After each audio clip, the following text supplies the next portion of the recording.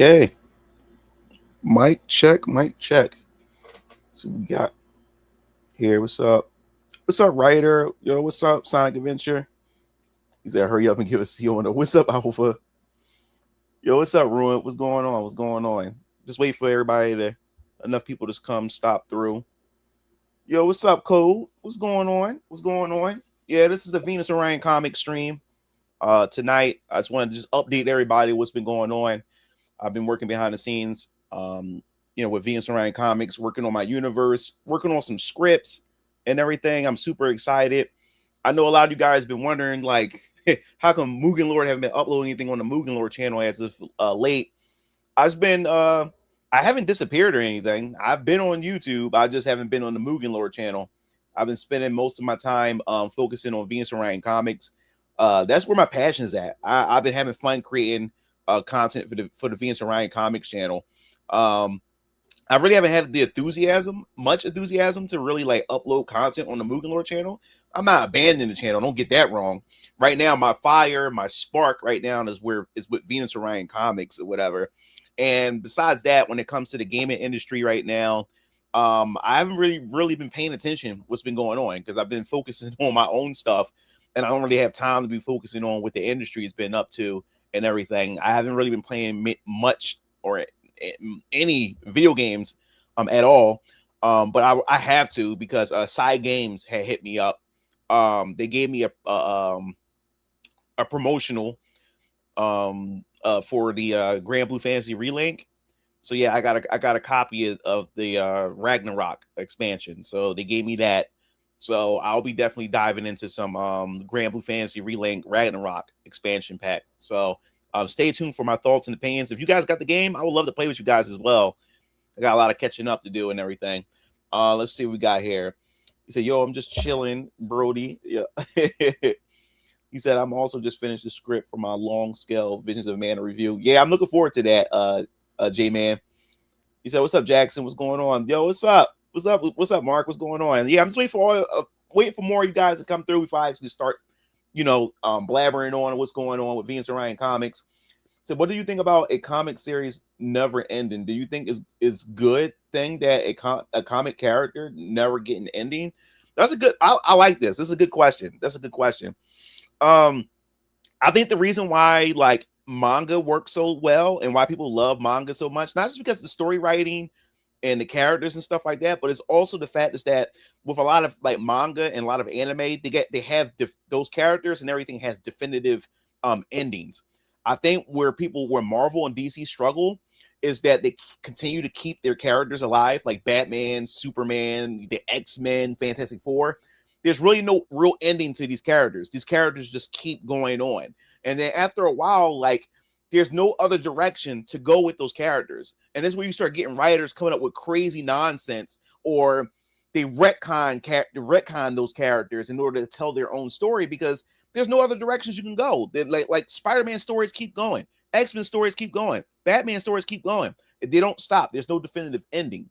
Now, if you're creating a shared universe, it's kind of hard to have a definitive ending for characters if you have like a shared universe and it's an ongoing universe and everything. So those characters are still around regardless if the story ends or not. Like, for example, with Venus Orion Comics, my comic book universe is a shared universe. Everybody lives in this universe. Now, I'm not going to say that my characters won't have a definitive ending. There will be comic series that will have an ending, but it doesn't mean it's the end of the character because it's an ongoing shared universe. So those characters can still pop up in other characters' stories. And matter of fact, have another series, but with an ensemble of other characters. So it never, in that sense, it never ends in that sense. But yes, there will be specific characters who will have comics that their series won't be ongoing. It will end, but it doesn't mean it's the end of those characters. Those characters will reappear in other forms of media, or they will appear in other people's series and stuff, but the focus won't be on them. If that makes any sense. Yo, what's up, Keen? What's going on? Yeah. There's gonna be a video on the art contest. I don't want to because I'm still coming up with the rules and everything and how I want to do it for you guys. But yes, there will be an art contest that I will be announcing in a video on the Venus Orion Comics channel. So if you're in the Mugen Lore channel, that's why I'm saying, like, I know a lot of you guys may not be there's a lot of you guys who follow Mugen Lore for the gaming content, but may not be in the comics and stuff. So I understand.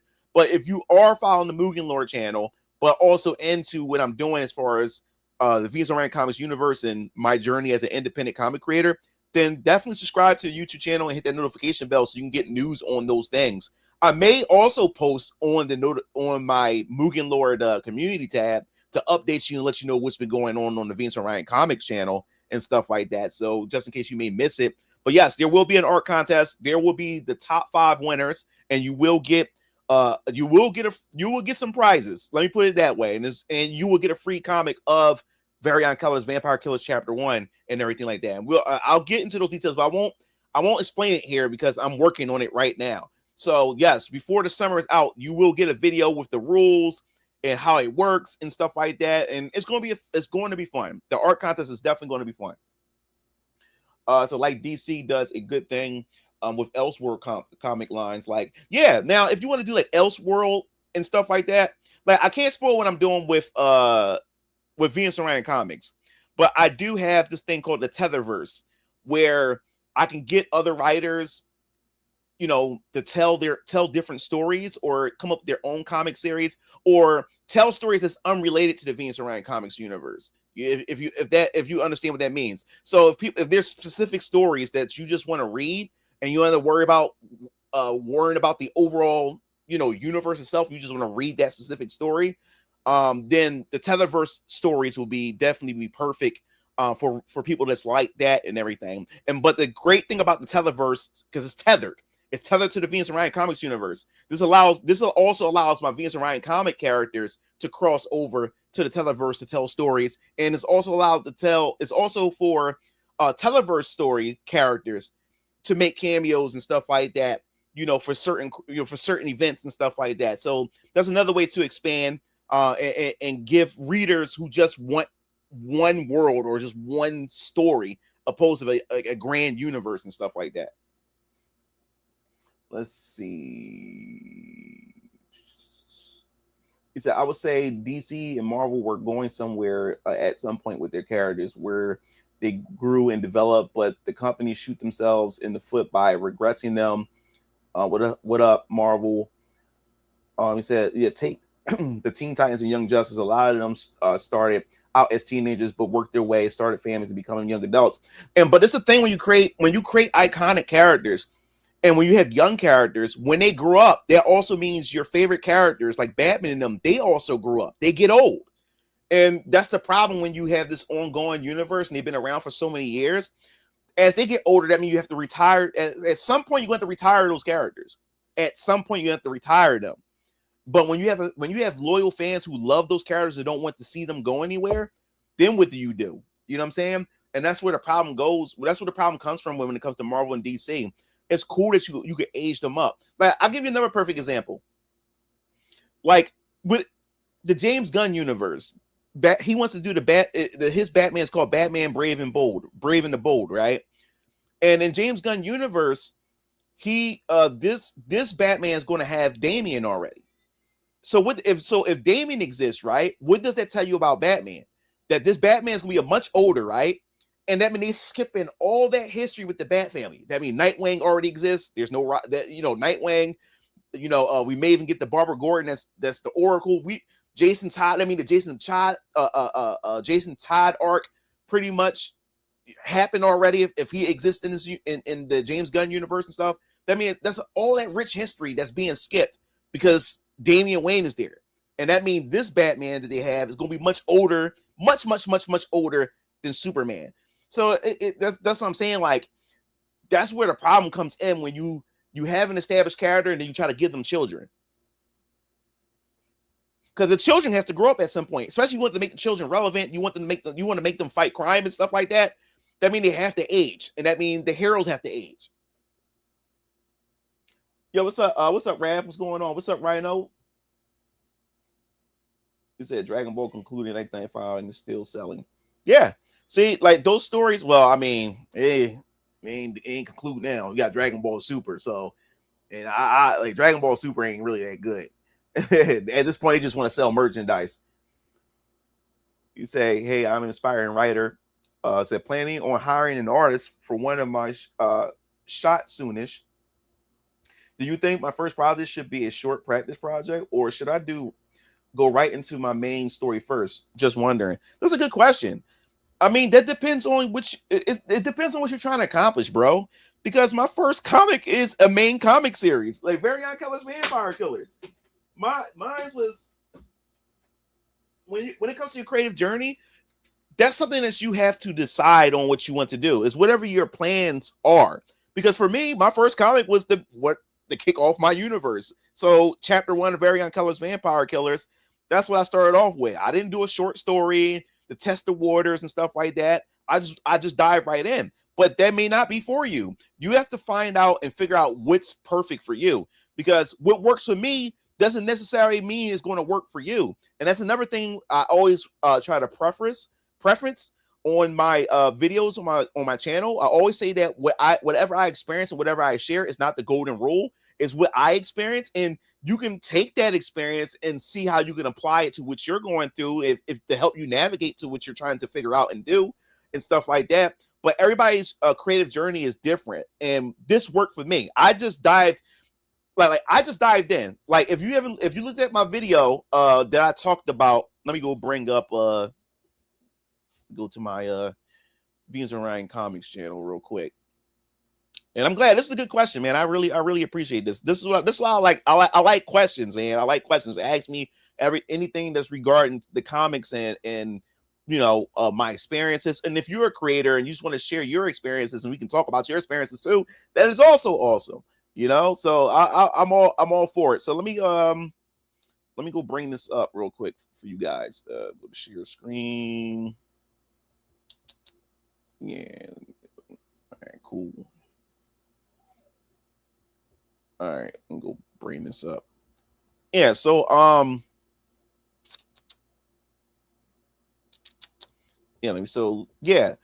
so like I said, with this video right here, I waited 4 years. So this video right here is where I told you guys, don't wait for the perfect moment, because there will never be a perfect moment. Whatever project you're working on, just release it, just put it out there. And the reason why I'm bringing this up is that for me, when I've done this, I just made that split-second decision. I said, you know what? I'm gonna start this comic book company. And at the time that I got my LLC for Venus and Orion Comics, I still had no idea how to write a comic book script. I had no idea of anything. I didn't even have a story for Very Young Colors Vampire Killers yet. I just got the LLC. And I did that was because that will also help me not to chicken out. Because once I got the LLC, that means it's time to get serious. There's no turning back. So that's what pushed me, because I went out there, got the LLC, and it pushed me to go out there and just figure shit out. And that's what I did. I went out there and figured it out. So as I said before, this is what worked for me. I went out there and I said, you know what, Very Young Colors Vampire Killers is going to be the first comic series I'm going to do to launch the universe. And I'm going to go with it. I didn't think about any short stories, which I will. Let me put it this way without spoiling anything. I have some plans for some anthology series. Like, when I say anthology series, I mean that I will be introducing other characters that's outside of the main. Bring this up real quick. Outside of the main 8 comic series of phase 1, meaning that I'll be introducing new characters unrelated to these guys over here. That's canon, but is to, while you're waiting for the main series, waiting for these main books to drop, there will be a book that's going to have a bunch of shorter stories. They're pretty much, how can I say, like test pilot to see where the interest is at. If you guys happen to like this series and like these characters, in the future they can become either miniseries or they end up becoming a mainline comic series. So I am planning something. I can't really tell you what it is, but I already got 2 scripts done for 2 series, for two anthology stories and everything. And I'm super excited for it. But when the time comes for the announcement, I will definitely announce that.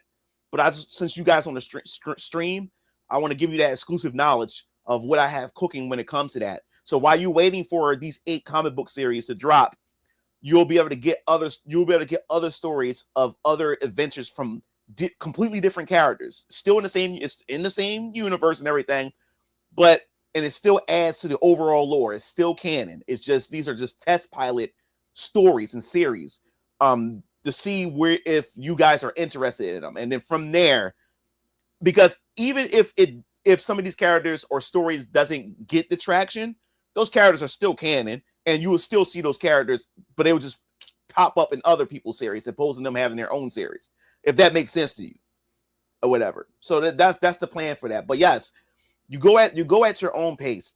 You go at what works for you. So I'm a bad artist. How important are genres to your writing, or does it flow naturally according to what the story calls for? It comes naturally what the story calls for. Like I don't think about genres. I just write a story. Look, this is the thing about me. I think because why things work for me is because I don't sit back and think about I don't sit back and think about laws, or I don't think about rules. I don't think about the principles. I don't think about any of those things. I just do it or whatever like that, and then I work it out as I go. So when I create my stories, I don't even think about a genre. I just whatever interests me, I just start writing, and then when people read it and see it, like, oh, so this must be a fantasy or whatever, a fantasy part of the fantasy genre. Yeah, it is, I guess. You know what I'm saying? I don't think about genres. I just write.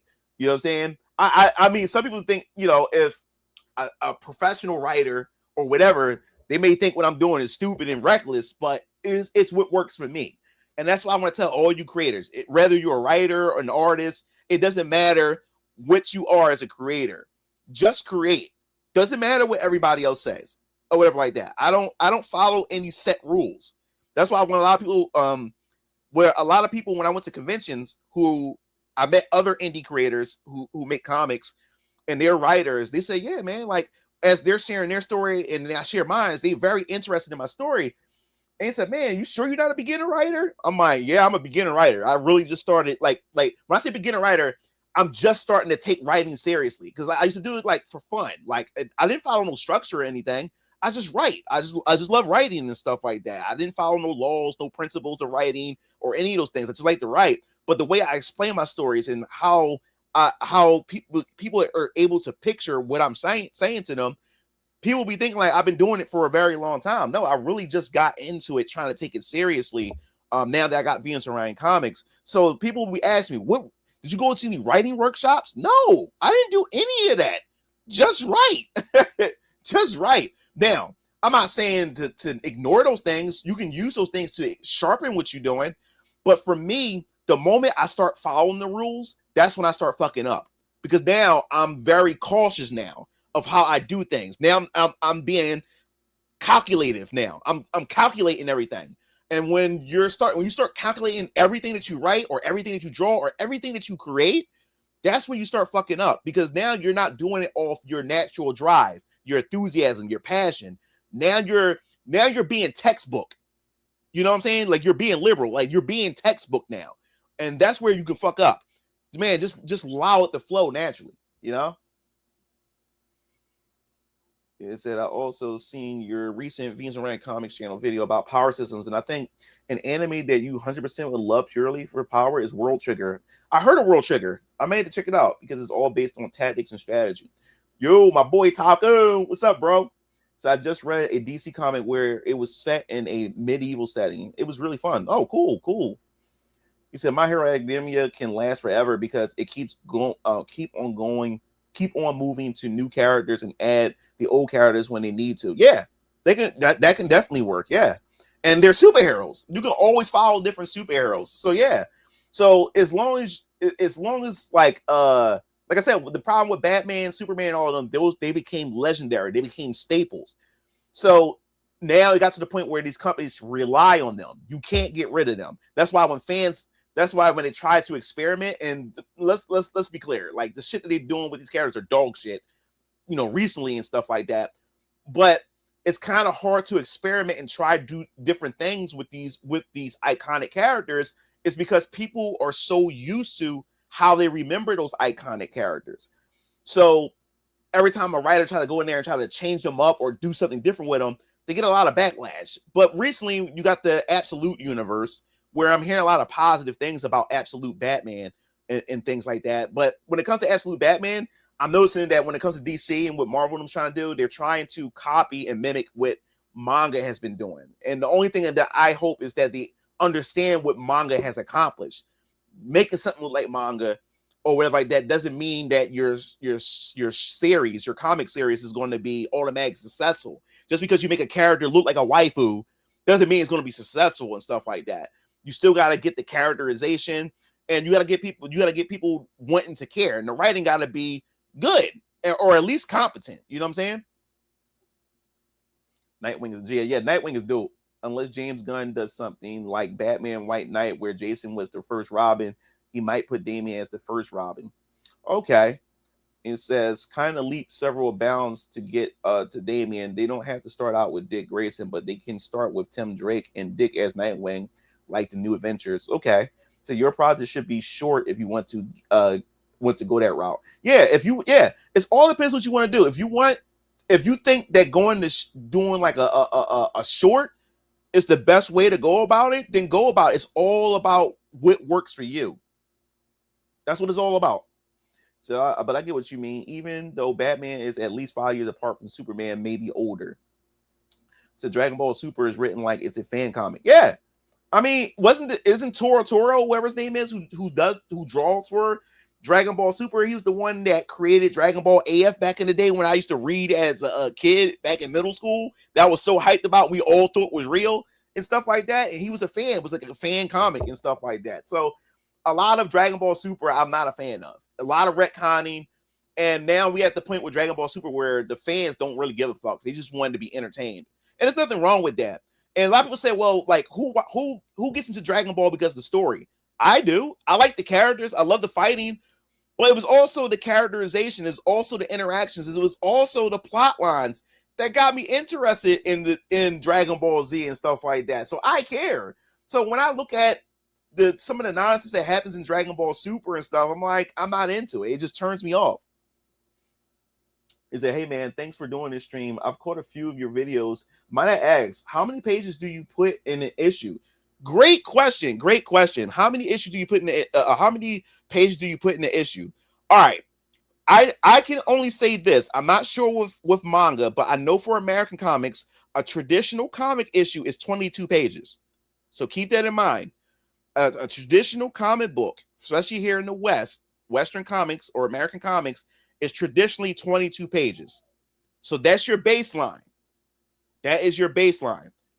Now, if you start going into graphic novel territory, once you pass, I think 40 or 50 pages. Once you get past 40, or I believe 50, once you get past that page count, you're in graphic novel territory. So take that information which you will. But for me, Varian Keller's Vampire Killers wasn't 22 pages. I believe it was 28 pages. Now, when I say 28 pages, that means 28 pages of story. Well, it's 32 pages, but it's 28 pages of story, and you have to count. Let me open this up for you guys, so I can let me go back to bring this back up. Oh, give me a second, guys. Yeah, so let me bring this back up.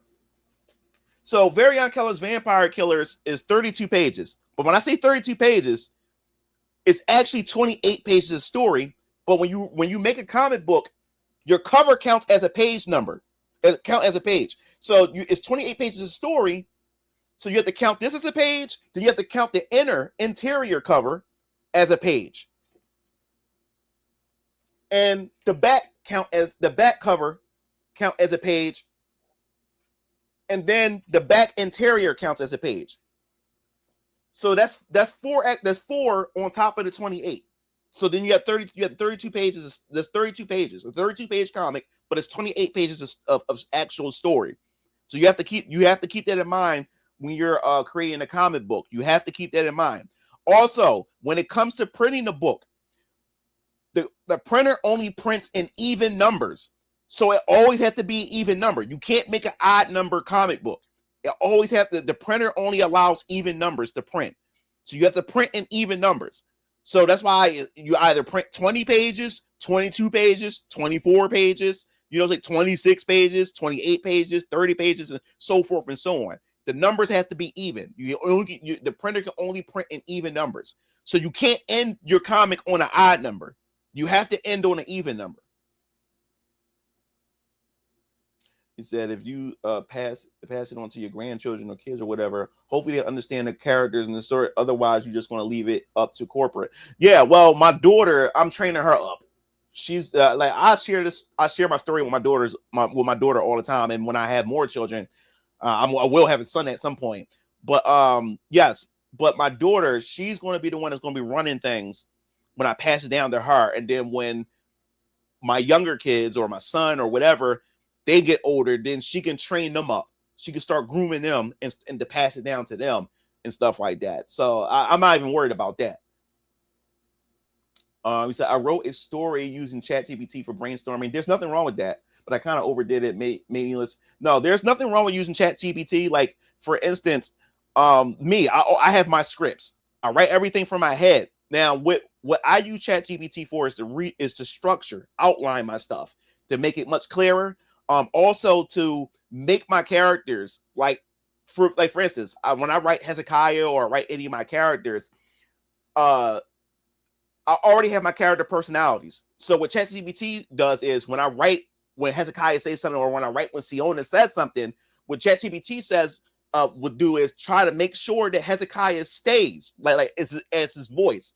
He like in how he talks stays in stay consistent to who he is as a character and how he would say it and stuff like that. So I'll write him say one thing, and ChatGPT would refine it to make it sound even better and how he would say it and stuff like that. But no, there's nothing wrong with that, using ChatGPT to organize your thoughts and stuff like that. Because I have thousands of pages that I've written and structured and stuff like that. And what I love about ChatGPT is now it created a PDF file for me, and it has chapters, it has indexes and stuff for my Bible. That's what I love about it. So what I do is I take all that, put it into it. It makes a PDF. It gives me chapters. It gives me indexes. I have an encyclopedia for my stuff. So yes, there's nothing wrong with that. See, what people don't understand is when it comes to ChatGPT, and people always criticize it. ChatGPT is no different than you sitting with your friend to help you brainstorm and stuff like that. Because what ChatGPT does, ChatGPT can't make up shit. It can only take the shit that you gave it and work off of what you gave it. It can't just make up shit. So what happens is you have a lot of people who would go to ChatGPT, and this is the problem with a lot of people. People who don't really have any ideas, then they allow ChatGPT to do all the work. It will do everything for them and stuff. And when that happens, that's where shit starts to fall apart or whatever like that. That's when things start getting inconsistent. They don't go over. They don't check over ChatGPT. They don't do any of that because they can't. They don't have any ideas and stuff like that. But when you do have ideas, it's a good assistant tool or whatever like that. And it really does work. It really does help and stuff like that. He said, and made me lose motivation. I shot myself in the foot, didn't I? I wouldn't say you shot yourself in the foot. You just got to be motivated. You know what I'm saying? Do not allow, and like I said, do not allow ChatGPT to take over what you do and stuff. That's all. But like I said, if you don't have the ideas, then ChatGPT is going to be the one that's in control and stuff like that. But as I said before, it can't create ideas. It can only take the ideas that you have given it. Before the story, my advice would be the character should take place first and foremost over the story itself, not the other way around.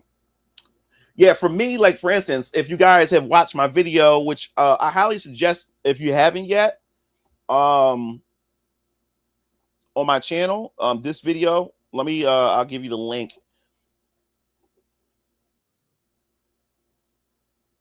I'll give you the link real quick. I'll post it in the chat. Yeah, where it says why great characters aren't created, they are discovered, and that is definitely true. They are definitely discovered. They're not. Great characters aren't created. And in the video, I essentially talks about what comes first. Does the character come first, or the world come first? And this is where you found out what kind of writer you are. I found out, for me, I'm a world builder. I like to build worlds. And once I build a world, it's easy to come up with characters. For some people create the character first and then they create the world. For me, I learned that if I create the world first, it's easy to pour out and create characters. Because as I mentioned before, just like human beings, we all are products of our environment. Our environment shapes who we are, right? And what happens is when it comes to even fictional characters, characters are shaped, even with fictional characters, they are also shaped by the environment in which they come from. So as I said before, these characters right here for phase 1, you got, Hezekiah, you got Daniel Murphy, Photonic from Ultra Squad X, you got the Die Star champion Siona's El Tresha, you got Jonathan Neo Suit Johnny, you got Sarah Bixby, which is her code name is Viper, and then you got Justin Emmett, the Great Samaritan, you got Faith Tanaka, she's also the War Valkyrie, and then you also have Elliot Chambers. He's the frequency speedster, the Adrenaline. Now, when it came to Variant Colors Vampire Killers, as I mentioned before, if you look at these characters, and when I first got the LLC, as I mentioned before, I got the LLC before I figured out everything. The first characters that I had was Young Rav, Keo, Strike, and Variant Keller. Those characters all they had was an alias. The only person who had a real name was Variant Keller. He didn't have an alias though. So I had to figure out an alias over time for Variant Keller, which is the Deadly Inhaler. But for Hezekiah and them, they didn't have Hezekiah as a name. Hezekiah was just called Young Rav. I didn't even figure those things out. All I did was pull these characters back out from my past. So what I'm getting at was these characters were just blank slates. They were blank canvases. They were just characters. They didn't have no backstory. They had nothing. And the problem was, my struggle as a writer was, I'm like, I don't even know where to begin with these characters because I don't know nothing about these characters. They just characters. So I couldn't just write a story. Where's there for me to pull from? So then I had to work a different way. I said, okay, I can't just come up with a story with just these characters alone. So this is what I want to do. I'm going to create the world first.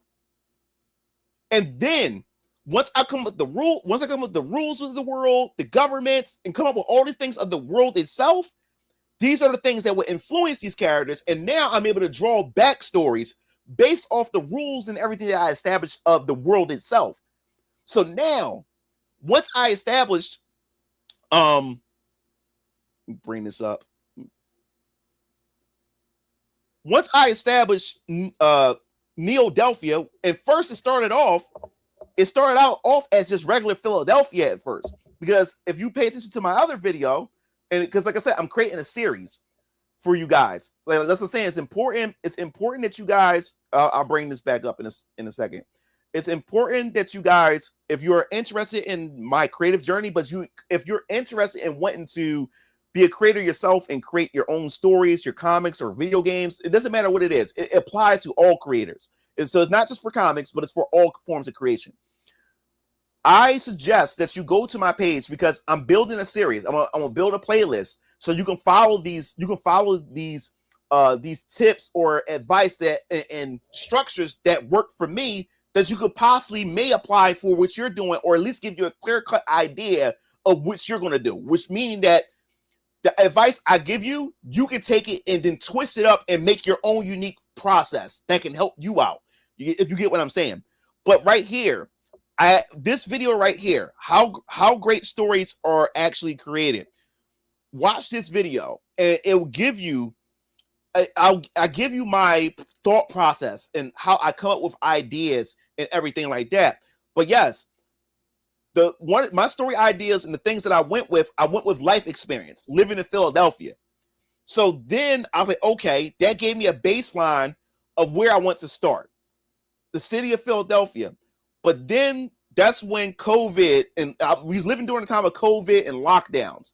which gave me that dystopian aspect of the Guardian Protocol system that I've talked about, and which you'll find out in Chapter 2 of Orion Keller's Vampire Killers, which the campaign will launch spring of next year in 2027. So definitely subscribe to the channel, get notifications, go to my website, get onto that newsletter so you can constantly be updated on that.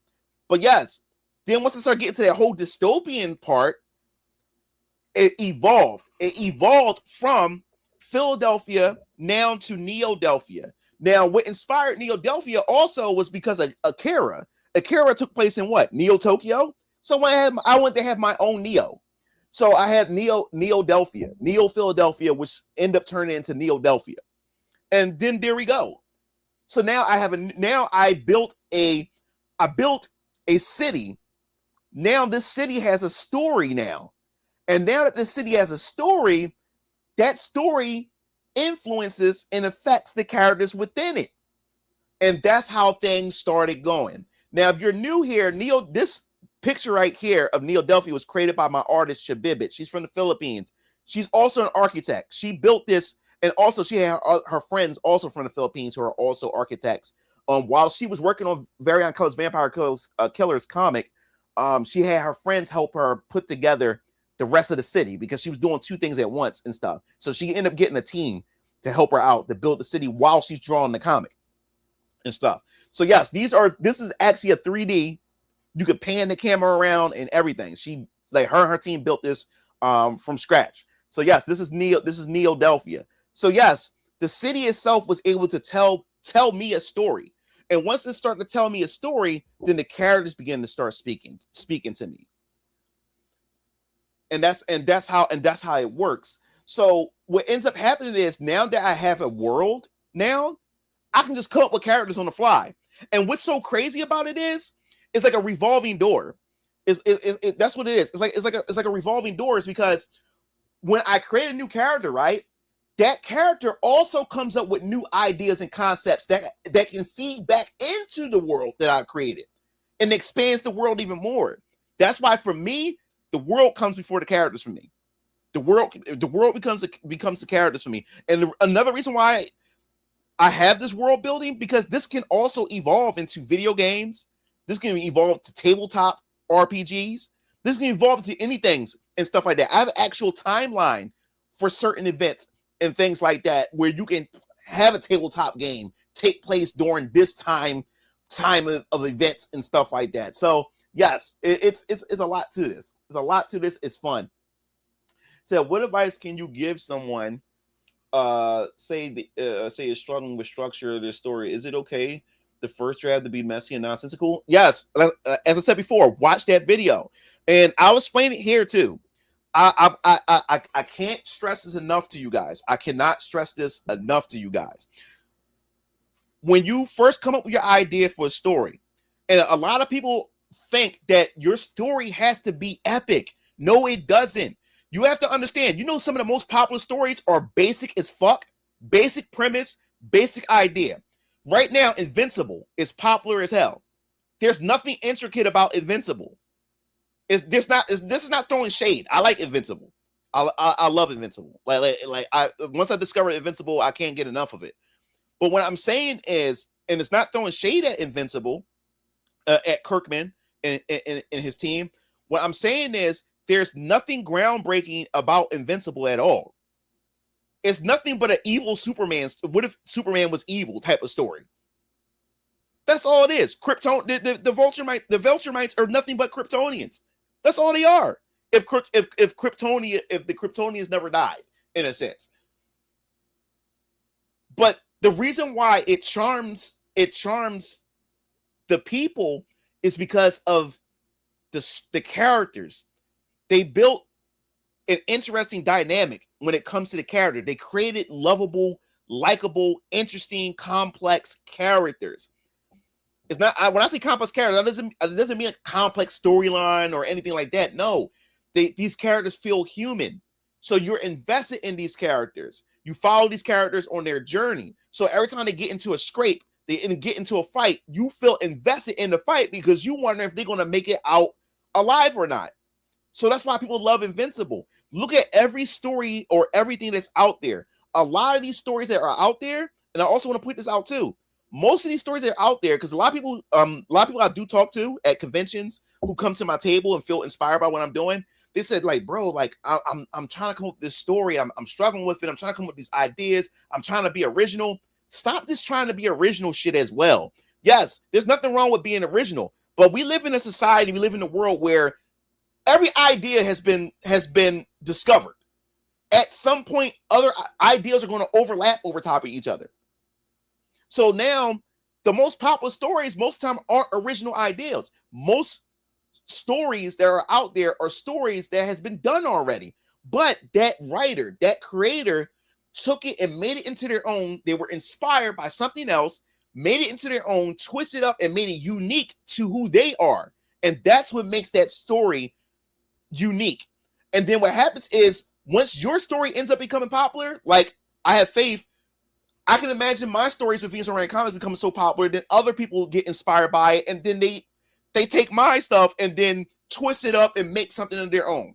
You know what I'm saying? So I will always say this.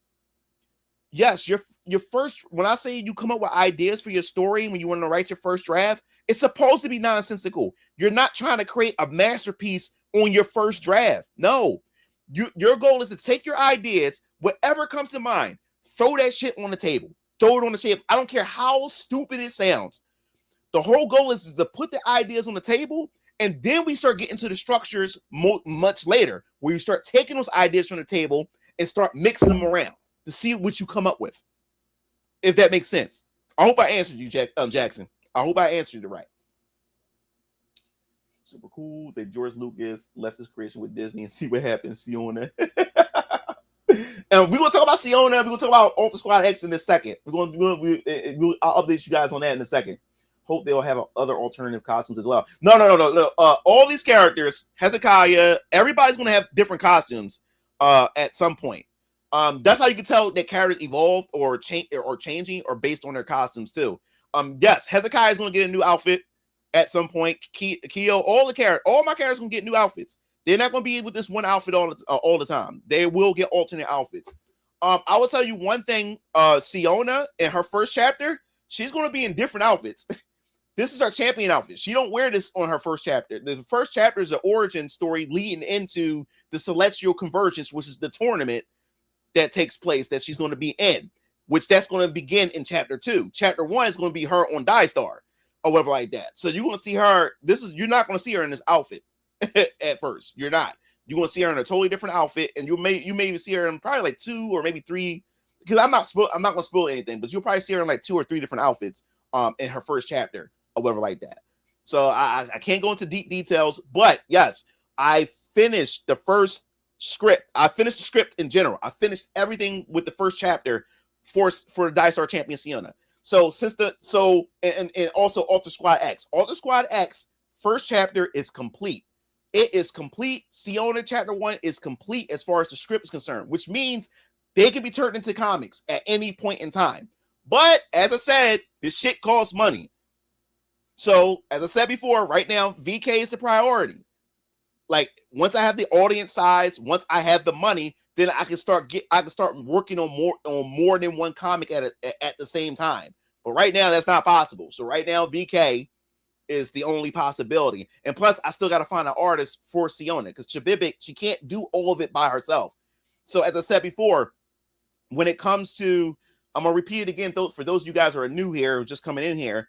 My artist Shabibit, she's the main artist. She draws all the official art for these characters. But as far as her doing the comics, she's only doing VK and Ultra Squad X. I'm gonna have to find an artist to do the rest, individual artists, meaning that there's will be one artist per series, and they will be the main artist for that series. That means to keep the consistency and all that type of stuff. So you won't be getting different issues, and every issue is a different artwork. No. You're gonna have consistent artwork, and that artist is gonna have a consistent job. Let's just say that they're gonna have a consistent fucking job because they are the artists for that comic series. And as I said before, I'm not looking for writers right now because I have to build the foundation first. And once the foundation is built, then I'll start looking for other writers. But for right now, I'm writing all the stories, right? For right now. As I said before, man, being independent and me as myself, all I can do is, the only person I trust is myself. And Venus Orion Comics is my baby. I trust my baby. I trust myself with my baby. You know what I'm saying? So I'm not going to be like, when it comes to stories, I'm going to be very, very like strict, very strict on who writes my stories. And they would have to follow, just like how George Lucas set everything up for Star Wars. I would have a Bible, a Venus Orion Comics Universe Bible that they have to abide by. And the stories have to be approved by me. That's the only way that shit is happening when I want to get writers. So yes, it's going to be very strict as far as the stories are concerned for Venus Orion Comics. I am not playing that shit. I am not playing that. And I will be vetting a lot of these writers, because we already seen what the shit these fucking writers are doing to our favorite characters in Marvel and DC. I'm not having that shit come over here when it comes to my characters in Venus Orion Comics. I'm not playing that shit. Everything has to be approved through me as far as the story writing is concerned. Everything. The characterization, you're not switching, you're not trying to interject your politics and your views. And no, we're not playing none of that shit here with Venus Orion Comics. We're not playing none of that. So made it. Yo, when can we expect Ultra Squad X and Siona? Like I said, it depends on the success of my campaigns for Variant Colors Vampire Killers. This stuff costs money. It costs me a lot. It costs me a lot of money to do this. And let me all right. Since I'm talking to you guys here, let me bring this back up. Let me tell you something. The Variant Colors Vampire Killers Chapter 1,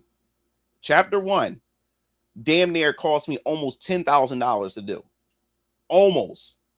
It was around like 7-8ish, $8K to do. It cost me damn near $8,000 of my own money. But my campaign, I was asking you guys for $4,000. You get where I'm going with this? So I barely made $1,000 in profit from the first campaign. I barely made $1,000 in profit. Do you get what I'm saying here?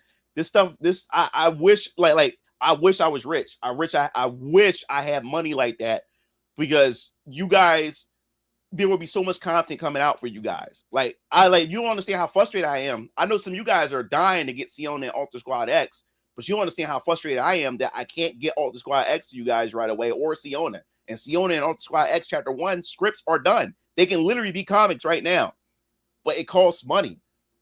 And in order like I explained in my video, can you make money off of comics and stuff like that? And I'm gonna explain this here if you haven't watched the video. Can you make money off of comics? And as I mentioned in the video before, technically, yeah. But realistically, no. There's really no money in comics at all. As far as you trying to make a living off of comics, there's no money in this at all. You're pretty much doing it for the love of the game. And the reason why I say that is because the point of making comics is to make money to make more comics. It's not to make money to pay your bills, to buy a house, to buy a car. It doesn't work that way. Comics is you only make money to make more comics. The only way you make money from your comics is through merchandise.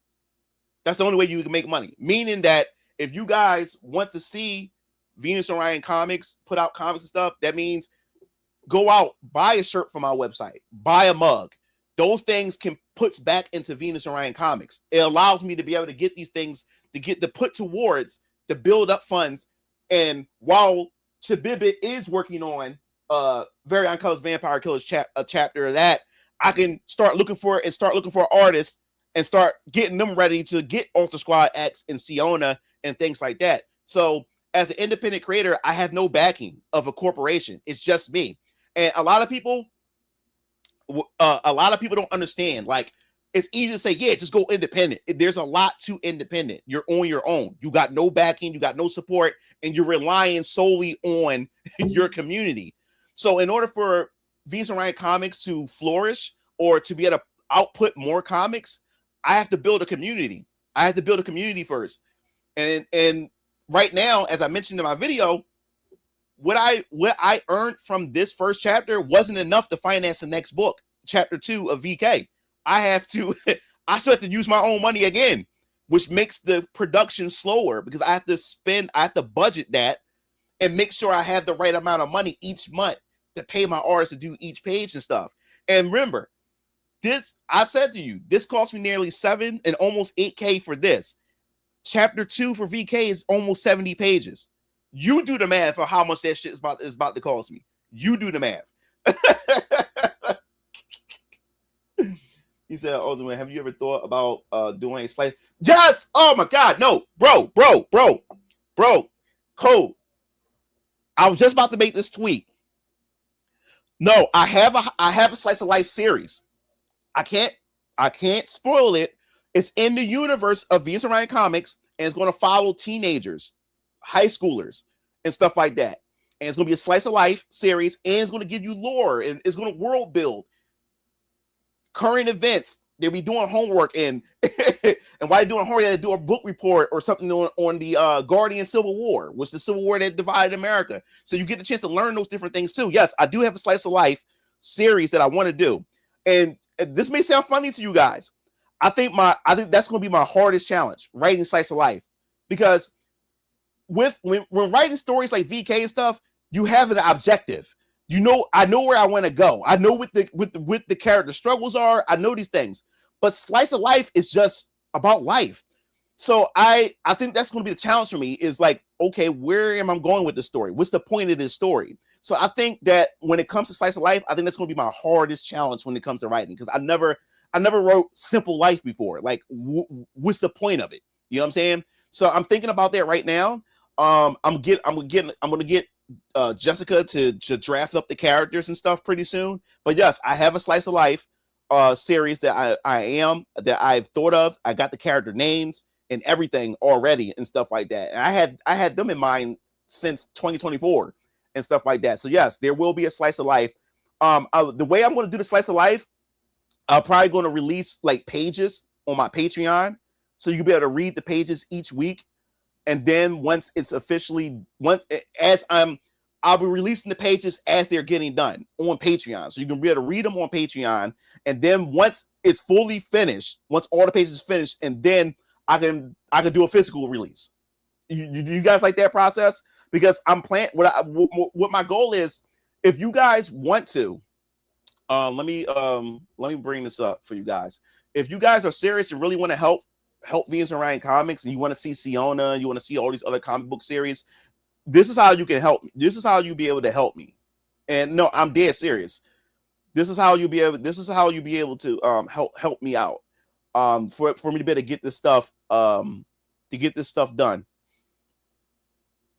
And it's very simple for you guys to help me out. All right, so let me bring up the home page. Copy. All right, I have a Patreon. I just haven't really advertised it or whatever like that. I'm gonna get to a lot of you guys' questions in a second. But yes, I post a link to the Patreon, but I'll bring it up for you guys right now. Where the hell is it? Did I just get rid of it? Yeah, I think I did. I gotta bring it back. Let me bring it. Let's remove this. Stop the screen. Bring this up. Share screen. Window. Patreon. All right. So if you guys want to help me help out Venus and Orion Comics, this is what you can do.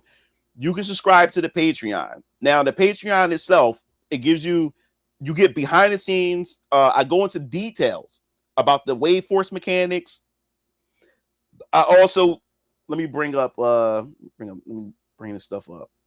Go through it.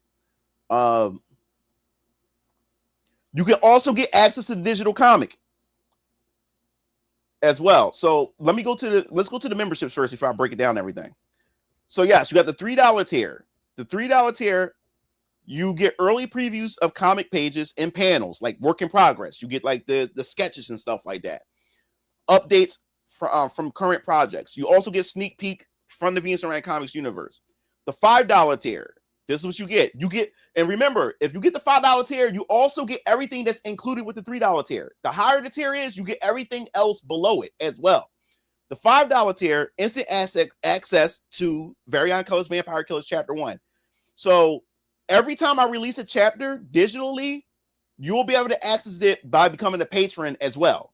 So if you don't go to the website, if you don't have to go to my website and get it from the website, you can just get it all. You can just get that. You get access to the digital chapters by just subscribing to the Patreon. So yes, you get instant access to VK Chapter 1, and you get full chapters before public releases, meaning that I have ideas that I want to do for potential other series. So I can be able to, like, as pages are getting done for other series, like other sides, like series that I'm doing, you will be able to read them here first on Patreon. I release a page a week or whatever like that, 1 page a week from that series. And you better read it early digitally from the Patreon. And then once we finally get to that chapter's completion, then the physical comes out. Then you'll be able to get the physical. You'll be able to have it for yourself. That's the plan. That's what I'm trying to do here. Then you have the $10. You have the $10 tier. You get early access to lore videos, because I'll be doing lore breakdowns with spoilers for those who are really interested in the lore for VK, many other things. Also, when I am producing, well, my father and my uncle was supposed to be producing the Venus and Ryan Comics documentary. So people will be able to have access to the documentary before it gets uploaded on YouTube and things like that. I'll do deep dive into characters, factions, story elements, behind the scenes insights to Venus and Ryan Comics. Also, you'll see time-lapse videos of Jessica drawing my characters, Chabibit drawing my characters, the construction of Neo-Delphia, how she put it together and stuff like that. All that is here on the Patreon. So where I'm getting at is, and here's the stuff right here. You can be able to, there's a quick look at some of this stuff. See, you better get you get sketches and stuff of like VK Chapter 2 and this development and stuff like that. So there's a lot here for you guys to get into. And you get the origins. You see, you get the sketches and stuff like that. You get to see all that stuff here on this Patreon and stuff. And the more people that start to flood it, the more I will start adding to it. Because right now I haven't really been posting much because no one subscribed to it. I only like two subscribers, but they're there just to support and stuff. But I'll keep posting more and more people start coming in. So the reason why I'm saying that this is helpful is because if this Patreon can at least make $500, a month, you don't understand what $500 a month can do. Because I'm not going to be using the $500 every month. I'm letting it stack. Every month. And then when I get like, hey, I'm trying to do Siona, got my artist now, and here's the money, here's the page. Let's get these pages started. So you can support Venus and Ryan Comics by subscribing to the Patreon. And as I promised before, if you subscribe to the Patreon, I promise you that this will be worth it for you. And you'll be able to see content first before it releases on my YouTube channel. So you'll be able to see that content first as well. You get behind the scenes. Like I said, you'll get everything. And like I said, the Patreon pays for the other stories, the stories that I can just tell of other characters and stuff like that on here. You'll be able to read them here first, and then they become physical. And also, if you want to see some fan service, like posters and images of some of the favorite female characters like Siona, Dr. Yolanda and stuff, that also pays for that too. So by supporting the Patreon, that supports those things. You get extra content. You get a lot of content while you wait for these other books to get released. So as I said before, if you're interested and you want to like see these comic book series like come out faster, then Patreon's the way to go. Or you can go to my website at venusandryancomics.com, which I'll post here. And You can go to Venus and Orion Comics, you could highlight it, and you click Orion Colors Vampire Killers. And it's the homepage right here. Got my reviews, testimonials, and I'll be expanding this page pretty soon because I got a lot of new stuff that I can't reveal yet. But I'll be expanding this and changing this whole page. And you click buy now, or you can go click shop. It doesn't matter. But you click buy now, and I got more merch. I just haven't uploaded them yet because when I start seeing more and more demand, then I'll start posting up my hoodies, sweatpants, and stuff like that. But as I said before, you can buy the physical hair, you can buy the digital hair, you get the mouse pad, you can choose which character, VK character tumbler. And right now, I put a discount on the tumblers and the mouse pads or whatever like that. But if you really want to help and you really want to see Venus and Orion Comics expand its universe with other comic book series and stuff, buying the merch goes a long way.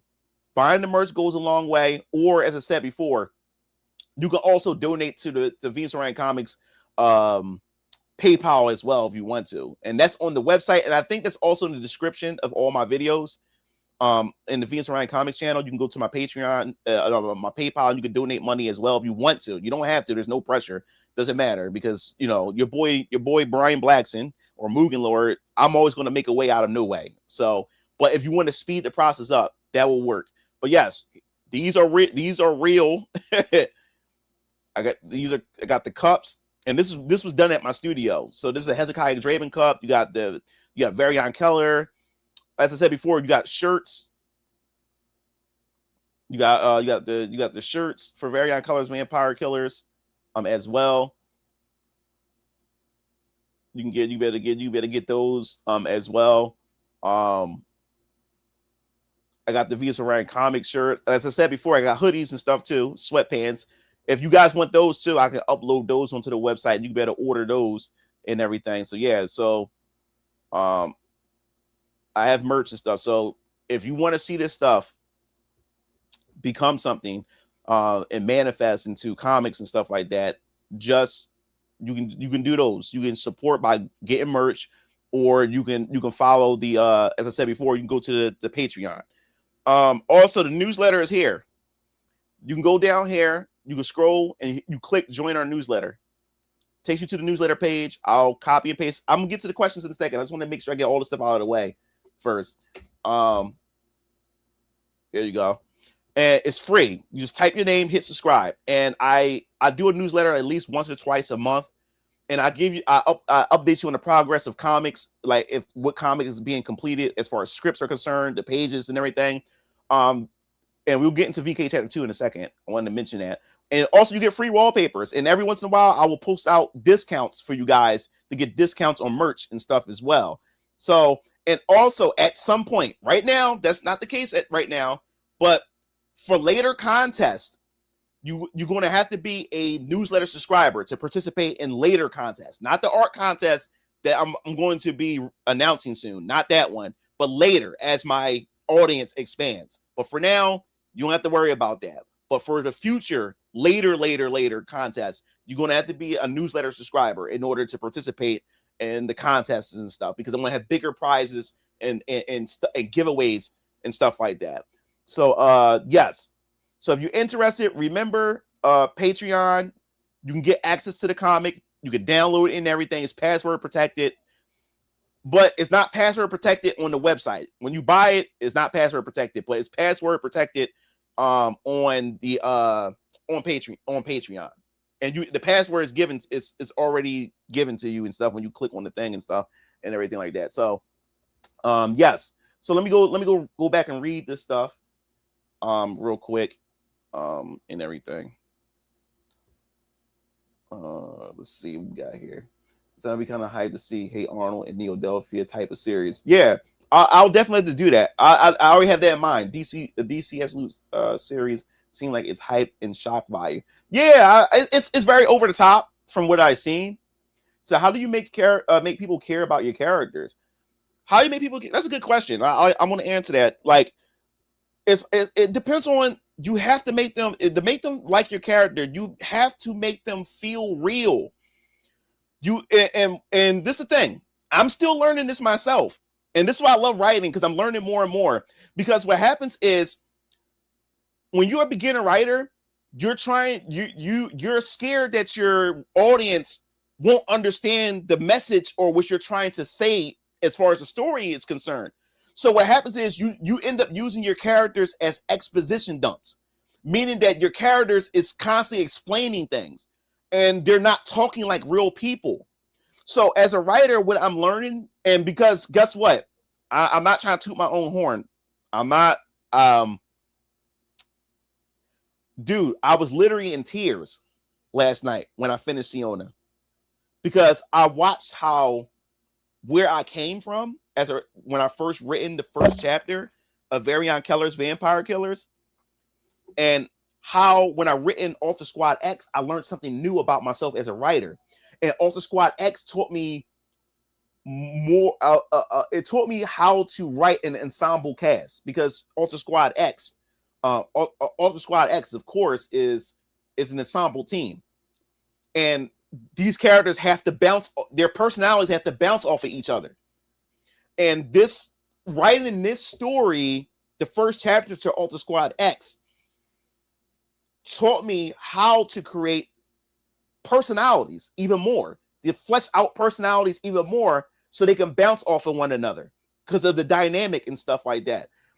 And I felt proud of myself after I finished writing the first script for Alter Squad X. I felt really good. I was like, yo, I never thought I had this in me as I started writing it. And I was afraid of going into Alter Squad X, to be honest with you, because this is a tough challenge here, because now I have to handle all these characters, and a lot of you guys are excited for Alter Squad X. So the pressure that I have as a writer is I don't want to disappoint you guys, because you guys, when it comes to recommendations and the hype, it's Alter Squad X and Siona, and now Faith Tanaka from the 8th Omni District, especially my Japanese audience. They can't wait to get the Omni Protocol series. Those are the 3 main series that your guys are really excited. I'm not saying that you're not excited for the other stuff, but these are the 3 that y'all are screaming about the most. Not VK, not the Great Samaritan, not Viper and Cobra or Neo Suit Johnny and stuff like that. The one that I'm really excited to write the most for is Neo Suit Johnny. Out of all the series, Neo Suit Johnny is the one I really can't wait to get my hands on. But as far as with the fans, what you guys want is Alter Squad X, Siona, and the 8th Omni District, the Omni Protocol. So I went in this with a lot of pressure, and I didn't. And I'm saying, how can I do this? I've never done this before. I've never written an ensemble that's pretty much like a family, you know. So when writing characters, to get people to care about them, you have to make them feel real. You have to make them talk how people would talk in real life.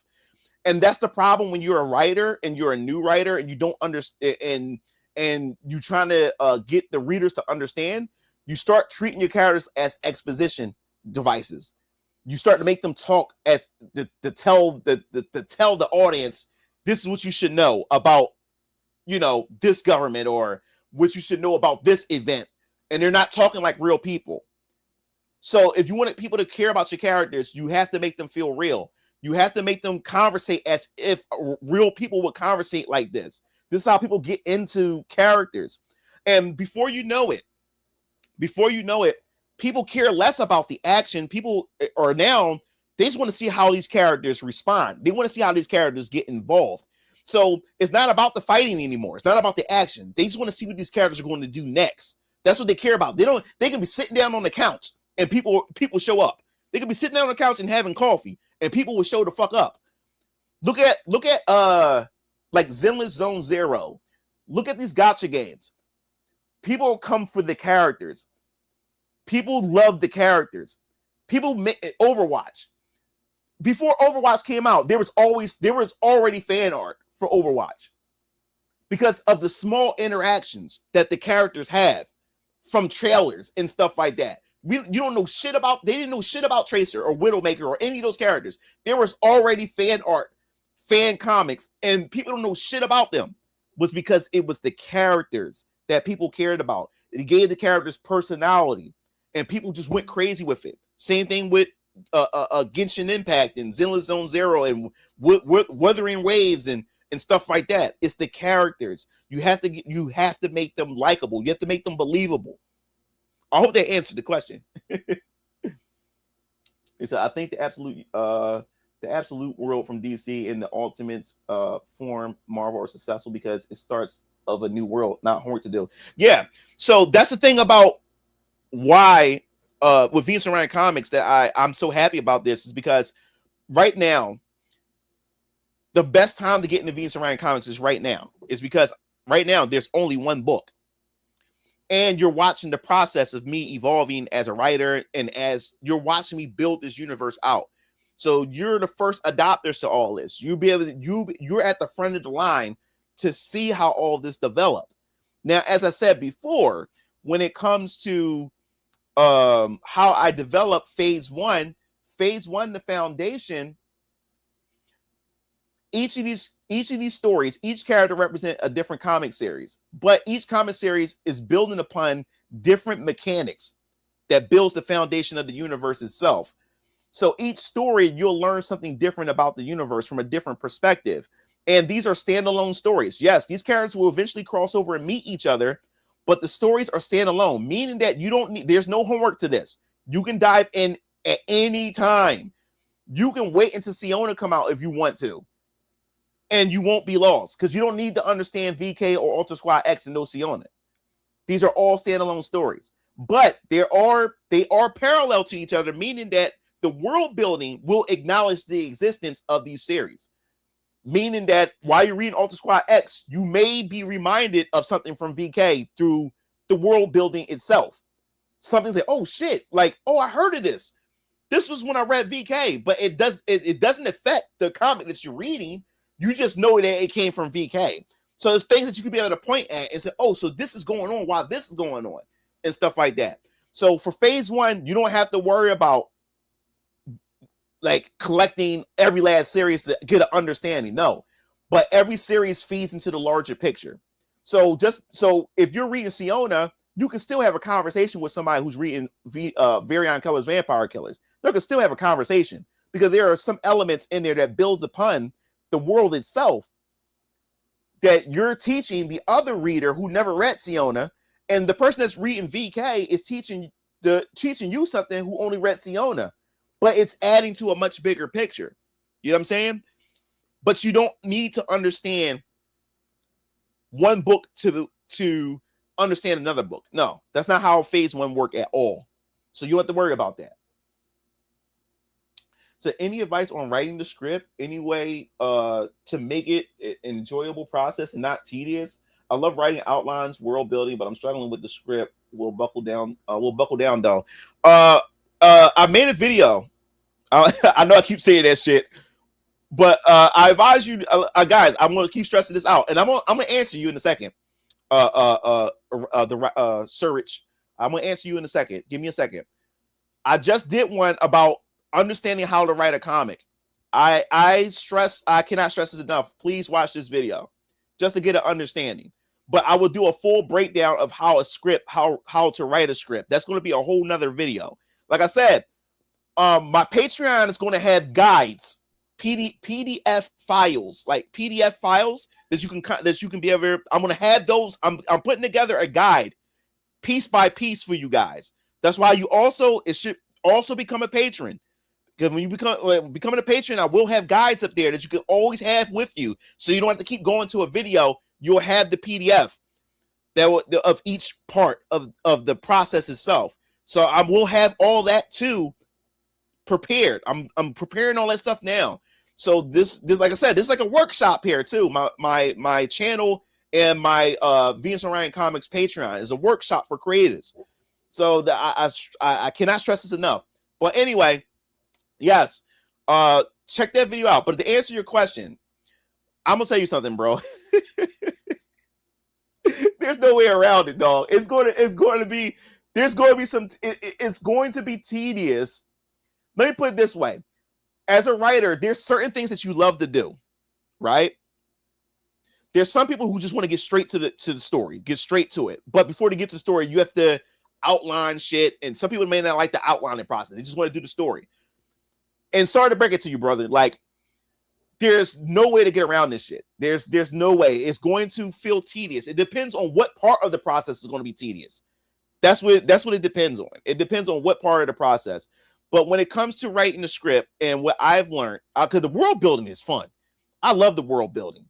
I love the world building. But I wouldn't, for me, I wouldn't, like, the process for me isn't tedious. Is because I'm so invested in the world that I've built. I want to make sure I have this shit right. I want to make sure I have this shit right so you guys can be able to enjoy it as well. You know what I'm saying? So every part of the process doesn't feel tedious to me because it all is it's a system that has to work and rely on one another in order to, as a like a cog for the machine to be able to work and stuff like that. So as far as this is advice I will also give you when you write in the script, and you have to take this under consideration. You have to think about this, and I can't stress this enough when it comes to writing the script. Now, writing a script, I learned writing a script for a comic is completely different than writing a script for an anime and writing a script for a movie or even writing a novel. They're completely different things. And I learned the hard way. And it was quite frustrating at first because I was writing the first chapter of Orion Colors Vampire Killers as if I was writing a pilot of an episode of season 1 of Orion Colors Vampire Killers. And what do I mean by that? Now, for to give you an understanding of what I mean is the fact is that when I wrote the script, I wrote it as if I was writing, like I said, a pilot episode of an anime of VK. So what happened was the first page, right? When the script that I written, I gave it to Jessica, my artist. I said, okay, here's my script, and here's the first page for the book itself. The first page. The first page that you see here. Now, to break down, what I'm about to break down to you guys is that when I gave her the script, right? She was like, bro, like, this is not one page. He said, everything you've written here, this is about 5 to 6 pages. And I was like, holy shit. And remember, I'm talking about this is supposed to be a 28-page of story. And one page is now equaling 5 pages. Now, like I told you before, if you're only a writer, you have to pay an artist, and your artist charge you by the page per page. So every page costs money, and since every page costs money, you can't fuck around like that. So the script that I had was written like an anime episode, and that one page, what I thought was supposed to that I've written that I thought would fit onto one page doesn't fit on the one page. It actually spread it over into 5 to 6 pages. Which means that's more fucking money, and that's only for the first page of story. So this is what comic scripting does. It teaches you how to be effective with your writing and what information is important and what information is not important. So what does this mean? That in VK, right, chapter 1, there's so much shit that was cut out from this. So much shit that was cut out from this. Which is a good thing, because just because there's a lot of things that you have written doesn't mean it's good for the pacing of a comic. You have to understand, comics aren't the same as movies or an anime or a cartoon. They're not the same. Pacing is different because it's about the flow. It's about the flow of the page turn. It's about the execution of the panels itself to prepare you for the next page. So you have to keep that in mind. So just because you've written all this shit doesn't mean that, oh, it's going to be good and it's going to translate well into a comic. So all the shit that I have written that end up being like 5 to 6 pages was actually bloat. Now, if I was to take it and put it into an anime of VK, that would actually work for an anime. That's actually good information. That's actually good detail to know. But for a comic, that's actually filler. So what happened was it taught me how to sharpen what's important to put in the book and what's not important. And also when it comes to writing the script, and this is the thing, I'm not an artist, I'm a writer. And this is where writers for comics, if you're a beginner, tend to forget as well. You're looking at the perspective of how your audience is going to respond as a writer. You have to understand, the comics are a visual media. You're not writing a novel. Most of it is picture based. So writing and pictures and images go hand in hand. The artist and the writer, you guys complement each other. So what do I mean by this? What I'm trying to say is not everything needs to be explained through writing. The pictures is also does the heavy lifting as well. You have to trust your readers enough to know what the image itself is implying. So you put down what's really important for that panel as a writer, but you have to allow the picture from the artist. You have to trust your artists and their capabilities to allow that image to do the rest of the talking. So now you're not stressing out. Now you have to keep that in mind. You have to balance that. You have to understand, and you don't get scared. Don't treat your audience like they're children that they don't understand what's going on. Don't be afraid. So don't try to exposition dump a lot or anything like that, unless it's very crucial information that's very, very important that they must know. So yes, writing the script, you have to be sharp. And the reason why, another thing I want to bring up to you guys when it comes to writing the script, I'm glad you brought this question up, Search, because now that I'm an indie comic writer myself, I'm also reading other indie comics. I'm supporting other indie comics. I'm reading other beginner writers myself and beginner artists. I'm looking at their work, and this is what I start to learn and start to understand now that I'm also a comic book writer myself. This is what I learned. If you're a writer, you have to pay your artist. Every page costs fucking money, right?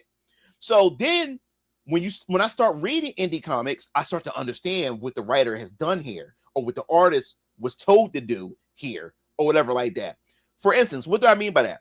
See, since if you're a writer, you have to pay an artist, every page counts. Every page costs fucking money. So now what happens is you will have certain writers who don't have the finances like that, or is trying to save money.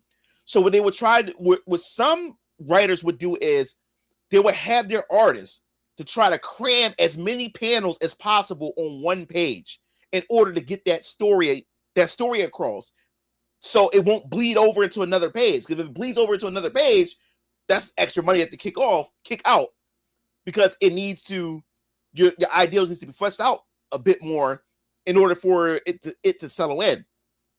And any writer who's trying to be a cheapskate and trying to cut corners, do not do that, because you're going to pay in the end. Because not only that, your artists, their artwork won't get a chance to breathe. The readers start getting confused because everything is cluttered. Their eyes don't know where to wander because there's so many fucking panels. Now, I'm not saying that there's no such thing as a design choice.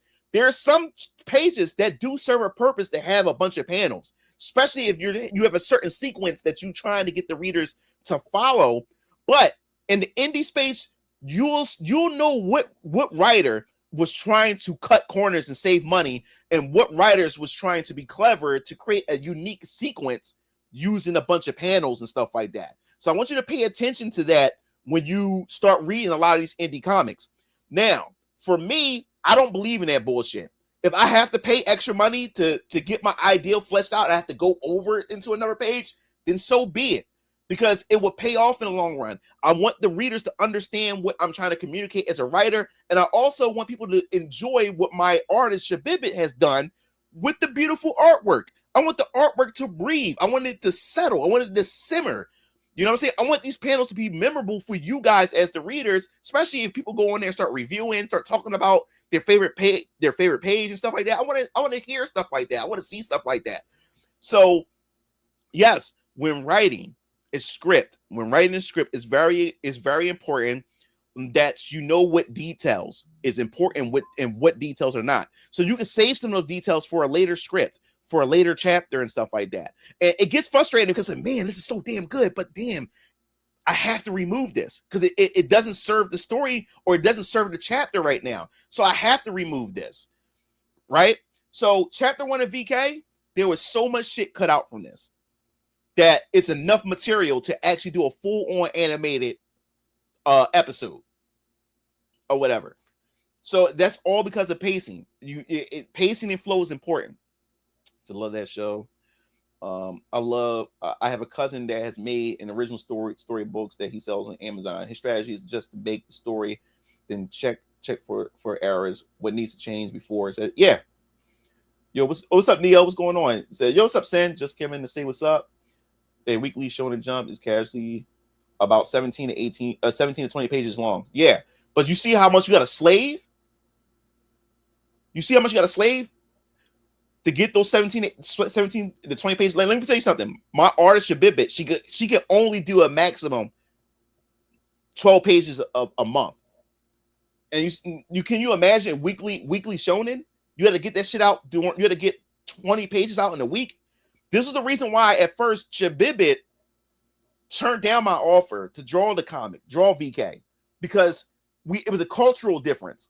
She thought that I was wanting her to do like weekly shonen, like I'm a anime, like I'm a manga publisher or something like that. She thought I wanted her to produce weekly shit. I said, one, hold up, woman. One, I can't afford that shit. I can't pay you 20 pages a week anyway. And then two, that is fucking crazy. I know you wouldn't be able to. That alone seemed like slave labor. Like trying to pull that shit off. Especially she's hired by, she has commission work from other people. So how can she be able to get 17 to 20 pages done a week when she has other people that she does commissions for? You know what I'm saying? But she more so, she makes me a priority. She prioritized me first. But still, so Jessica can only do 12 pages a month. She can't do anything. She can't do weekly. She can't do that. She only do 12 pages a month. That's the only thing. That's her limit of how many pages she can do a month, or whatever like that. I'm having a kid in a couple months. Moving. Oh man, congratulations, boy or girl. Traditionally, it's 20 pages, but there are comics that are 40 or 50 pages. That's a lot of work. Understandable. Thanks for telling me. And Moogler, I really appreciate that. No problem. He said that is why you sometimes see a few extra cover variants inside before the end cover. Thank you for letting us know. He said, no problem. Right on. Thanks a lot. I appreciate your work. ChatGPT is a good way to get past. Yup. Good way to get past. Bro. My Mugen Lord channel. What do you think? ChatGPT helped me outline all my shit. My not black enough video on my Venus Orion comment channel, my ChatGPT helped me outline all that shit.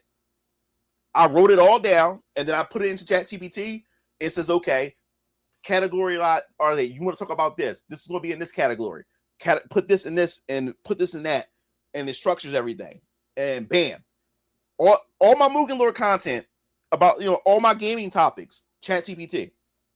I come up with the script, put in ChatGPT, it outlines it, even down to my thumbnails. It tells me how to structure it. It doesn't make the thumbnail for me. It tells me how I should structure it, where I should put what at, and stuff like that. And then I just do it. Might have characters repeating too much of the same stuff. You should be careful. It can't repeat the same stuff if I'm writing it. It can only repeat the same stuff as if, like I said, ChatGPT can only produce what you have given it. And as I said before, if you allow ChatGPT to do the work and you're lazy and you allow it to do the work and you don't look over it, then that's where the problem. Like I said, if you're allowing ChatGPT to write your script, then that's where the problem. I write my scripts. As long as you create your own stuff, then that's not a problem. The problem comes in is when you allow that to write the shit for you, where you're not doing anything. So that's the thing. To use the tool, don't let the tool exactly. It said I also code. I put code onto ChatGPT. Like I put code onto it. He couldn't believe it. It got him out of writer's block. And that's what ChatGPT is really good at when it comes to writer's block. Because, like I said, ChatGPT only takes what you have given it. It only gives back what you fed it. So it figure out certain things that you may have missed based on the shit that you have given it. It's literally no different than feedback from your English professor. Yeah, it's literally Don't let nobody shame you into not using it. Do not let people shame you into not using it. So, what's your thoughts on the Rippaverse, and would you be open to do a crossover like DC and Marvel if Rippaverse? Well, if there was a chance of a Rippaverse crossover, that's probably not happening after me and Eric had got into it with each other for a little bit. So I doubt that's ever going to happen. But no, hats off to Rippaverse. I mean, hats off to him. Like I said, I'm inspired by what Eric July has done because he put his money where his mouth is. Because you got a lot of people that complain, about shit that's going on within the industry, but no one wants to put their money where their mouth is, or at least attempt to try something. Eric July, he decided to do his own thing, and that's what I respect about what he has done with the Rippaverse and everything. And I really appreciate what he has done with that. He built his own platform, and he has his own following and stuff like that. And I respect that. Is the Rippaverse is the stories and the characters for me? No, not really. I did buy his books. I got the I think my favorite book in the earlier when I bought his books to support him.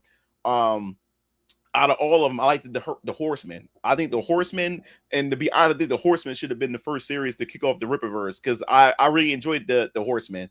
I didn't like Yaira, and my daughter was excited for Yaira. She wanted to read it, and when I bought Yaira and gave it to her, she did not like it. She went through a couple pages and then gave it back to me. She didn't like Yaira. Gooding started out really. I liked the Gooding, and I didn't think I was going to like Gooding. I didn't like the concept or anything like that. But I said to myself, I want to get Gooding because I think Gooding's going to be the one that's going to surprise me or shock me the most. And my only problem with Gooding was that the pacing, man, because it was like a one shot, and because of one shot, the pacing, you had to rush through a lot of things, a lot of sequences, a lot of part of the Gooding story was a lot of telling but not showing, and Gooding felt more like a Gary Stu, like like. There was no point in the story of Gooding where I felt like he was in danger at all. Like he had a solution for everything. So that kind of got rid of the tension that was going on during the story of Gooding. And also it was constant time skips of different parts of his life all the way up until he became an adult or whatever like that. And we really didn't get to see like the Gooding services that he will provide to Florist Spark. We didn't really see any of those things or whatever like that, especially that cover.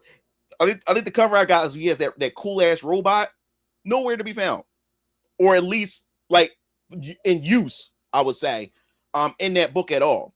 We just know that he provided a service and stuff like that. So we didn't get a chance to really see any of that stuff in action, which is kind of disappointing. But like I said, it was a one shot. So you had to the writer had to get all that shit done and wrap that up in one book or whatever like that.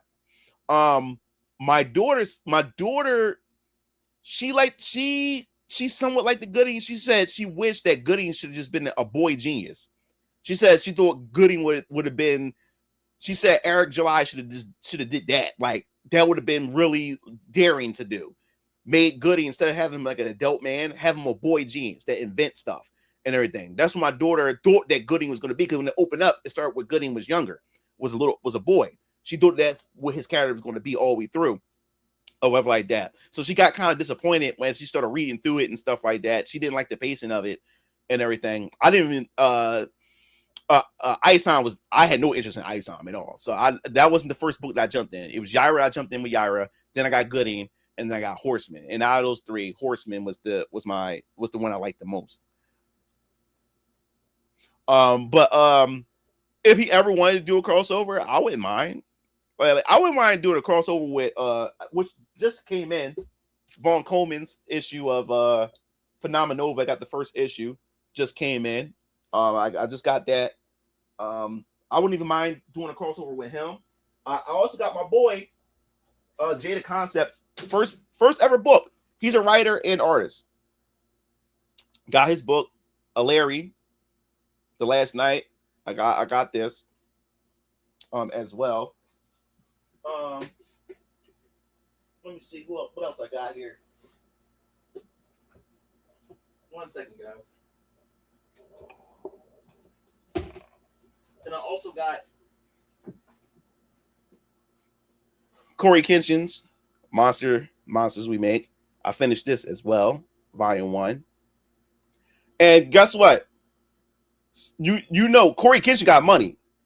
he didn't do he didn't do what I did. Come out with just one with an issue or whatever like that. This dude he came out with a fucking volume, and a volume is a bunch of issues and that make up a volume.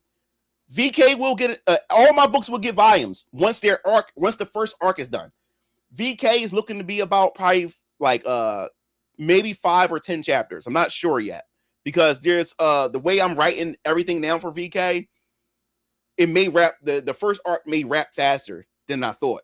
The first arc, and when I say arc, it's like season 1. So yeah, season 1 of VK, the first arc may end up being 5 or 6 chapters. The way I'm writing this stuff right now, I'm like, damn, it may not be 10 chapters. The way my writing got, the way I'm able to sharpen my writing and start reducing a lot of this stuff, it may end up being 5 or 6 chapters for the first arc of Variant Colors Vampire Killers. And once that happens, there will be a volume of VK where you get it into one book for those hardback or soft cover in the near future when that happens. So every book's going to have a volume at some point. But yeah, so yeah, if you ever want to do a crossover, I wouldn't mind. I wouldn't mind doing a crossover with anybody's comic universe and stuff like that. I think that would be pretty cool. So plus ChatGPT also saved me so many times from writer's block. Anytime I'm unsure how to continue certain sentences, I ask ChatGPT a question and it helps gear the brain and spin again. Yup. It says, Brian, about page counts you were talking about earlier. He said my CS is for my comics is 45 pages. Oh, okay, cool. So I'm guilty of that. He said, I have seen characters with a world that I don't quite understand. Siona, Yo June, yup. Said my first anime was Akira. My first anime was Princess Mononoke. Akira was the one. My first anime was my first actual like introduction to anime was a Ninja Scroll when I was 8 years old. My dad got me into it. So I dreamed my own world building stories through a fever and seizure 72-hour dream. Damn. So how many issues do you think you should have fully written out before you start paneling and drawing? That's up to you. I would say it's up to you. It's what you have in you, because what took me 4 years, like I said, I got the LLC back in I started Venus and Ryan Comics, meaning that I started really getting things together in 2020, but I didn't get the LLC into 2021, right? I didn't release VK into 2025 because I spent from 2020 all the way to 2024 world building and coming up with all this stuff. And that's what, like, as far as VK is concerned, I know how the saga, the Draven saga, is. I know how it's going to end. I know how it's going to end. I know where these characters are going to be by the end of the Draven saga of Variant Colors Vampire Killers. But I don't know how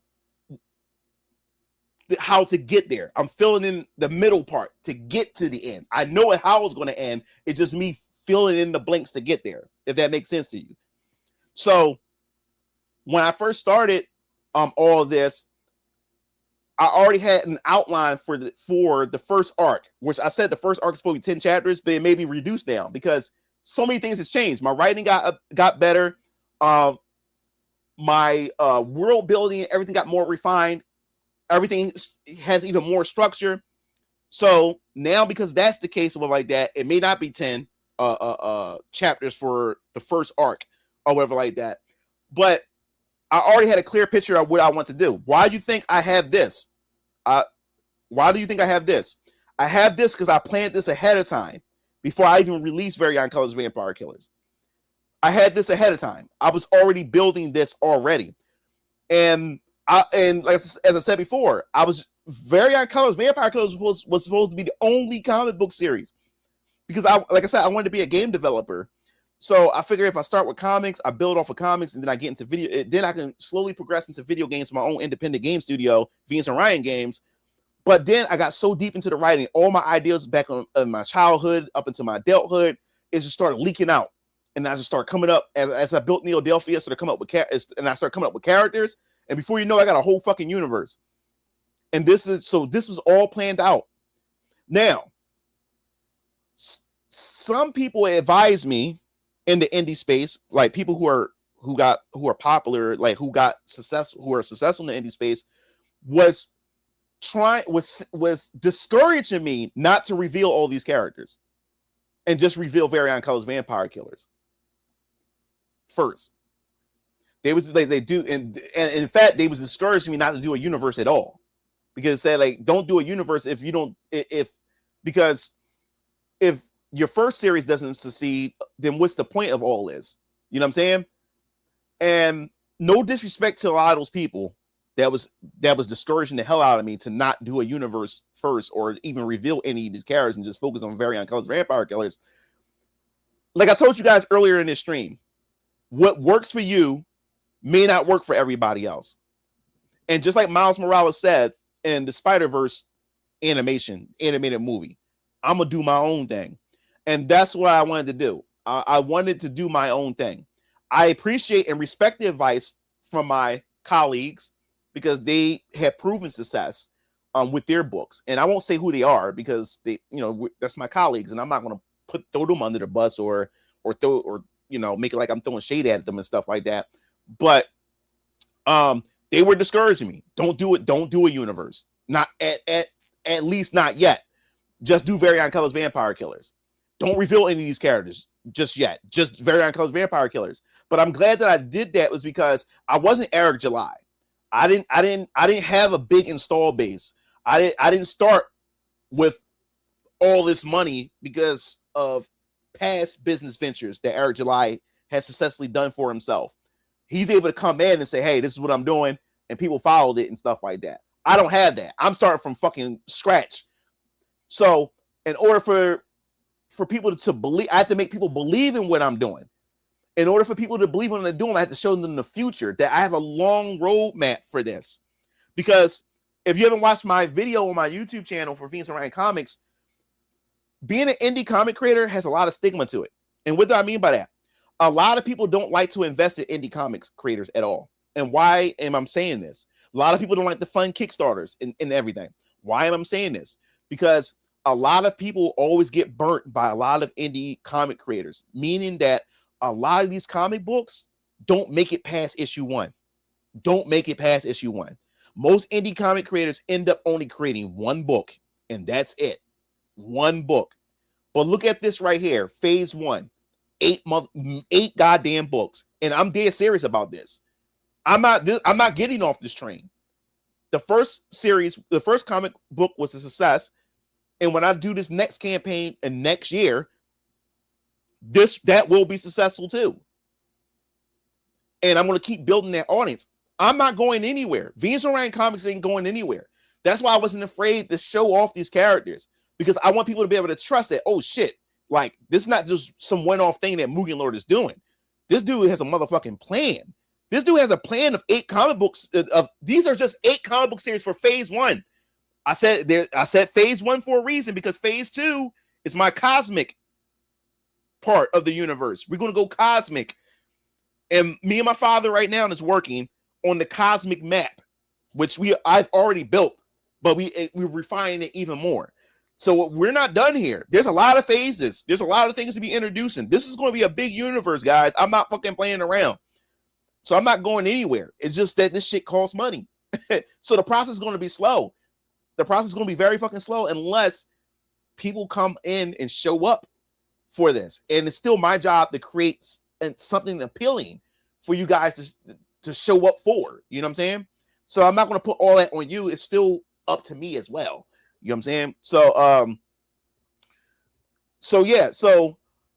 I have built a roadmap of what I want to do for Venus Orion Comics, and no one is going to pull me off this trade. No one is going to pull me off this shit. I'm in this for the long haul, and hopefully that my stories are good enough to keep you guys around in the long run. And as I said before, if you guys want to see this universe to expand, you want to see more comics, make sure you share this with your friends. You don't understand. Like I'm like independent. People love independent until it's time to be independent. And as I said before, the stigma is a lot of these comic book creators do not finish what they start, because they realize it's shit. Like you have to really be into this for the love of the game to be a comic book writer and shit, because there's no money in this shit. It really is no money in this. It's only to create comics. It's really no money in this. I'm not doing this to live this wealthy life. No, I'm doing this because I'm passionate about it, and I want to see the impact that Venus and Ryan Comics is going to have on the world. I wanted to cement itself in pop culture, just like how Marvel did, just like how Shonen Jump did. I wanted to do that, and whatever happens, with my life, outside of comics, I'll worry about that myself and stuff like that. I'm not worrying about driving the most expensive, making money so I have this most expensive car, house. No, I want my Venus and Ryan Comics universe to submit itself in pop culture history. I wanted to be recognized. I wanted to be known. I wanted to be everywhere. I want to leave my mark on this world. Because we all want to die someday. You know what I'm saying? And I want to be able to leave that mark. I want to be able to leave something behind for the next generation, my family, my bloodline. I'm going to leave that stuff. I want to leave that stuff behind. When I leave, that even when I'm going, I'm still here through Venus and Ryan Comics and stuff like that. So that's how serious I am about it. But for most comic book creators and independent creators, a lot of them don't make it past issue 1. And another thing too is a lot of people don't trust Kickstarters is because there's a lot of people there's a lot of creators out there who aren't consistent. They scam. Sometimes they scam a lot of these backers, where you have some comics that people gave money to, but they still haven't released yet. It's been 5 years and people still haven't got a goddamn book, got a goddamn book yet. It like when is it coming? No updates on the book or anything like that. So a lot of people feel burned by this. So I'm also affected by it as a person who's proven that, hey, I can release a book, but there's a lot of people that won't take a chance because they get tired of getting burnt by so many creators and stuff like that. And you have to also understand too what happens when you are also a creator. See, most creators are broke, right? Hear me out for a second. Or why some of these campaigns or why some of these independent creators disappear off the map after one book. Hear me out for a second. What happens is a lot of these creators are dirt poor, or broke, or just dirt poor. Like they struggling financially, and a lot of them are looking for a way out or looking for comics to pay their bills, which, like I said before, only the 1% will have their dream come true where comics actually pay their bills. Only the 1% can ever achieve that or whatever like that. But if you, like in my case, I have so many other pillars that allows me to finance Venus and Ryan Comics and stuff. But it's not enough to speed this shit up. It's only enough to be able to jumpstart it, and I have to do the rest. But yes, to continue my point. So you have a lot of them that's struggling, right? And bills need to be paid and everything. So what happens, right? What happens when an indie comic creator, right? They have a campaign, right? Say, for instance, their goal is $4,000, right? But they end up making $7,000. Now, think of a person who's starving. Think of a creator who is starving financially. They had an idea that, I can't wait to release this comic. I'm building this comic universe. But suddenly $7,000 is in their bank account. You get where I'm going with this? Now, $7,000 are in their bank account. Are they going to release the book, or are they going to use that $7,000 for something else? Now, I'm only saving $7,000. Now, imagine if somebody does a campaign and their campaign actually reached $20,000, $30,000, $40,000, $50,000. Now they got $50,000 in their bank account. Now they have to now they're in a moral dilemma. Should I follow through on my promise to these backers? Or should I take that money and spend it on something else? And that's why a lot of these books end up never getting past issue 1, because they end up taking the money and going with it. Or they release one book and you never hear from them again. Or they mismanaged the money and they realize that, damn, I don't have enough for printing the book, or I don't have enough to finish paying the artist, or I don't have enough for shipping and stuff like that. And they mismanaged the money. So that stigma is placed on me. Even though I got nothing to do with that, but that stigma is also placed on me as an independent comic creator. And that makes you a creator. That's it's a question. Is being a fan fiction of an IP to life mostly good thing, bad thing? I don't like fan fiction, and there's no. Let me put it this way: there's no shade that I'm throwing at anybody who loves to create fan fiction. I don't like fan fictions for the simple fact is that especially if the fan fiction is really good, that is better than the actual main prop IP itself. What that let me know is, why the fuck is you wasting your time on somebody else's shit when you could be creating your own? That's why I don't like fan fiction, especially when fan fiction is that damn good. I'm like, and it's not canon. It's not canon. It would never go anywhere. So why am I wasting my time? Because the main IP is not producing at this level. So why would I waste my time on shit that's not real? It's a waste of time for me. I don't do fan fiction. And I've recently been getting a lot of fan fiction people who come to me and said, like, I have an idea for this fan fiction and stuff. And I said, that's cool and all, but it's fan fiction. It's not yours. It's not your idea. You're just building off of somebody else's shit. And if you're a creative writer, why are you wasting your talent on somebody else's shit? Take that shit, take your skill, take your talent, and create your own shit. So I don't waste my time with fan fiction. The story has to be epic to you first before anyone else. So thank you, Mugen Lord. Yo, what's up, LJ? Characters are gorgeous. I appreciated it. More outfits, more chances for merch, and more costumes for the game. Finding an artist hard, man. I got one I work with for character design, but has his own one-shot project. So I'm back on an artist hunt for my one-shot. Yeah. Artists are hard to come by because Jessica, man, that woman is incredible. And we both said to each other that we've been a blessing to each other. Like, I changed her life, she changed my life. And what I'm afraid of is like the relationship that me and Jessica have with each other. Even though despite her living only in the Philippines and stuff, we've been so close to each other. We almost like really, really close, man. We share personal things with each other and stuff. And we stay up all night sometimes just talking all day. And that also helps with the creation process as well. When it comes to when it comes to working on Variant Colors Vampire Killers and the universe of Venus and Orion comics in general. And what I'm afraid of now is when I have to get the other series done, will I be able to build that same relationship with other artists? Like I've built that with Jessica, if that makes sense to you and stuff. Because me and hers, we almost think on the same wavelength. She understands my work. She understands my characters and stuff. As I said before, I'll give you a perfect example of her understanding my characters.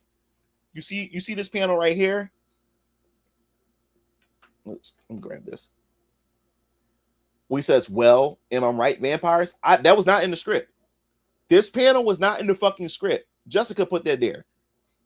She added that there, and that was there to flesh out Hezekiah's character even more. She wanted him to say something snarky like that fits Hezekiah or whatever. And she only was able to pull it off, and I trust her. She surprised me with that panel because that was not in the script. But I trust her enough as an artist, and she understood my character. She understood Hezekiah and what he would say. He would say some shit like that, right? So that felt good. That communication, you cannot buy that anywhere. You cannot get that anywhere between a writer and an artist. You can't find that anywhere. That's very rare. She understood my character. She understood my characters. Like another example of a panel that was not in the comic, in the script, the Chibi.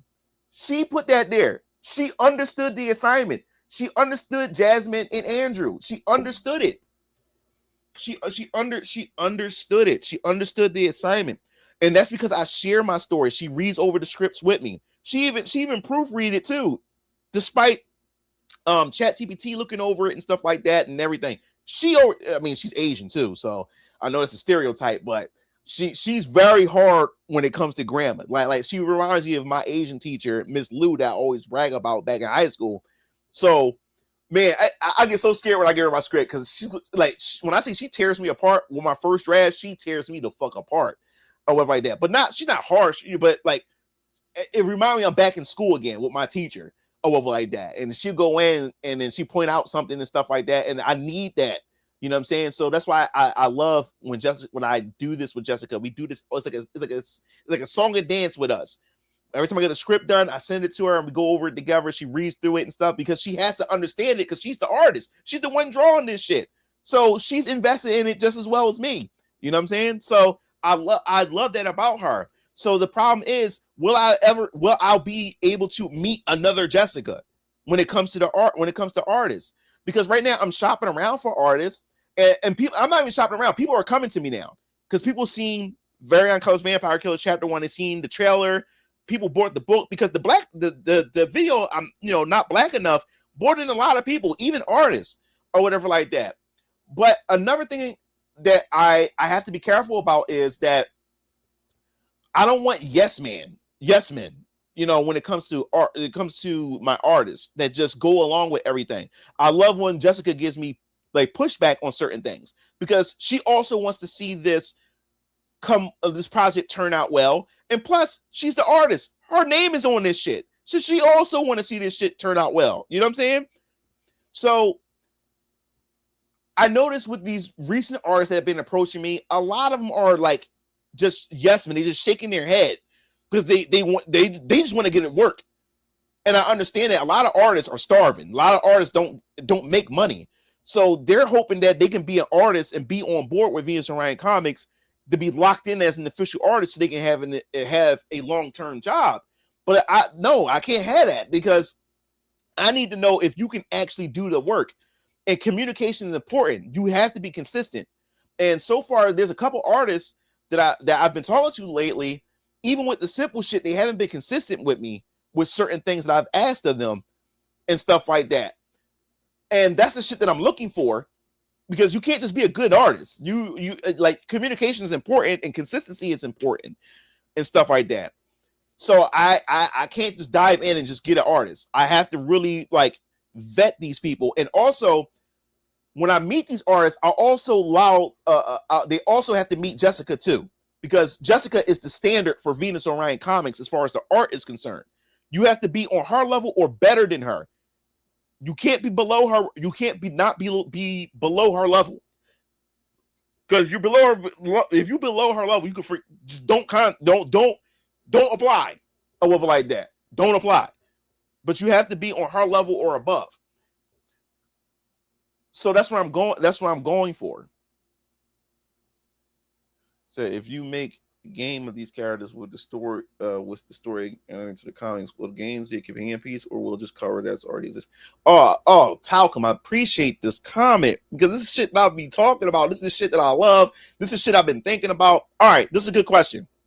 I won't spoil anything, but there is a particular character in VK that I would love to, instead of giving a comic, this character will have a video game, and that video game that character's video game will be before the events of the VK story, and it's canon.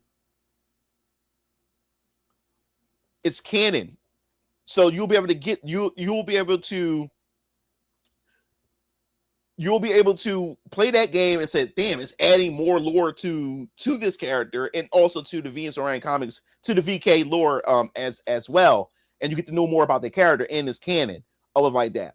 Also, if I do video games as well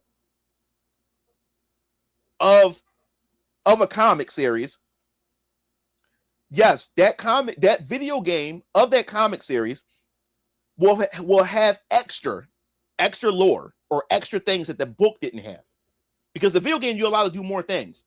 Because like I said, comics is just pages, but with the actual game, there's more things that can be added into it. It doesn't retcon anything. It doesn't break anything. It just adds. It expands on what's already there. If that makes sense to you. So, man, when I think about a great comic book artist, Jason Fabok always comes to mind. I know, right? As long as the art is consistent, I hate one The artwork for series completely changes. That's actually why I drop a lot of webtoons. Yeah. I don't want to do that. Stand on business, bro. Be sure to screen the writers when you reach the point of hiring folks. Yeah, that's I'm not sure what you hear. I just mentioned that earlier in the stream that right now I'm just the only writer. Like I'm that protective of my baby, and when I eventually do hire writers, as I said before, they have to abide by my Venus and Ryan Comics Bible. Everything in the Bible that I have for the universe, and when they write these stories, they still have to be greenlit by me. I still have to approve on those stories. I have to overview those stories before I just sign off on it and stuff like that. And as I said, I don't play around with my fucking characters in my universe. As I said before, if you trying to project your politics or project your whatever ideology or whatever bullshit that you got going on in your head and trying to project them into my characters, I'm not going for that shit. You will get the axe right away. You will get the axe right away. My characters are not devices for your shit. They're not devices. And that's why Marvel and DC has crashed and burned for this long, and why manga's been kicking their ass because of shit like that. Keep hiring these activists, hiring all these people to interject their politics and interject their viewpoint. They put themselves in the characters instead of allowing the characters to be themselves. They don't respect the characters. They don't respect the world. They don't respect the world. Venus and Ryan Comics, I'm not going for that shit when it comes to writers. That's why, as far as writers are concerned, I'm even more strict when it comes to looking for potential writers, because I'm not going for that shit. I'm really not.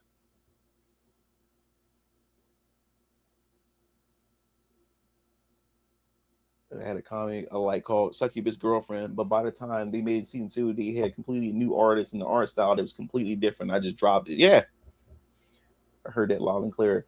What do you think of characters breaking the fourth wall? Do you think it's a good thing to always?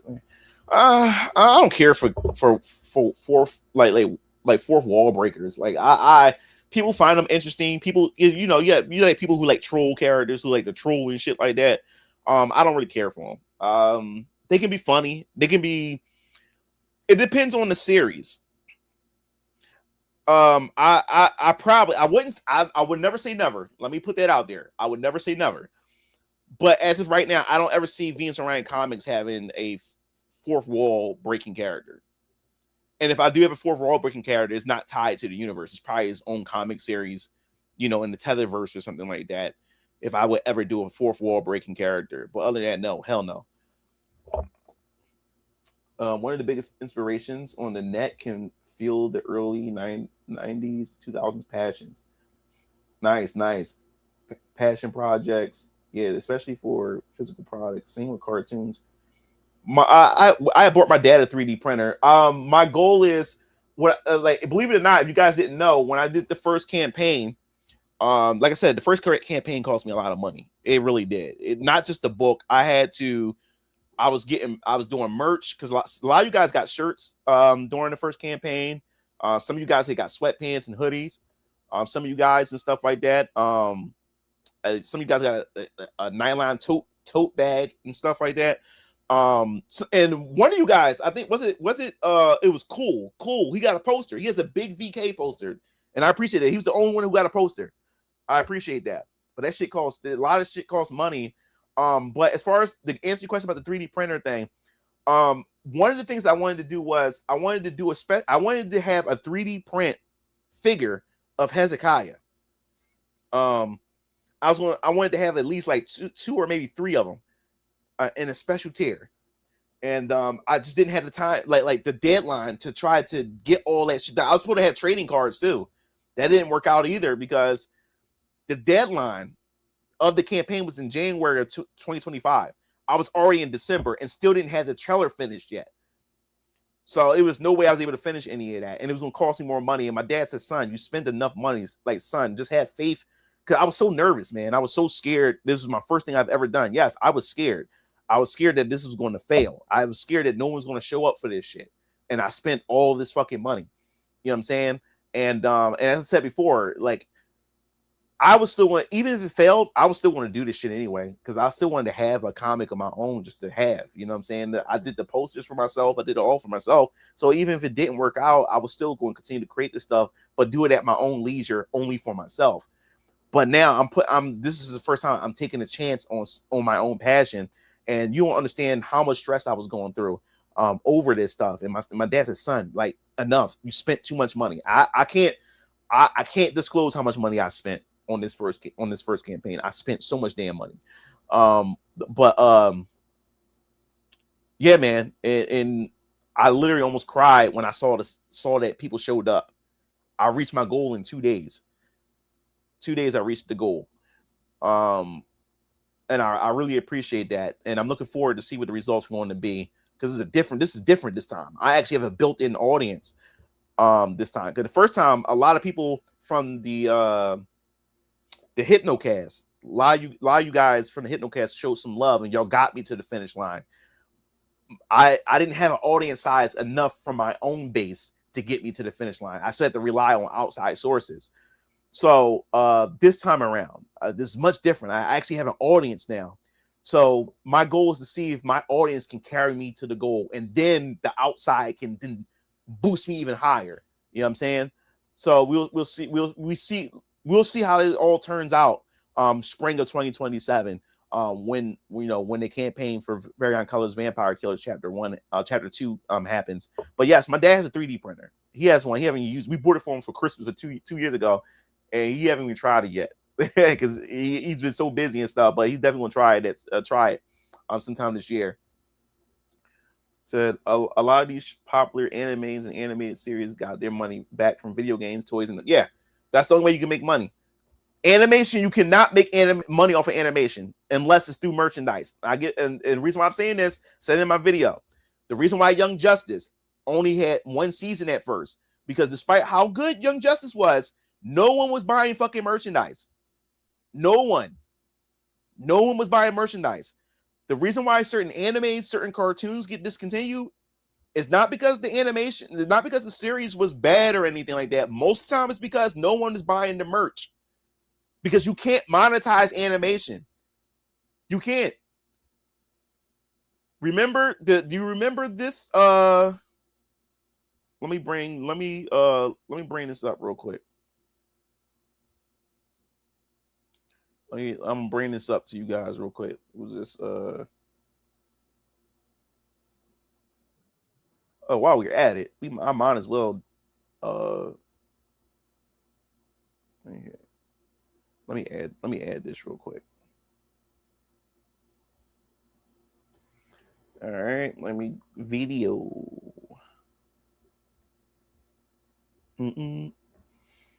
Yeah, like there's no way animation doesn't make money. It has to make money outside of the animation itself. That's why if you want to see a series that you love the most, you have to support it by buying merchandise or buying the video game or whatever in order to allow that thing to maintain itself or whatever like that. People don't seem to understand that aspect of it when it comes to it. Let's see. Here we go. All right. Open that up. We'll and to get back to that, I'll explain more in a second. All right, so bring this back up. This is the first trailer. It's for those of you guys who are new here and haven't seen the trailer. This is to the first chapter. Hey, that you could pick up on the website. I was able to pinpoint Jasmine Mitchell's location. I'm not sure if it's too loud. Remember the pain and remember the suffering. What do you mean they're coming after me? I don't get it. How did they find out? Everyone around you will pay the ultimate price.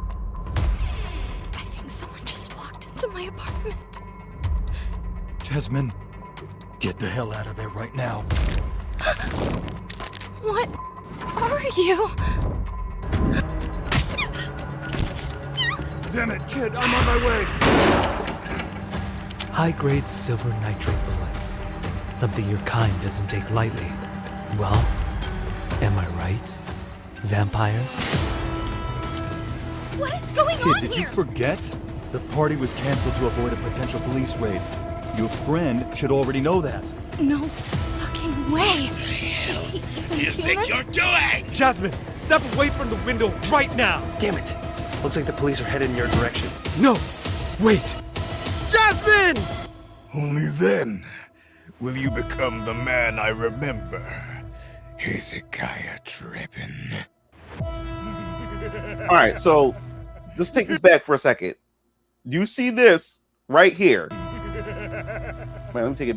Hold The up. police are headed in your Here we direction. go. We'll take it back right here. Wait! Jasmine! Only then. This right here. This will you animation right become here. the man I That Jessica drew for me. remember. Hezekiah Trippin. That shit cost me $800. How can I monetize that, guys? You can't. Like the only way to get that money back is through merchandise. That 3-second or maybe 2-second animation cost me $800. Animation is not cheap. Now imagine an anime that's 20 minutes long. If only 2 seconds cost me $800, can you imagine with what a 20-minute animation is going to cost?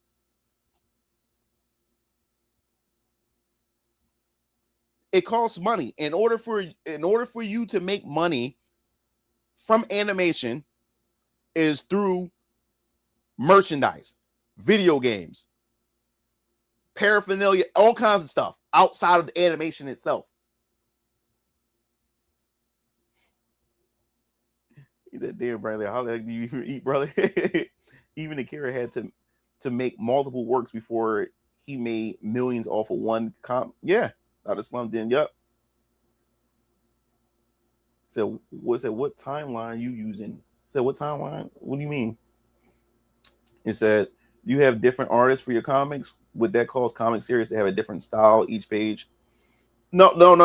I have different. I would have different artists for each different comic series. Like I have Jessica's doing VK, but the thing is, I'm going for a specific style.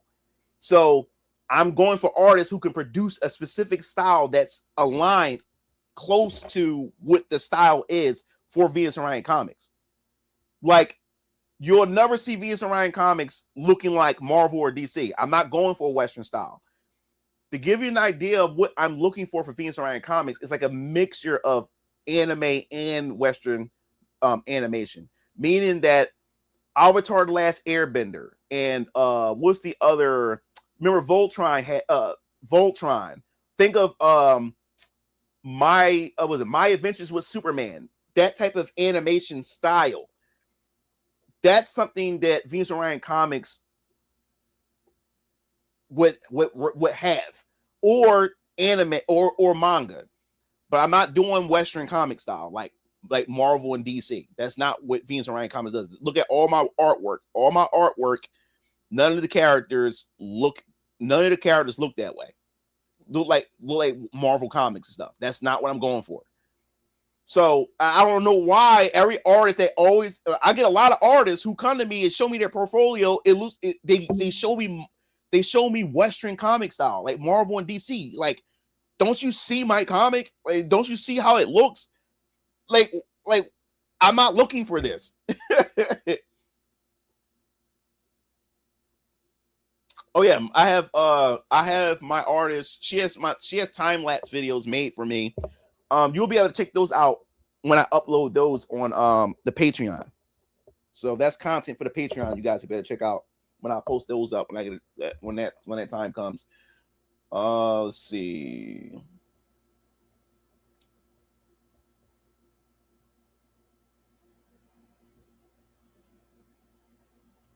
Will there be a multiverse in the? I'm trying to stay away from multiverse. You'll see what I'm going to do. I can't spoil anything. You asking that's trying to get me into spoilers, but you'll see as you start reading the comics. You'll see what's going on. Will you ever be putting any of your work on Amazon?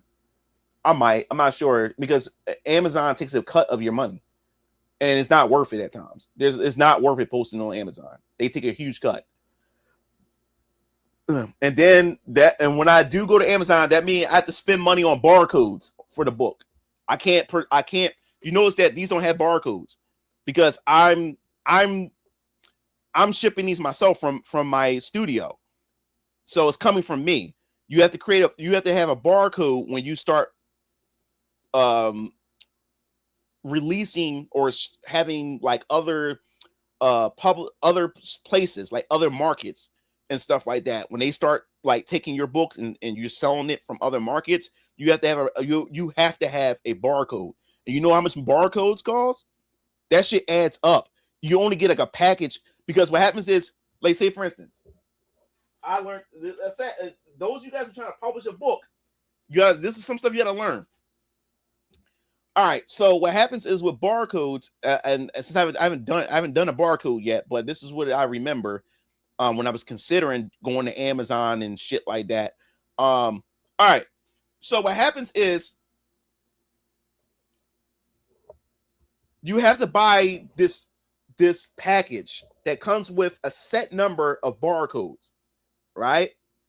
And that shit costs up to $400 fucking to get these sets. Now, what I mean by these sets is that each cover, like, say for instance, I got variant covers. Cover A, all cover A's have this one particular barcode that's for the inventory for cover A. But then, say for instance, cover B, then I would have to use another barcode for all cover B's. And then cover C, I have the new barcode for this one. And then my manga cover D, has to have its own barcode for all cover D's. And then my trigger cover. Now, I told you about the package. You get 4 serial numbers, barcode serial numbers per package, and it costs $400 a piece. So I already burnt through 4 of them already. So that means if I want to barcode these motherfuckers, I got to get a whole new package of $400 again. That's $800 I just spent.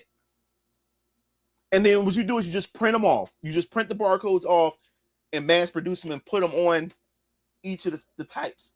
And then if I got a hardback cover, then that needs a different barcode. Shit, this shit is expensive. This shit is expensive. So you got to keep that in mind. So you know what I'm going to do? I want to continue to ship that shit from my fucking website. That's what I'm going to do. So I'm spending all that money and Amazon gets a cut. VK chapter published on my birthday. Oh, cool. So are those stickers? Did you draw that? Which one? What are you talking about? What stickers? What stickers you talking about, bro? Yeah, tell me what stickers you talking about. Still no wallets. I can upload wallets tomorrow if you want. I'll post the wallet. Like I said, all my merchandise is on the website. It's just hidden, and all I do is click a button to activate them.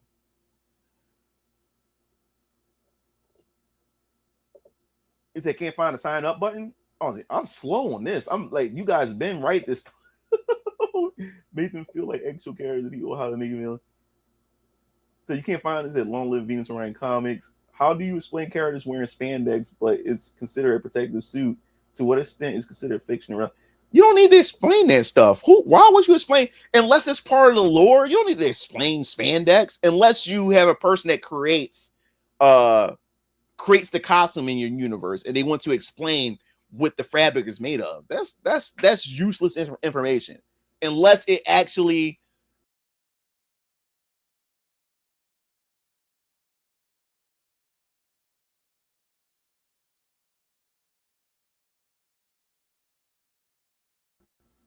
My fault. I clicked the fucking mouse and it went back a page. God damn it. I gotta scroll. I gotta figure out where the fuck.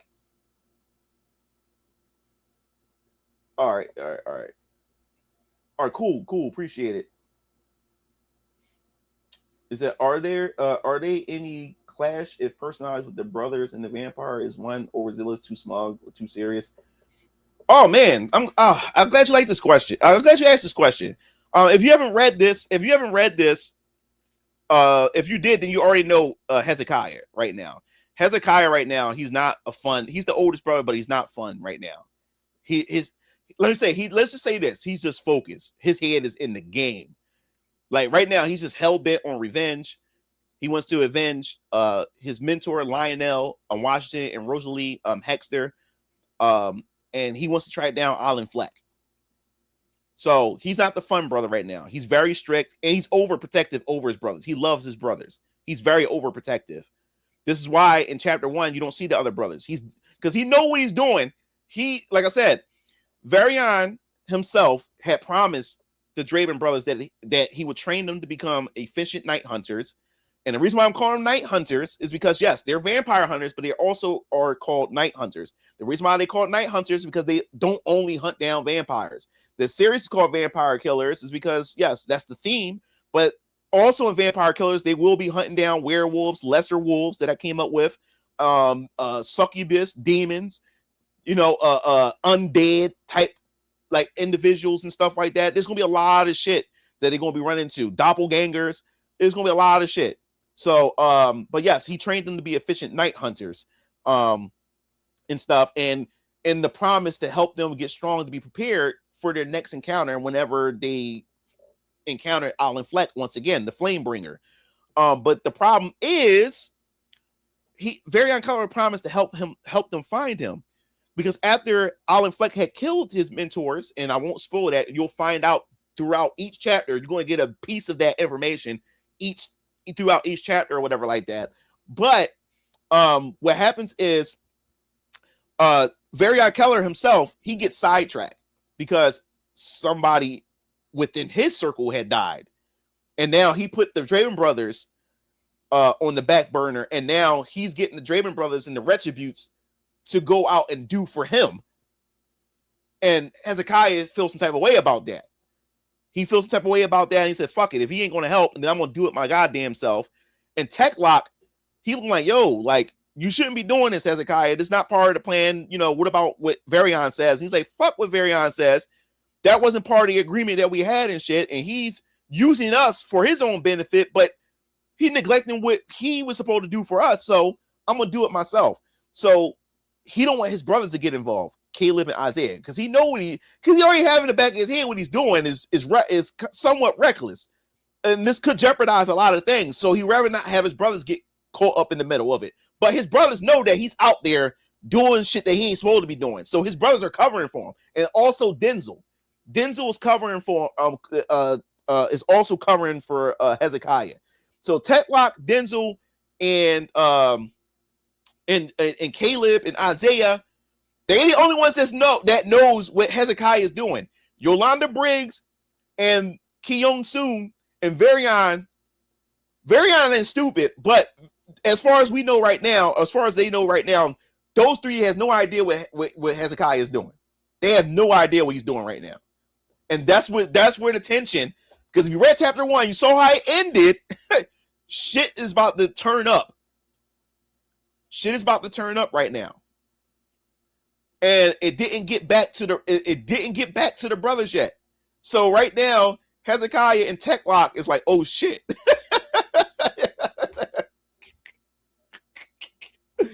Yeah, so but the brother, I would say that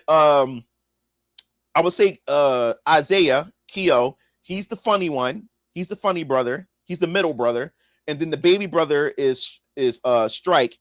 He's the more reserved one. And he hangs more so around his brother. He more so has a relationship built with Keo than he has with his older brother Hezekiah. Those two is always around with each other a lot, while the older brother's constantly to himself or whatever like that. So you'll see the bickering between Isaiah and Caleb going back and forth, which is going to be funny. You will see plenty of that funny, wisecrack, smug, and stuff like that type of banter back and forth between the brothers in chapter 2. So chapter 2, you will see a lot of colorful personality from everybody. So it's going to be fun. But my world's on my baby. How long did it take for you to come up with the lore settings for one of your comics like VK? Good question. How can I say it? I wouldn't say it took me long, but in a sense, it was long for the fact that I kept adding to the universe, to the lore. I just kept adding and kept adding. As I said before, I was working on VKs. I was working on VK since 2020. Well, the characters and stuff like that. I didn't get into the lore until 2021, and I didn't release the comic until 2025. Because between that time, I was not only working on VK, I was working on the universe and other characters. So VK got kind of sidetracked. I put VK to the side because Siona was like, man, this is great. And then Alter Squad X, oh shit, this is crazy. Then the 8th Omni District, Omni Protocol, oh crap. Like, I started coming up with all this stuff. So VK got sidetracked. So that it actually put VK off to the side for quite a bit. And I didn't get back to VK until 2023 or whatever like that. And then I stuck with it all the way up into the release and everything. So it took me some time. Because I had a concept for of a character, and when I wrote it, the character turned into Injustice Superman with Batman intelligence in a different costume. It made me revise the whole thing. God damn. God damn. Shit. When it comes to writing characters, man, like I said, since I did the world first, it was able to help me flesh out characters more. That's why when starting with characters first, you end up with shit like that at times, like where you end up creating another Batman and all this other type of stuff, because you're drawing from that experience of those characters that you experienced. But when you build the world, that world shapes your character, which gives you more ideas to do something else to change to shake up the game a bit. You know? So that's what ended up happening with me when it came to Venus Orion Comics and just coming up with characters and stuff like that. Took some time, but I had fun. All the way through coming up with these characters. And also, let me bring this up since there we go. So far we revealed 3 character trailers so far for Very Odd Colors Vampire Killers. As I said before, we got Yolanda Briggs, we got Denzel Fenton, and then we got Detective Rick Danvers. These are the 3 characters revealed so far. Next month, we got the next character for next month. So look forward to that. And I can't wait to see what the other characters are. There's a lot of characters. Even characters you already know will get trailers. Like Hezekiah will get a trailer. Varian will get a trailer. Keo Strike. All of them will get trailers. So don't worry about it. Don't worry about that. Those characters, all of them will get trailers. And since you already seen those characters, I would just randomly post those. I will randomly, when I get a chance, make those trailers and just randomly post those. But these characters, which you have never seen before, those characters be once a month. There will be a new reveal. But when it comes to characters you already seen, like Hezekiah and them, they would just pop up randomly. Whenever I get a chance to have a trailer ready, I would just post them. However, like that. Yeah, detail, publish, more money, a picture. It's worth 1,000 word bars. He said, are there moments when you have multiple scripts, how a character comes in and interact, or how do you die or evolve with their powers? Do you get other opinions when you're stuck? No, I don't get other opinions when I'm stuck. I just figure it out. Like I said, I'm that secretive, or I hold my projects and my stories close to myself. I don't really go to other people. I just stick to myself and I figure it out with what I have and stuff like that. Now, as far as when characters interact and everything, do I have multiple scripts and how a character interact? Like, well, I have drafts. Like, I draft everything and then I pick the definitive draft, or I take the best elements of each draft to create the final version, the final draft, the final, the final run. Like this chapter 1, this is actually an amalgamation of like 5 different drafts that I have. I just took the best out of each of them, because each and every last script that I had was completely different. But so what I did was I took the best things that I liked of each one and then put together in to make the chapter that I have or whatever. So yeah, that's what I typically do. You said character interact or how they die or evolve with their powers. As far as character evolution, as far as powers, aberrants are the only ones that have their powers go through an evolution. most characters like gifted individuals who can tap into their wave source or their wave essence and stuff like that. They can train, they can build, they can meditate or go through a process to make their wave force stronger and what like that, which allows their wave arts to become much more powerful and able to learn even more critical arts and cognitive arts and stuff like that. It says that some scripts are going to be a hassle, either because you're stuck on an idea or two, rewrites because something better came up, or it's not clicking with you. The process is enjoyable, though. Yeah, you're right about that. You're definitely right about that. And I think my biggest struggle with writing is that I have so many ideas that I do like, but you have to remove. You can't have every idea. That's another thing about indie writers too. Indie writers, where a lot of indie writers fall short, and I'm saying this to myself. I'm not no professional. I'm just saying this from experience. Where a lot of us indie writers make mistakes is that what happens is that we have so many ideas. You ever watch an indie anime or a project, or you see somebody's become a new artist or a new writer for an anime project, and this is their first project, and then you watch it, and when you watch the anime or you watch the cartoon, you watch the project, that shit has so many fucking ideas. It's bipolar. It's all over the fucking place. And that's a situation to where you have a writer who likes so many different things and don't have the discipline to say, you know what, this doesn't work. I have to remove this. This is how my universe has shaped. Because when I came up with Neo Suit Johnny was an idea that I came up with, but it wasn't related to VK. But I said, damn, I love Neo Suit Johnny. I love this idea. I just came up with this idea, but it has nothing to do with VK. So that's how I started realizing that if Marvel and DC can have a bunch of different characters, but they all share the same space, the same universe, then that's what gave me the Venus and Orion Comics universe. Because I could have fucked up and had had Neo Suit Johnny a cast member in Very Odd Colors Vampire Killers. That shit wouldn't have made sense. Wouldn't have made sense at all. So I had to learn, said, no, Neo Suit Johnny can't fit in this. We got to pull him out. Jake Pierce. I came up with Jake Pierce. He's like my version of the Punisher, but he's different from the Punisher. I can't wait till you actually find out what's going on with Jake Pierce himself. But now I have my own Punisher. He can't fit in what I'm doing with VK. So I had to pull him out from that. So I started just coming with all these different characters. Siona has nothing to do with VK. But I liked her so much, the idea that I had from her, I said, no, like, fuck that. Like she's going to have her own series, but we share the same universe. So that's how the universe started shaping, because I started coming up with all these different fucking ideas that wasn't that clashed with VK.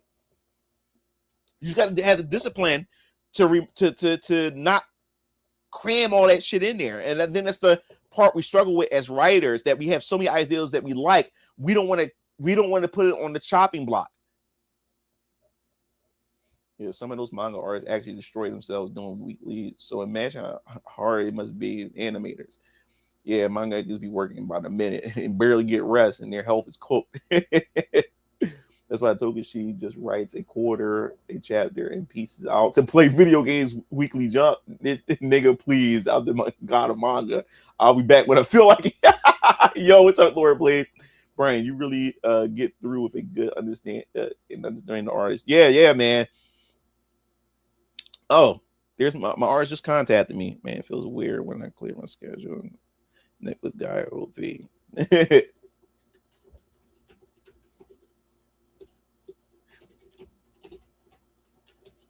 One second, guys. Talking to my artist just hit me up.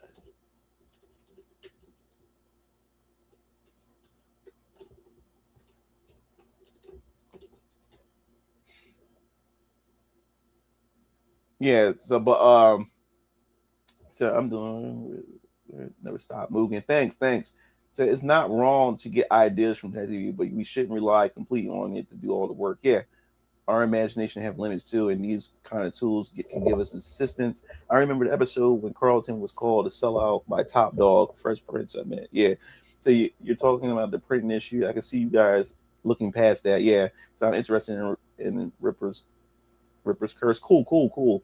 The final fight in Gooding was good. No, that final fight was not good in Gooding at all, bro. He all he did was just block the blast with the tray. I was like, this is how he go out and shit. I'm like, what? Like, I did not like that. Need to mess with Kitchen's joint. It looks so fire. So this is what I learned too. I enjoyed Corey Kenshin's book. There were some things that that I wouldn't say issues. There was just some nitpicks and stuff like that about the main character where he was just incredible at everything. Like there was no hints that he was good at, athleticism and other things. And then he's able to adapt to his powers way before, like as a newcomer to the team compared to everybody else and stuff like that. But that was the only issue. But other than that, no, I enjoyed it. I'm gonna pick up his next the next volume, and when I get a chance. Let me see. To be honest, that was Mud and overrated, but the Horseman Alpha Core was good to me. I haven't read Alpha Core, but I like the Horseman. So who's your strongest character and who's the most versatile?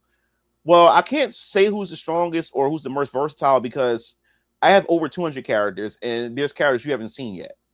And me trying to say what character it is, y'all haven't seen him yet, and I haven't announced that character yet. So that's pretty much spoiler territory.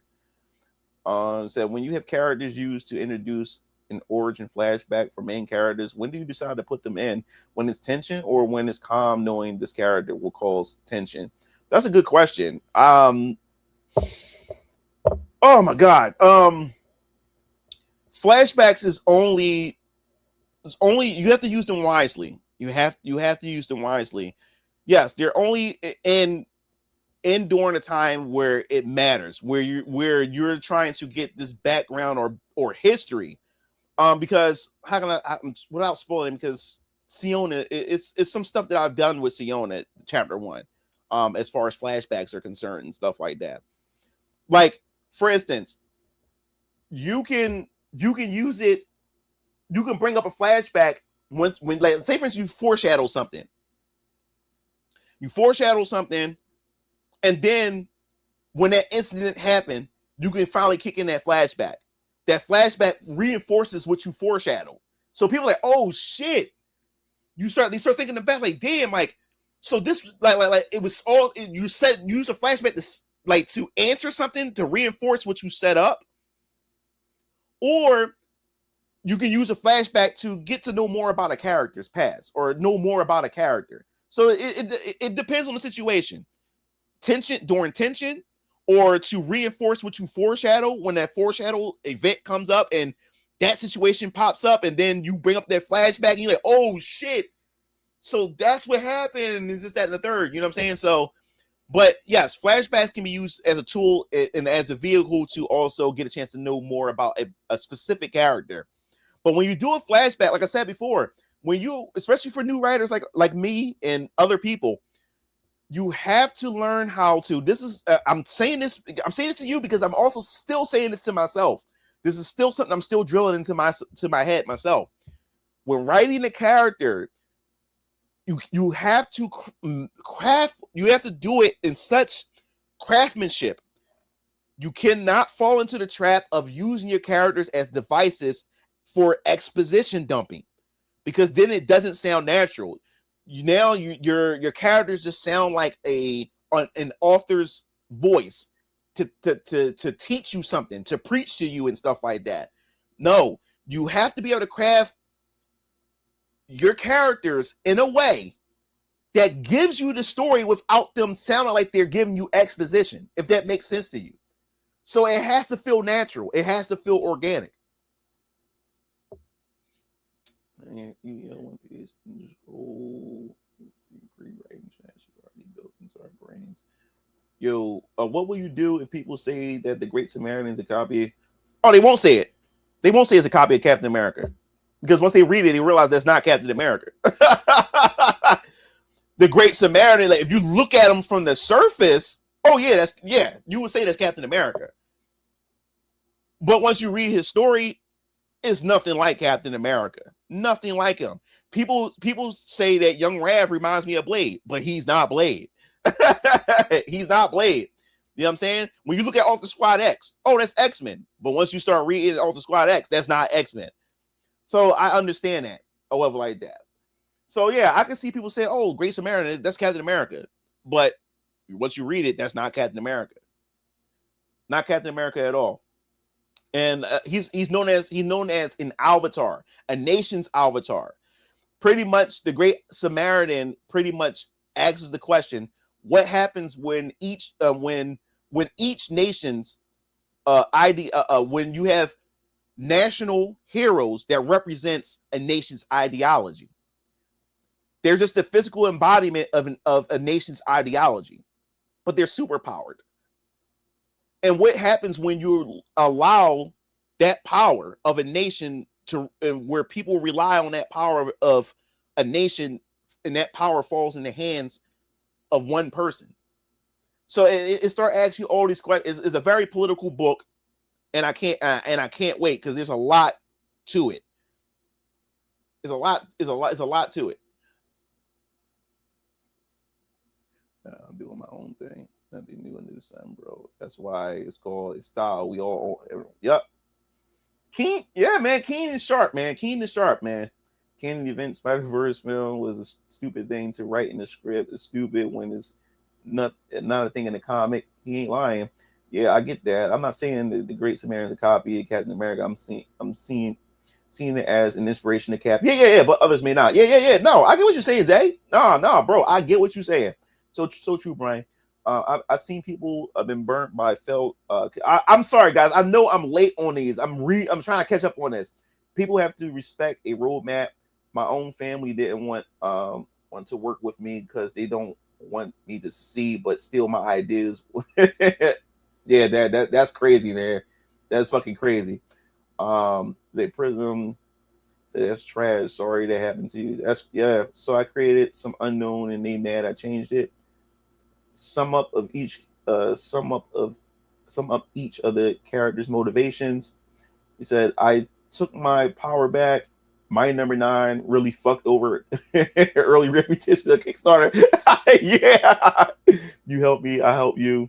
I'll do. Fan fiction is an idea. It's not your IP, and companies may and will try to get you involved with courts. Yeah, it's not worth it. Double-edged sword, and you make all your stories and makes you canon. And where's your money for your ideas? So I would say when it comes to comics and fiction, it helps that. All right, I'm trying to catch up, guys. What's up, Brad? What's going on? Jessica be like, boy, why isn't this capitalized? Yeah. Yo, she be cooking me. Like Jessica, my artists be cooking me with my grammar.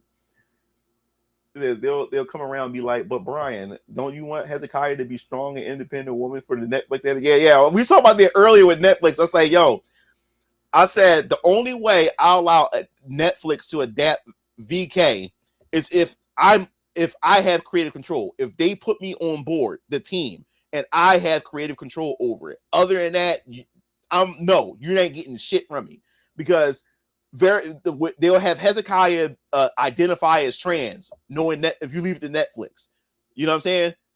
that's what they would do. They will make Detective Bertelli a girl boss lesbian. They would do stuff like that. They would change Varian Kellers from a stoic black male lead into a completely different character because my toxic masculinity and stuff like that. They'll take Commissioner Campbell that was at the end of chapter 1. They'll turn that white male into a black female commissioner. They'll take Rick Danvers, this cool ass detective, and they'll make him a goof. They'll make him an idiot. So I'm like, no, I would never. And your fans to be devices intention to Eastern media.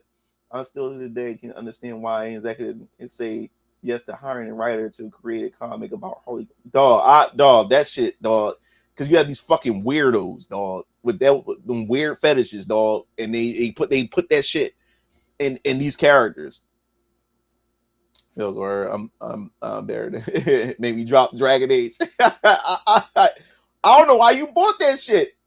So I think if you get to do live action, it should be different from the source material as well as budget friendly. Well, live action has to be like that's what anything when you do a live adaptation, you can't do it all the way like the comic. As long as it has the spirit of the characters and the spirit of stories that you're adapting, then yeah, the live action, yeah, it would have to be different than the comics.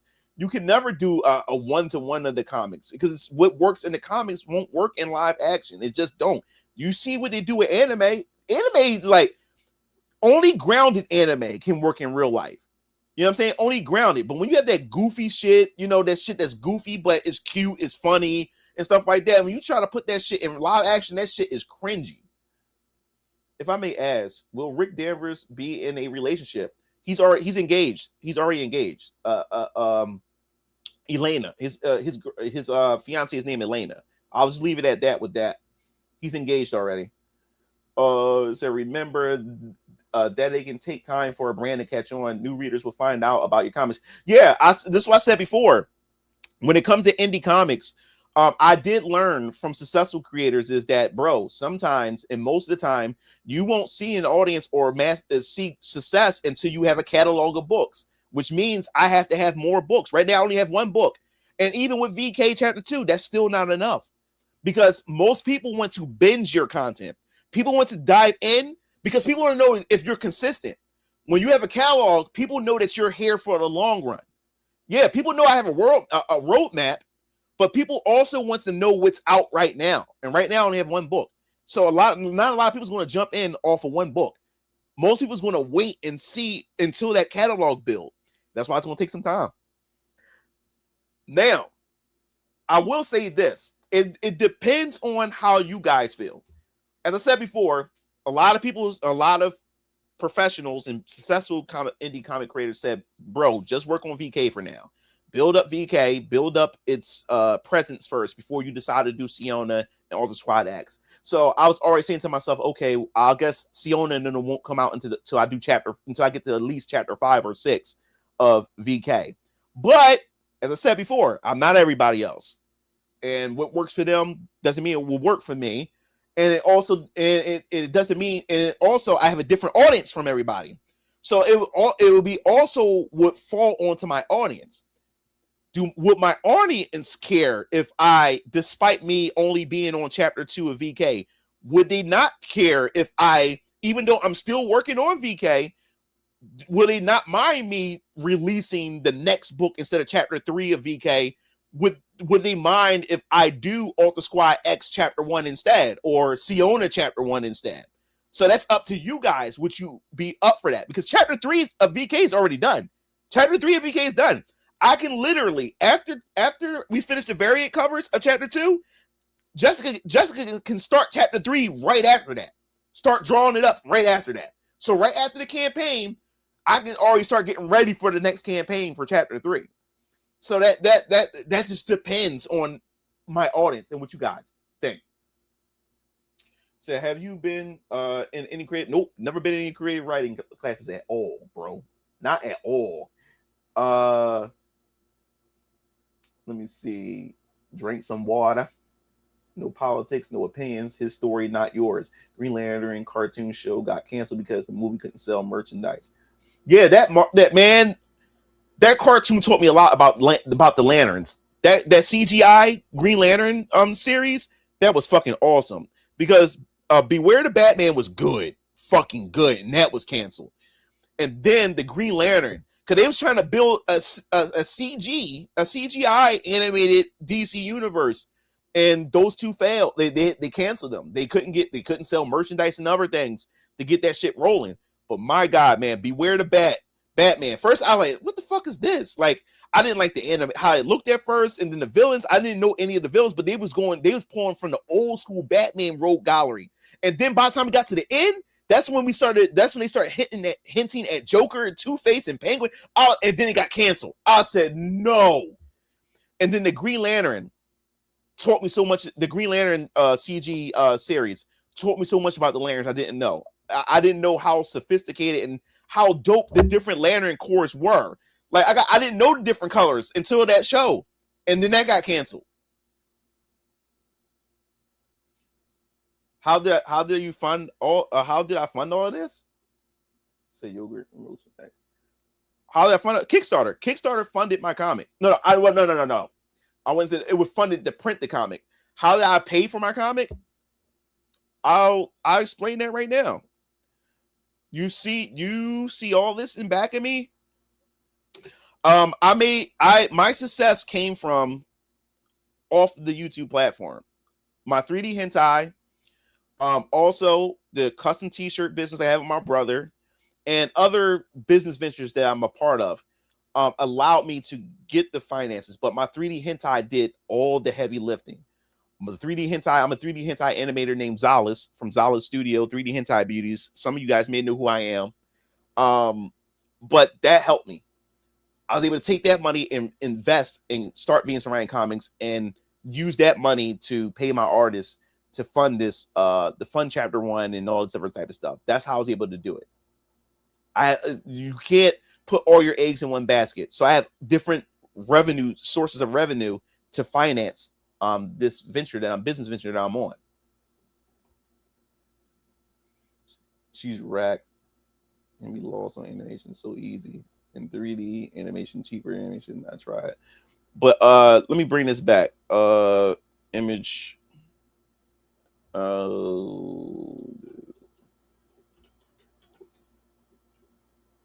Yeah, bring this back up. But yeah, to try animation, it take like 2 weeks to make 5-second clips. It said timeline. Oh, I get it now. Blu-rays are the best way to support the animations. Yep, Siona. So I feel like socks, shoelaces, belts, hats, and jackets are solid merch options for their utility. Somebody mentioned stickers. Somebody keep asking about stickers. I said, yeah, they don't know about the barcodes. Yeah, good idea. How do you deal with feeling that your character stories feel similar to others? I don't feel about anything. I don't feel like because I'm making this story my own. Yes, you may find some similarities or whatever like that. You may find some similarities, but it's still my own story, you know. Sam, I didn't know about that. The barcodes. I don't blame you, bro. You seen when they try to draw Naruto when it turned out horrible that they need to. Let me tell you something. Oh shit. Did I put it away? Fuck. Cause I had a Western artist draw one of my characters. Oh my god. Did I put it away? Did I put it up? I think I did. Fuck. I don't got it on me. I think I put it away in storage somewhere. Shit. I will show you. I thought I had it on me. Yeah, I saw. I had an artist draw in Western, and it did not look good. All good now. Facebook. How do you feel about global comics, platform, webtoons, or other future projects with the same initiative? I don't know much about global comics or webtoons. Like, I'm not even in that sphere. I never pay attention to it, so I don't know. I really don't know. Brian, would you have a problem with a writer if you can't afford an artist but uses AI to create their comic? They can create. He said, would you have a problem with a writer if the artist? Look, bro. I'm not using AI to create my comic, like to draw my comics and stuff. So that's their business. That is their fucking business. That is their business. But somebody was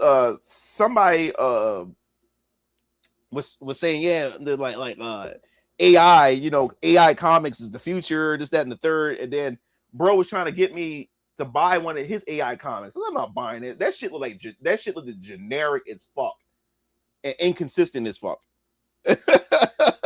So no, like if they want to, that's their prerogative. Like, why would I get mad at what other people do with their shit? If they want to create an AI comic, let them go ahead. I'm not buying it. But if they want to do it, go ahead. I'm not going to sit there and say, oh shit. You're like, people go into this rage mode when the moment AI is mentioned. But if they want to do that, that's their prerogative. They got nothing to do with me. Why I get all angry and upset? AI art can look good, but it's empty when I see art. The only problem is with AI art right now, everybody is the same style. Everybody's producing this. It's the same style. So that's how you know when somebody's using AI, like because it's like even though the AI updates with new artistic styles, they all look the same. They all look the same.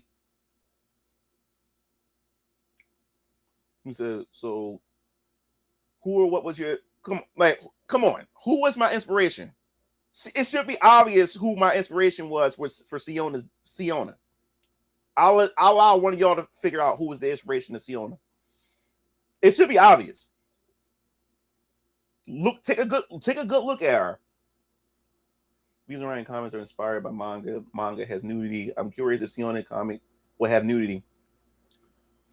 Let me put it this way: in the comic, there's a scene where there's a swimming scene where she's underwater. She's diving underwater to go collect something, and let's just say she will be topless, and she'll have a thong on or whatever like that. I mean, she's a pugna. Well, she's half pugna. She's what they call a crossborn. She's a pugna / kanju, because the Gaveshian, she's a Gaveshian. The pointy ears.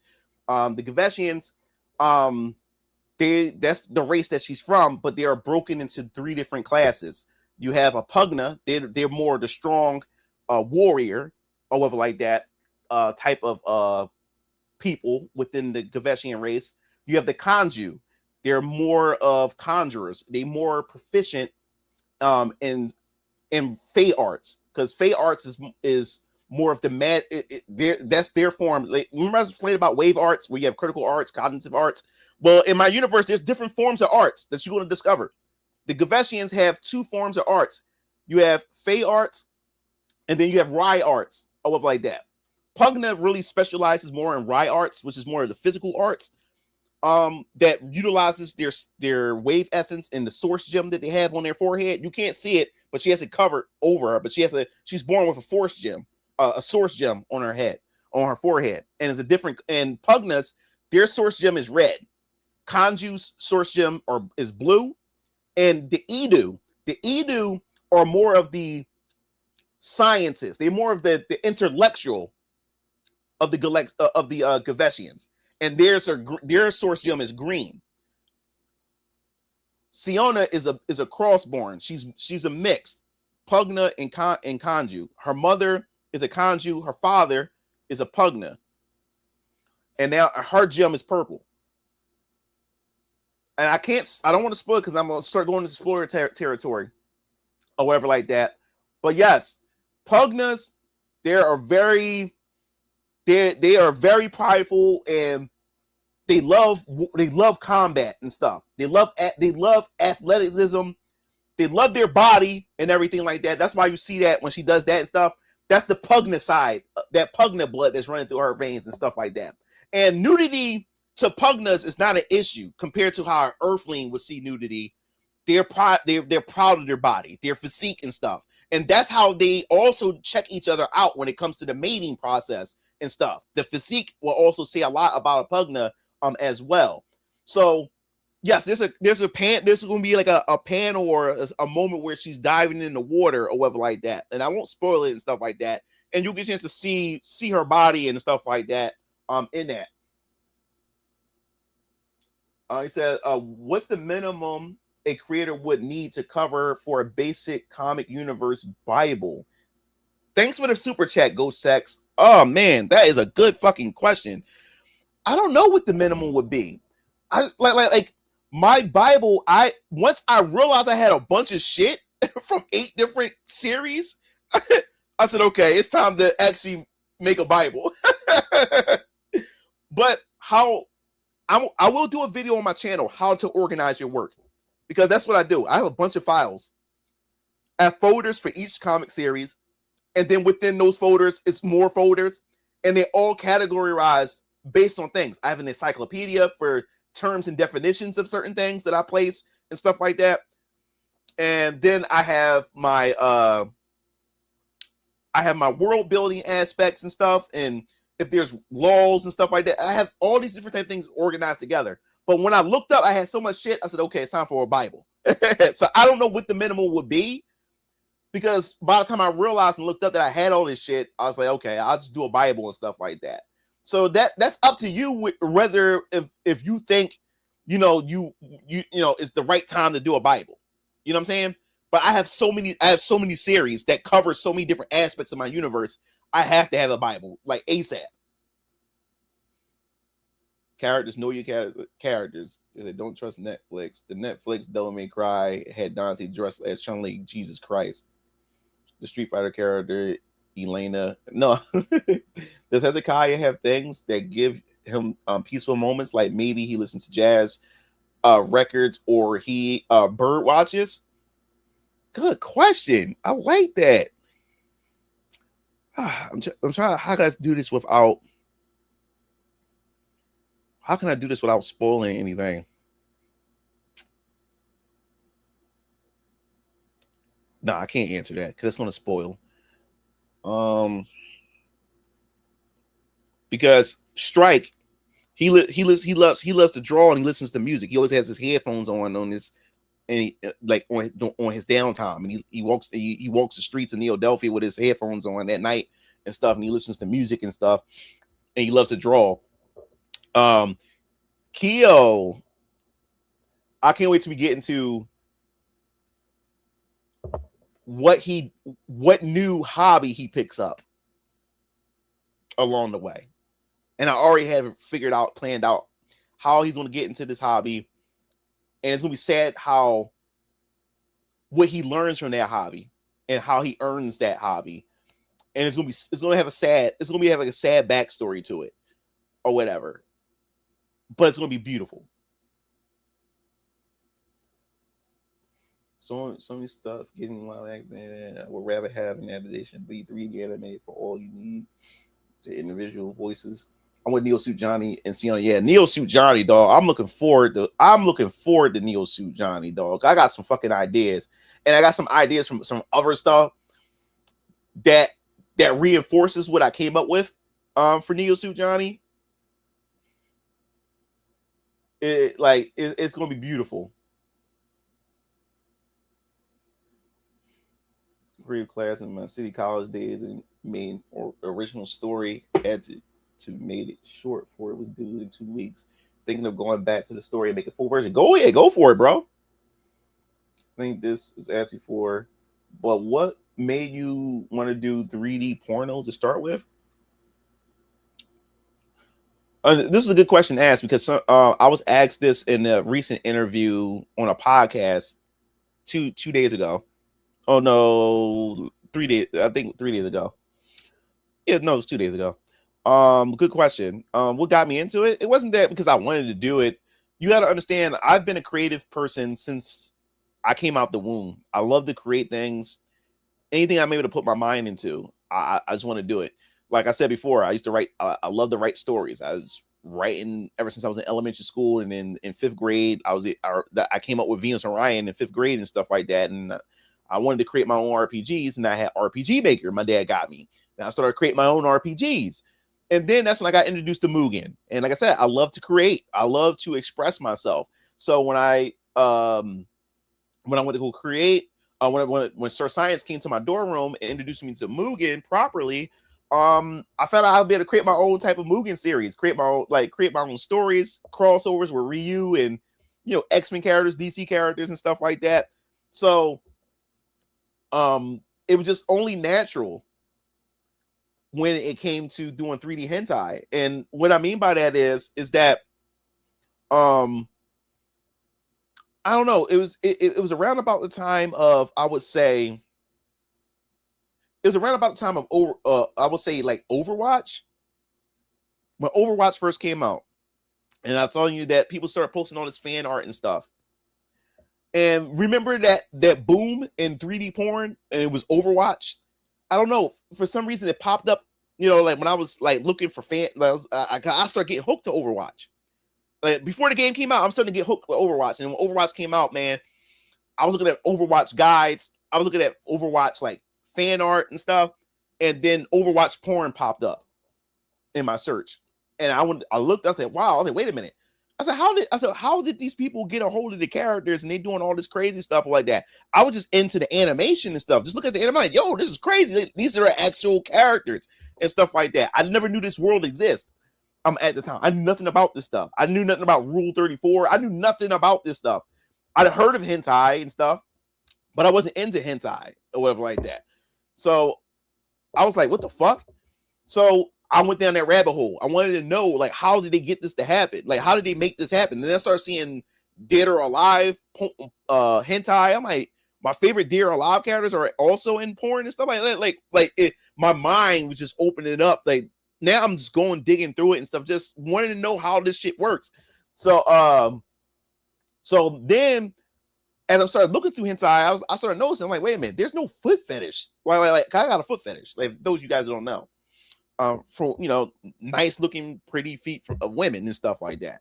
So I was like, do they have any foot job stuff from my favorite female characters and stuff like that? So I was like, there was really nothing. It was just only images. They didn't really have videos, and then the videos they had, they was just shitty or whatever like that. So what pushed me to do it was that there was a hentai artist that I was a fan of that draws 2D animation.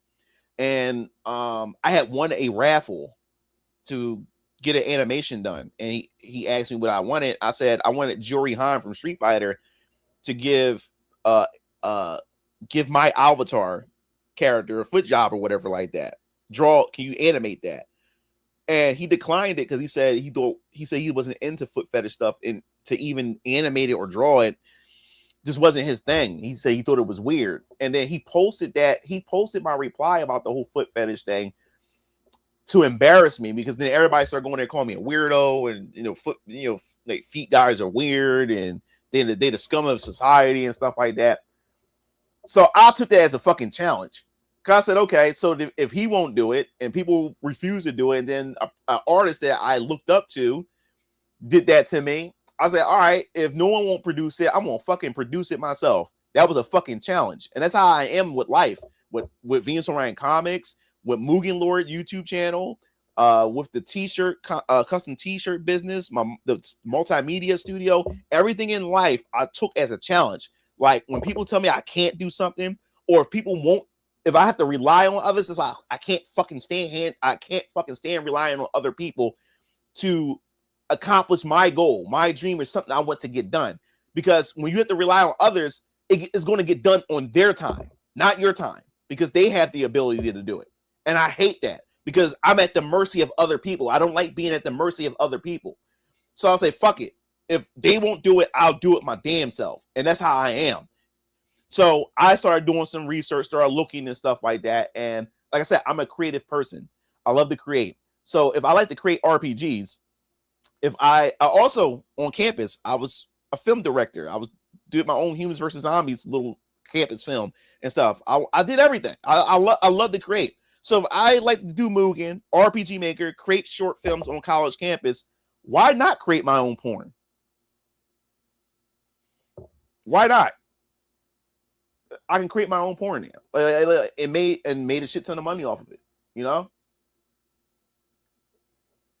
That's awesome. I definitely do 3D hentai stuff myself. I'll definitely be checking out your work. Yeah. You can check out patreon.com/3D hentai beauties. I can post a link for you guys.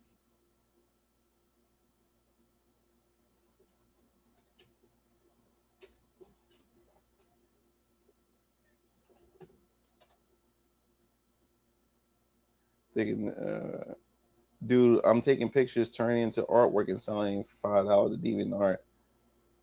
He said, what is your website? GoDaddy or Wix? It's Wix. I'm using Wix. I built it myself on Wix.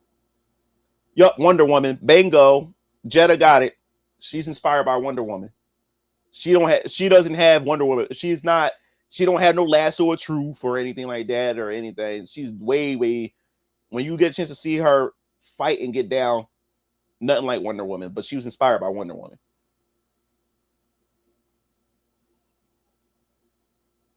Yep. I remember the pink-haired character was based on Rogue. I wouldn't say she doesn't steal power. She doesn't steal people's powers. You're talking about Adaptima. Hold on 1 second.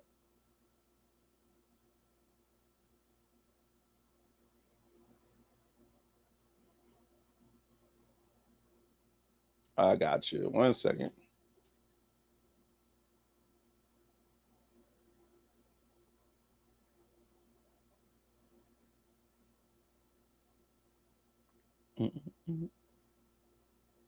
Yeah, adapt them. Yeah, she adapts. Hell, Siona. Yeah, this is Adaptima Ultra Squad X fan favorite.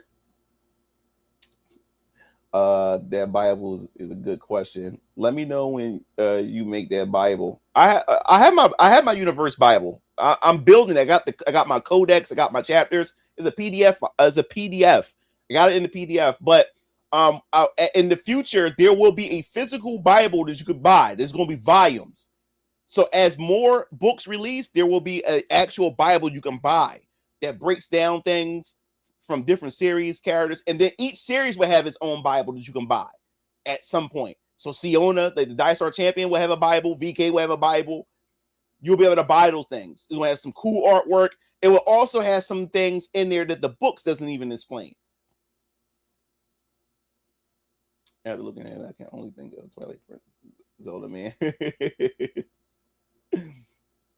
She might have favorite design besides Mighty Girl. It said, any plans? Everybody keep asking about audiobooks. I never thought about that. I mean, if the demand is there, then why not? People ask if I would ever do a motion comic of my comics. I would love to do that too if people want to see that. It all depends if the demand is there. If the demand is there, I'll do it. It happens with creators who gravitate towards nice at times. Black, blue, gold. Get out of here. Ugh. Fine, I'll do it myself. Brian Thanos Jr. Shut up. Betters always seem common in my opinion, not my interest, but I think a fair amount of people are into it. It's not like you said anything like scare. Yeah. Wait, you're telling me the hentai artist tempted to make fun of you? What the fuck? Yeah. It sounds stupid, don't it? I think it better if her headband was gold. I may look into that, but yeah, I remember drawing her from the previous contest. Yeah, well, this next contest is going to be the official contest because back then I was all over the place. I didn't have nothing organized when it came to that. Got it. Thank you, bro. Soon my stickers will be funding my 3D hentai adventures. Then I'll dive headfirst into 3D print niche. Nice. Yo, was learning 3D animation rough for you in the beginning? How do you learn? I had learned the trial and error. I found a few tutorials using the TK17 program, and the people that I was going to for help, they wouldn't help me because some people was like selfish, like it's like giving away their secrets and stuff. So since I wasn't really getting help, and then what happened was after a while when I finally did get help, one of the animators like, dude, you mastered the hardest thing to master, and that's legs and feet. Because I was more so focusing on foot fetish, like doing foot job animations and stuff with the feet, the toes, the shoes, the socks, the stockings, and stuff like that. And they said the hardest things is the feet and the legs, like animating that stuff. It said, dude, you got that shit down pat. So any other type of animation you do after that should be a lot easier for you to grasp because you learned the hardest thing first, and I didn't know that. I used to get in trouble drawing girls in my class the hentai way. Yeah, I bet. I bet. And then let me grab this. Doot, doot, doot. And then I still have my did my little teaser.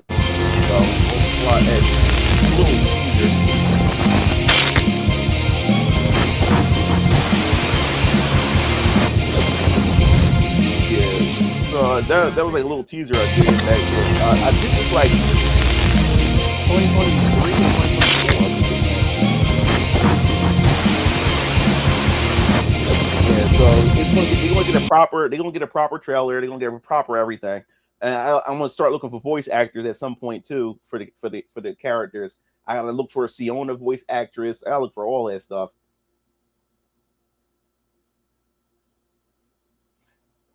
Yeah, like hentai, like doing sex animations.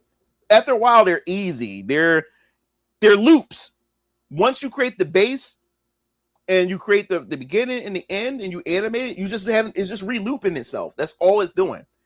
So sex animation is not hard once you get the fundamentals, and then all it's doing is re-looping itself.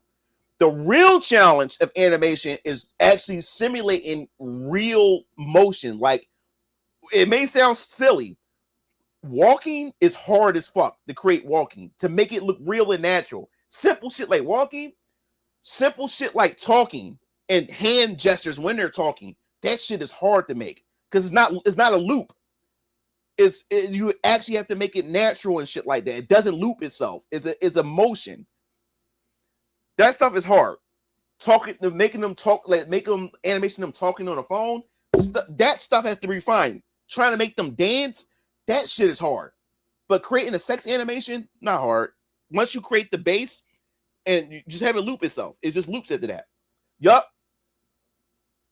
Yeah, that shit is hard because you have to make sure you get the spine. You have to make sure every part that's rigged together, and you got to make sure everything is moving according to each other and stuff. Then you have to actually get the fundamentals of anatomy and stuff like that. But TK17, the program I'm using, is a little bit more simpler. Which one of your character series you favor the most? Be 100% honest. I don't know yet because I haven't finished the script ones for the rest of them yet. Right now, Siona is right now because my writing got evolved. It got better. Like, what I loved about this is that I'm glad I didn't just stick with VK because my goal was just to write all the first arc from whatever numbers is going to, whatever chapters is going to be, 5 or 10 chapters. My goal was to just write all 10 chapters first and then move on to the other ones. But I'm glad I didn't because it made me, if I would have stayed with VK, it would have made me short-sighted. I wouldn't be able to learn or pick up new tools and new methods of my writing as far as characters, world building, and things like that. If I didn't move on to Alter Squad X, if I didn't move on to Siona, I wouldn't have learned those things with VK. It would have been just the same process. But because I learned so much from Alter Squad X, and I learned so much from Siona, all it's going to do is improve VK even more moving forward onto chapter 3 and beyond and stuff. Because chapter 2 is already done. I finished that before I finished chapter 2 script and everything before I did Siona, before I did Alter Squad X. So all the new things that I've learned now will be applied to VK chapter 3. And even though I'm done chapter 3, it's not I haven't like solidified that it's like this is what I'm going to go with. I may go back in and just refine it, change things up, may change the dialogue and stuff like that. But the basis for chapter 3 is good to go. But as far as like the scripting itself, I may go back in and just retool everything again with the new knowledge that I've learned, the new techniques, the new things that I've learned. I'm going to go back in because chapter 3 is going to be a Varian Keller chapter. Like now you're going to see the man himself. The Varian is in chapter 2, but chapter 3 is a Varian chapter. It picks up after chapter 2, but there's a reason why I'm doing this. You'll find out by the time you get to the end of chapter 2, you'll find out why I'm doing this. But chapter 3 is going to be just like how I had Hezekiah. Chapter 3 is going to be a Varian focus, and it's a very important and essential to set up some other stuff.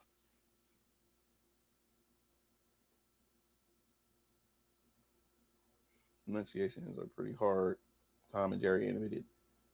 Tom actually playing the piano. It's called TK17. It's obsolete. The program doesn't exist no more. It's obsolete. It's just the community took it and modded it the fucking death. They took a dead program and it's still alive to this day. So it's called TK17. The Club 17. But yeah, so yeah, man. So that's the approach. That's so far. Like I said, I don't have a one that I 100% say, yo, this is my favorite like series of them all, because I haven't really done all of them, because all of them are in the rough draft stage. Now I'm going back and now finally actually doing the official final drafts for things and stuff like that for these other series. So for right now, Siona is my favorite right now. Like I said before, I literally like cried last night when I finished it, because I came a long way, and the way Siona's story is told, because you won't be surprised about her story, because when you look at Siona, you may get a certain you may get a certain image of her in your head about her character when you look at her, but her story, and when you get the chance to know her and the struggles that she has with herself and other things, which I won't spoil, you're like, damn, like when you look at her, you wouldn't expect that from her character at all. You wouldn't expect that from her character when you just look at the image of her. But there's a lot going on within her as a person, as an individual. And man, the loved ones and that surrounds her and stuff like that. Oh, Jesus Christ, man. Like, I'm trying not to get into it because I was literally in tears by the time I got to the end of it. And how she becomes the champion of Die-Star, to be selected to be the champion to represent Die-Star for this battle royale, like for this intergalactic battle royale tournament that's going to take place on Earth. By the time I got to the end and I wrote the end, oh man, I was literally in tears or whatever like that, because she felt real to me. Die-Star itself felt real to me. The people in Die-Star, because just to let you know, on Die-Star, this story, especially where the first chapter takes place on Die-Star, is a fantasy world. She's not the only race on this planet. You want to run into, without spoiling, you want to run into all these different races. The Lafari, which they are like bunny type, humanoid type bunny type race. You have this humanoid fox race called the Renashi. You have the Volgar. They have these beastmen, like they come in both genders, like both all these races come in both male and female. You have the Daninians, which they're more like the humans of Die-Star. You have there's 7 nations, and each nation has a different different race. And Veldaria is where she's from. Her nation, the nation of Veldaria, that's where the Gaveshians are from. But I'm not going to spoil it. You want to meet all the different races and their designs and stuff like that. It's just magical, man. And the story, her struggles and stuff like that, and the things that she's going through, her life and stuff like that. It's just, oh Jesus, man. You'll see.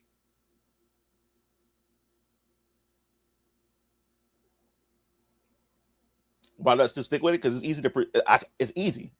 I've been doing it for years. I'm learning other programs, but going to another program, I have to restart all over again. I have to learn everything all over again. And then it's going to take me years to get to the level that I'm at with this program.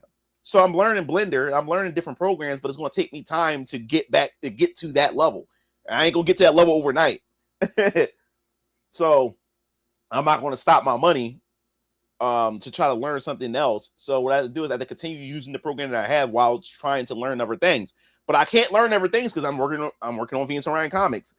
Right now, hentai is not important to me. So Venus and Orion Comics is. So that's why I don't bother to really go deep into it. Trying to learn Blender and learn, other 3D programs and stuff, because Venus and Orion Comics is more important to me than that. A lot more hentai if you made the move to Plus. The community is much more welcoming and accommodating. Sounds like Dragon Ball tournament with a rocky feel to it. It's way more to it than that too. But yeah, you get the idea. But yeah, this, and wait till you meet Ethan, the young boy who's gonna fight, who's gonna be Siona's Dunamis, who she's gonna resonate with, the 15-year-old young boy that's going to be her dunamis for the tournament. That's going to be dope too. We won't be seeing Ethan into chapter 2. Right now, the first chapter is just Die Star and her becoming the champion. I'm drawing and writing some heavy parts is the writing. Well, yeah, it depends, man. Like, another thing that I learned too, when it comes to writing, this is what I learned. If you're a writer and you are an artist, you have the advantage over everybody because you your own studio. You can do it all yourself. You don't have to pay nobody. You don't have to pay a writer. You don't have to pay an artist. You can do it all yourself. But here's the caveat. Here's the problem to that, though. You have hear me out with this. This is what I learned this is what I learned by reading other newcomers to the indie comic space, new indie comic creators. When I started backing their books and reading their books, this is what I learned. I was like, damn, man, like, I wish I was an artist and a writer. It'd be so much easier. It would save me a lot of money, but that's just not going to happen. I can learn how to draw, but I would never get to the level that it needs to be in order to create a competent comic book. That's never going to happen at this point. But when I started reading other people's comics, newcomers who are both an artist and a writer, yes, they had the advantage, but there's one thing they're also lacking. Because if you are a writer and an artist, right? If you are a writer and an artist, you have no limitations, meaning that page count doesn't matter to you at all, which also means you can write as much as you want, right? That's a good idea, right? You think that sounds good, but if you're new to the game and don't understand how to write a comic, this is where you fall flat when you're a writer and an artist. And what do I mean by that? Because I read some of these books. And don't get me wrong, most of them were good, but a lot of them dragged on. And a lot of them ended up, I would never read it a second time because a lot of it dragged on. What do I mean by that? Because since this person is a writer and an artist, they don't have no limitations, which means they can draw their ass off. They can draw as many pages as they want. But just because your book has a lot of pages, it doesn't mean that those pages are meaningful. If you understand where I'm going with this, because it was one book that I did read, beautiful artwork. And I wish I could say that the story was like good, but a lot of it was fluff. A lot of it was filler. And you can tell is because you can tell that the writer / artist had nobody coming behind them to like proofread or to say, hey, maybe you can cut this out. Because one book that I read was like was 120 pages. But as I started reading it, I said, shit, you can cut all this shit out, and this book can be about 40 pages. So you spend more time just flicking the page. So what I learned was that this writer and / artist, the book felt more like they were writing an anime. So I'm flicking the page as if I'm not reading. It's like I'm watching an episode, which means that there's a lot of dialogue that's not going anywhere.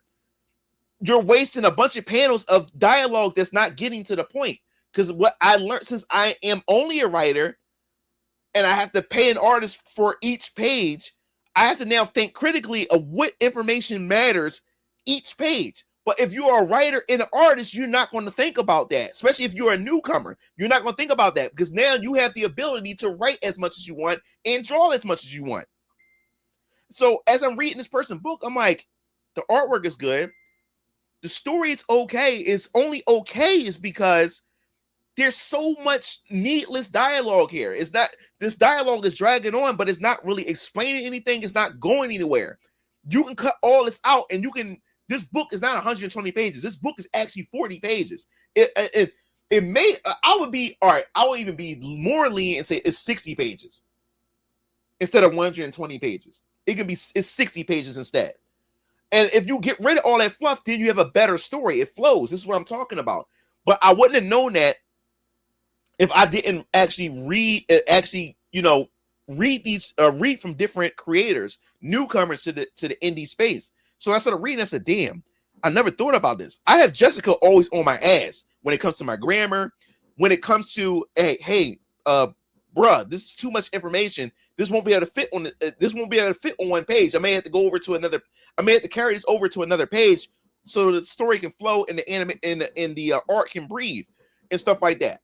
So I have Jessica to always push back or to reinforce my writing and stuff like that. But if you are a writer and a artist, and if you don't have a Jessica or anybody that's giving you pushback, then you can just keep writing and keep drawing away, and then you have a book. And plus, the bigger your book is, the more money is going to cost you to print.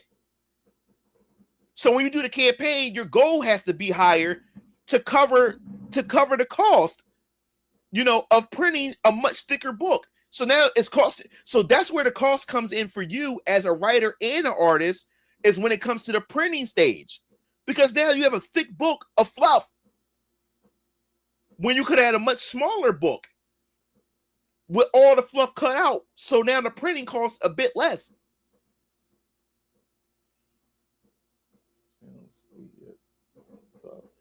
Love your character's movie. Coming from an artist, you can learn how to become a professional if you know the tricks and confidence. Writing's addictive, especially when add more characters. You heard my voice crack? Oh shit. Yeah, cause I'm being too loud. I'm pretty much too loud. I'm yelling into the mic too much. Right, feeling a bit better. You keep up the good work. All right, bro, man, take it easy. Yeah, so damn. Yeah, I'm kind of too loud. Try to bring it back a little bit more. All right, so is that better? Is that better?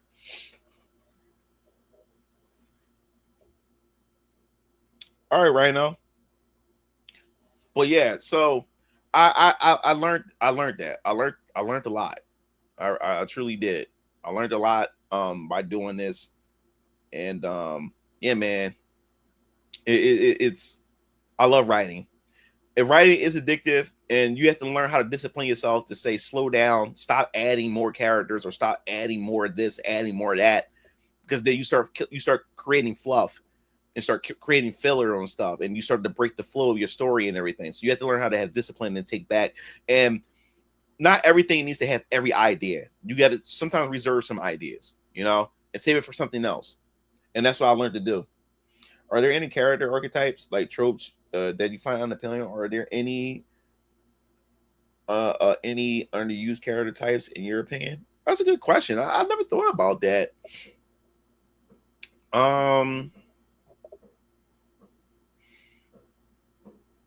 Let me see. I guess I'm tired of the whole harem or isekai situation with the main characters. I think after a while it gets kind of too repetitive. You see, because you start to see it all the time, and you start to see it a lot and everything. Nothing wrong with the underdog, but I think the underdog is starting to be used too much when it comes to some of those tropes. But I'm not really picky. I'm not really picky at all. I would say as long as it's entertaining. And maybe that's because I don't consume anime too much. Compared to everybody else. So people who constantly consume it, they have more gripes or they nitpick more. Me, I don't.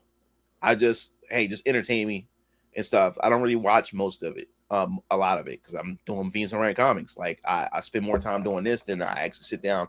Like I said, I hardly even play video games. So let alone you want me to sit down and watch an anime. I could be sitting that whole time watching anime. I could be on this computer working on some more Venus and Orion comic stuff. That's how I see it. Any time to sit down and do other things other than Venus and Orion comics, I just see it as a waste of time at this point in my life and stuff. I enjoy this too much. That's why I haven't touched a video game in a while or watched much of anime. I think the only recent anime I am enjoying, because I've been using anytime I'm taking the time to take a break and eat, I will pop on anime. And the anime that I'm watching right now that I found and stumbled upon is Blue Lock. This soccer anime. Man, it's amazing. And it also, while I'm watching it, I'm learning. I'm taking notes from character, how storytelling and creating and having an ensemble of characters, how to write an ensemble of characters, and how the plot moves forward with the main character and how they manage other characters. So I'm learning. I'm learning from it too, watching Blue Lock, and it's really interesting. I'm starting to understand what the writers are doing as I'm watching Blue Lock. Now I'm watching it from a writer's point of view, and I'm learning from it. And I think that inspiration comes from me writing Siona and Alter Squad X, but mostly Siona. And now I'm starting to have a writer's eye. I'm starting to analyze what I'm watching when it comes to anime and stuff like that, because it's definitely going to help me out as far as how things are being written, like how they're able to introduce characters. And because the problem when you have so many characters is like, what the hell do I do with them? When does it start to feel like there's too many characters and now they're being underutilized? So I'm starting to understand watching like Blue Lock and stuff, how characters are being utilized and everything. And that's going to help me in the future when I'm starting to get more and deeper into Alter Squad X and many other things like the Omni 8th District and stuff like that, which I can't wait for, man. I can't wait for Omni Protocol. I can't wait to write that. I cannot. Oh, so yeah, I knew I had to mention something. Let me 1 second, guys. Forgot.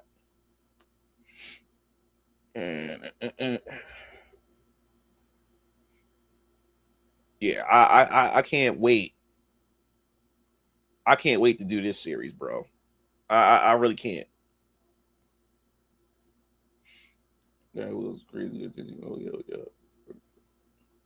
All over there. Is there any general settings you don't think will be relevant to your current characters, like office, school, space, void, underwater? And oh no, I have a school. I definitely have a school. You just haven't. It's just not in the series that y'all know yet. Like, space. I said we doing cosmic. I'm doing cosmic. I got my cosmic characters and everything. So yes, we'll be doing space.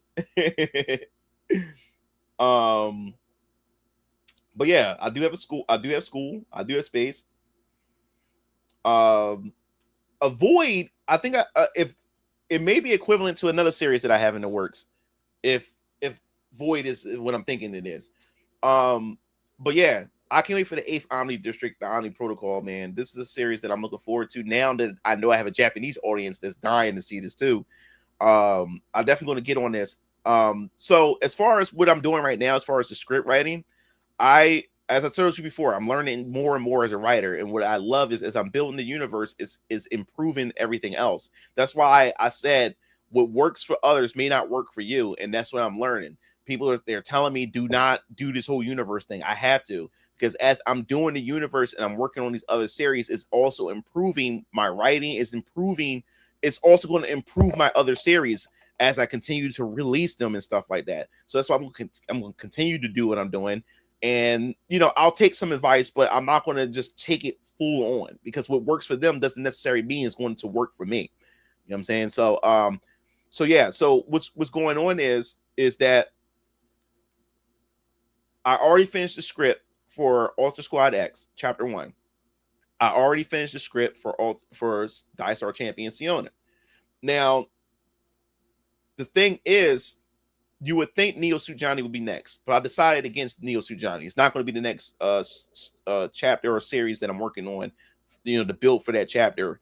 I decided to skip over to the Great Samaritan. The reason why I'm skipping over to the Great Samaritan, because as I said before, every time I build on a character in this concept, it also adds onto the overall greater world building, and it also is going to prove my previous books that I'm already writing for, which is VK and stuff like that. The reason why I have to do the Great Samaritan first is because I have to nail the geography of America. I told you that America is broken into two nations, the Guardian States and the Freedom States of America. I have to get that geography. I have to get that map, because like I said, the Freedom States runs itself differently than the Guardian States. I have the Guardian States. I have an idea of the Guardian States, but I don't fully have the idea of the Guardian States. I have to get that, nail that right. Because like I said, Neo-Delphia and VK takes place in the Guardian States. It's a Guardian State run city. I know how it functions. I know how Neo-Delphia itself functions, but the overall Guardian States of America itself is still not fully grounded, solidified yet. But in order for that to happen, I have to do the nation's avatar, the Great Samaritan, because because this is where you get the backstory of the Guardian Civil War that took place 100 years ago that caused the divide in America to cause that split. So I have to get the background fully fleshed out before I even can get up to the Great Samaritan himself. So I have to do all that. So I have to get the geography. So before you know it, I'm gonna get Jessica to draw the actual map, and you'll be able to see the map. I'm gonna have the map prepared for you guys to be able to check the map out and everything of what America looks like. And then I'm gonna have the actual world map at some point, because everything is different in my universe. My Earth is different than real life Earth. The terrain is different, technology is different, and Neo Suit Johnny is going to answer that technology aspect. That's why Neo Suit Johnny is important, but I have to nail and get down all the politics and all of the geography and groundwork in the history of America with the nation's avatar. Because once I nail that, it's also going to improve even more for VK and other world building aspects within that as well. So yes, the nation's avatar, I have to get that. So I have to skip Neo Suit Johnny and go straight to the nation avatar. I just started Nation Avatar this morning or whatever like that. I actually got a timeline now of events, actual events of my world, history, whether it's war, politics, and all this type of stuff that leads up, because my universe starts in year 2025. My stories, VK starts in 2025. All the stories in phase 1 starts in year 2025. So I have to create a story. I have to create backstory of 200 years before 2025. So I have to get an outline. I have to build all that. So we'll have all that history. And then can you imagine spin-off comics and things that can visit those time periods and stuff like that? So that's what I'm building right now. So before I even get to Justin Emmett, the Great Samaritan story, I have to build all that first. So let's see. This character is the foundation. I guess you could say that. And plus, like, if you ever look at my website, he's also in the front. He's the leader of my Avengers team called the Valiant Ascenders. At some point, I would have my own Avengers team, like characters and stuff. So yeah, he's the leader of that team. So yes, I have to get the Great Samaritan down correct. And then once I get the Great Samaritan, then I won't go to Neo Suit Johnny. I would have to move on to Omni Protocol, the 8th Omni District, because the Great Samaritan focuses on the Freedom States, but the 8th Omni District focuses on the Guardian States because they're part of the 8th Omni District. They're the boots on the ground. They reinforce the Guardian Protocol system itself and stuff like that. So then we're going to dive into her book next and her team and stuff like that of Omni soldiers. So I have to do hers next. They pretty much bounce off of each other as far as politics are concerned and the establishment of America and stuff. So so those two work hand in hand together. So once I'm finished the Great Samaritan, then I'm going to bounce over to her, the 8th Omni District. And then after I'm done the 8th Omni District, then I'll bounce over to Neo Suit Johnny. And this is where we get into the technology. And this was going to give you the history or give you some explanations, of how and why my version of Earth is much more advanced. Is there any mythology or historical era you are most inspired by? That's a good question. I know in my universe, I have my own version of World War II, but it's not Hitler or anything. It's a bit different. And instead of World War II, it's called Planet War. So you have Planet War 1, Planet War 2, and they're for different reasons. But it borrows some of that stuff from real life World War II and stuff, but differently. So it's not Hitler and the Jews and stuff. It'd be something completely different and for different reasons and stuff like that. So I do take some inspirations from wars that does exist in our real life and stuff like that. You'll find out, but it's definitely my intake and my own different version of it and stuff like that as well. I haven't thought anything as far as mythology, as far as like the Greek. If I took anything from Norse mythology, no, I don't think so. I don't think I did, or Greek mythology, or if any of that inspired me and stuff. But there's also some religious aspects too, which hopefully you'll be able to find that stuff littered in my universe and stuff and everything. Like I said, I was inspired by the Xeno series, so I'm just putting that out there as a hint and stuff like that. So look out for stuff like that as well, as far as like religious imagery and other things. Nation hours are sounds like a backstory and foundation of your world. Yeah. So do you like the idea of readers debating the moral purity of your characters? I love any form of debate with my stuff. That's what gets conversation. That's how you know that people are passionate and you have an audience and people care, is when people start debating about your shit. That's what I wanted to get it to. I want people to debate. I don't care. Like I want people to debate my characters, like why they like this character or why they hated this character, or can these characters, like, who would beat who. I want, this is what I want. I want that shit. This is what I want. That's how you know you have a functioning you have something that's worth it. That's worth talking about. When you starting to have people actually debating about your work and your characters and your stories and what they hate about a certain character, what they like about a certain character, and the craftsmanship of the story and stuff like that. This is what I want. This is what I want. I want discussion. It's more fulfilling than making money. For me personally, it's more fulfilling. I have to make money in order to make more books. That's why money is important, because I can't make more books if I don't make any money. So that's why money is important, because I want to make more books so you guys can talk and have discussions and debate about shit. You know what I'm saying? That's what it's all about. That's what I'm all here for. I'm looking forward to. I would appreciate if people would do reviews. It would help out, because if you review the book, it would inspire other people to actually go out and want to read the book and get the book themselves and stuff. I got a lot. I mean, a lot of you, like after I did that, not black enough, man, people can't. I was flooded.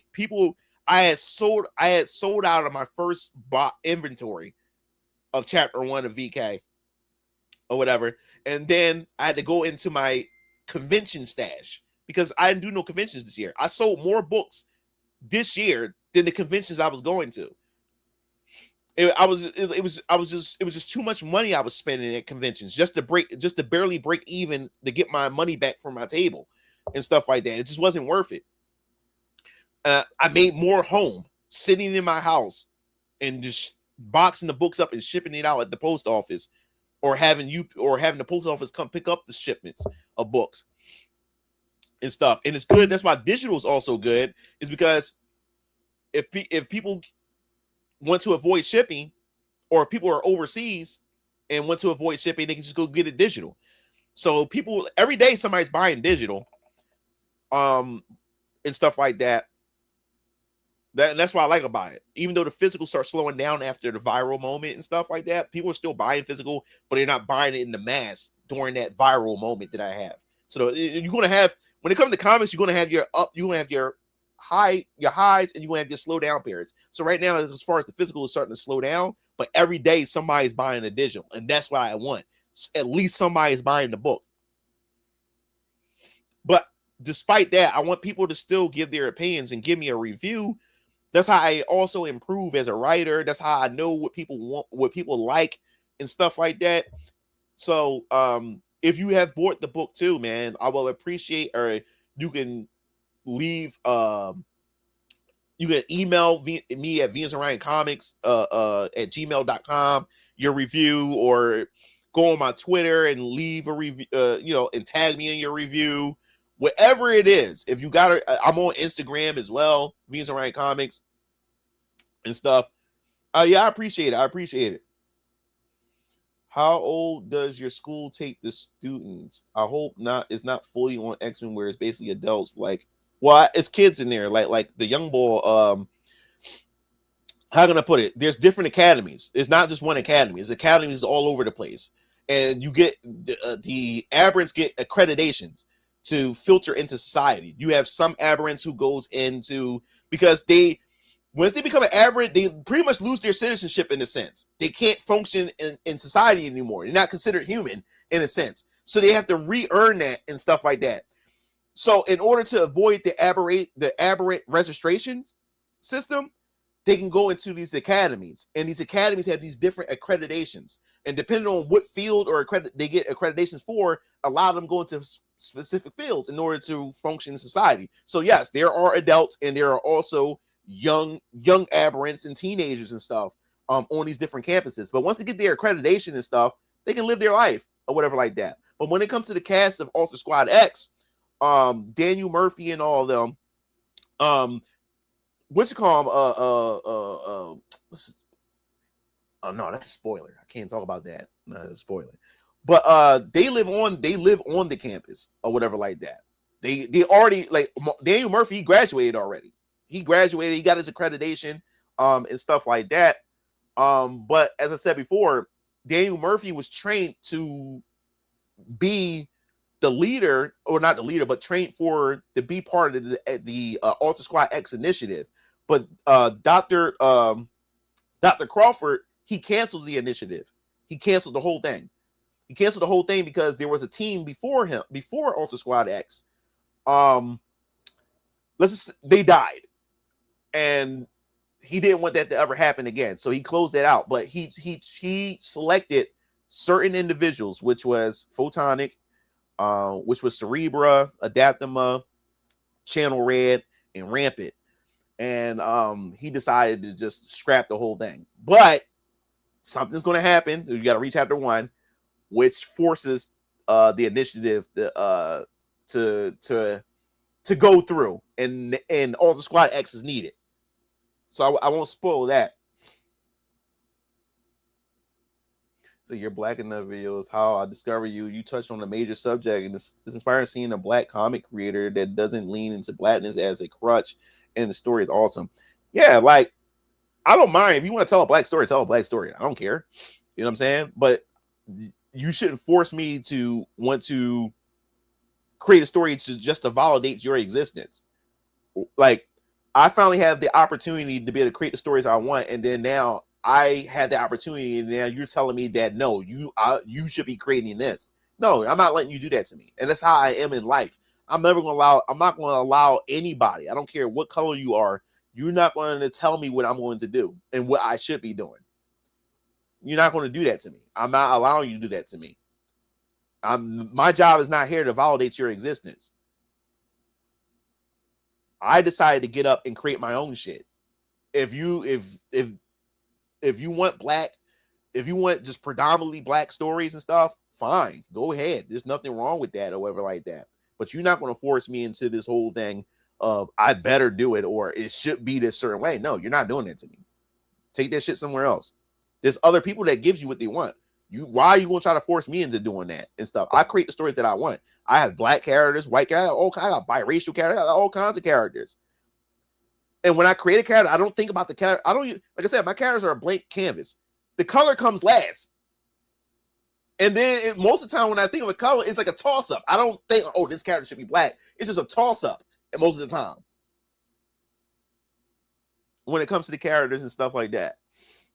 So, yeah, I'm not gonna let nobody dictate to what I'm doing, what I should be doing with my work. No, this is my creation. This is my work. I do what the fuck I want to do. You're not gonna tell me what I want to do and what I should be doing. There's other people it gives you exactly what you want. Go support them if you want that. But you're not gonna put that on me. You're not gonna put that on me. I create what I want. If I want to create a black story, then I'll create a black story. But I'm creating a human story. I'm creating just a story. Just so happen my characters happen to be black. That's it. And that's how it should be. Your characters being black is just a bonus. Like, it's a great story and the characters just happens to be black. Very Eye Colors, Vampire Killers, most of the characters are most of my cast is a black leads. But that's not good enough to some of those people. Not everybody. And I always say this, and I since you guys are new to this stream and stuff, I always want to preface this. It's not every black person. I'm not going to say this. If you paid into the video, it said this specific group. I'm not talking about black people in general, because not every black person even give a fuck about anime and comics anyway, and stuff like that. So I'm not saying every black person, but it's a specific group who are very loud, very vocal, and it can be very aggressive and shit like that. So I always want to make that clear because I don't like to paint everybody with a brush. I don't like painting black people with generalize black people. I don't like generalizing white people. I don't like generalizing everybody, women. I don't like generalizing anybody. That's why I'm very specific. I'm careful with my words. I'm talking about a specific group within the black nerd space, because not every black person indulge in this shit. You know what I'm saying? We are a very minority group in the nerd space. We're a very small group. And then within that small group, there's another group within that group that is very loud, very vocal, and very aggressive. You know what I'm saying? If you can't read them, yeah, black characters look better in anime than American cartoons from what I've seen. Yeah, man, like I said, like create what you want, man. Like you finally have the ability, the opportunity to create what you want. Create what you want. Don't be shackled by anything. Don't be shackled by anything. You know what I'm saying? And the most of the people that's complaining is the people who don't got shit going on with themselves. They don't got nothing going on with their lives, and they gonna try to put their shit onto you. They're gonna try to downplay. That's why I tried to I want to encourage you guys, man. Follow your dreams. I mean, 1 second. So do you watch One Punch Man? Yeah, I watched only one season, the season 1 of My Hero, and My Hero's that One Punch Man. I mean, I only watched one. Damn, my allergies are kicking in like crazy. Allergies are killing me. Yeah, One Punch Man. I've seen the first season. My Hero. I watched. Well, I made it to the Deku where Deku was like a solo. He's going solo by himself after the and everybody had to fight Deku to try to bring him back to his senses. That's where I stopped at. Yo, what's up? What's up, Cook? So, have you ever been bothered by the excess of humor in stories, like even when the jokes are good? No, not really. Like I said, I can't say I'm bothered enough because I don't consume it a lot. I don't consume a lot of like comics or manga. I'm just focused on my stuff. Like I don't. Damn, these fucking allergies. Ugh. Yeah, I don't consume enough of it to be irritated by it. I like me. I'm not really a manga reader. I don't really read much manga because one, I don't really like the black and white, and I don't really like reading from right to left. But I just started getting into it more. And another reason why they stopped me from reading manga is because if there's an anime out and out already, I'm just watch the anime. Oh, I know people say the manga is more superior, but I would rather watch it than read it. Or whatever like that. But I just start like when I do start collecting, when I start collecting manga, I'm also trying to go for series that doesn't have an anime. You know what I'm saying? Because then I'm forced to actually read it because there's no anime. Ooh. Yeah. So it's like college for adults, but segregation in high school for kids. Yeah, There's a big campus, and it has different categories, different areas for different age ranks and groups and stuff like that. Some of them can commute, and then some of them can live on the actual campus and stuff like that. At these academies, and then also within these academies, depending on what accreditation or accreditation that you're part of and stuff, because like you have some of them that actually take like government contracts, or they do like independent like work and stuff like that, as far as like protection, security, and stuff like that. There's also a grading system where you have to take an actual like preliminaries and stuff like that in order to excel within that accreditation that you're in. So yes, there's going to be like a proficiency test on how an aberrant can control their powers, especially if you're part of the rescue unit or something like that. If you're an aberrant that's part of like a rescue unit or whatever like that, or damage control and things like that, so you would have to take those type of accreditations and stuff, and proficiency exams and stuff, where they put you in groups and put you in scenarios and things like that. Or sometimes you would have to compete against other aberrant groups and stuff like that. Within the wave, it's called the wave program, and it is the wave is an acronym and stuff like that. Which I'm getting into the details, and I want you to read this. That's why I don't want to get too much into it and everything when it comes to Alter Squad X. But yeah, Alter Squad X isn't the only group. There's other aberrants and stuff like that. But what makes Dr. Malcolm Crawford's academy different, his is not government funded or whatever like that. His is independent. And there are some independent academies that are out there, but the government doesn't really like them to gives them more so a hard time because the government can't control them or they can't watch over them. They have their own autonomy. And Dr. Crawford is one of the beginning academies that actually started this whole thing in a sense, or inspired more academies and everything like that. So you'll see how it all works out, and everything. It's oh my god, I can't wait. I really can't wait till you guys get a chance to get introduced to these characters in Alter Squad X, and just understand like just how this world works and how it handles people and how it deals with people, and everything. Like this world is the Venus Orion Comics world is so chaotic in a sense to where it's so much going on Earth, and then this is just Earth. We're not even counting what's out there in the cosmos, because on Earth, man, they're like the governments of the world are trying to figure out how to deal with outworlders and talking about people that come from other dimensions or come from other planets from the within the galaxy itself, and they become immigrants onto Earth. How do the government handle them? Then you have the aberrants, and then you have zoners, which we'll talk about that when that time comes. Then you have the Defiants. That's another group of people, or special type people and stuff like that, which you'll definitely be getting into. You'll learn about them really, really soon.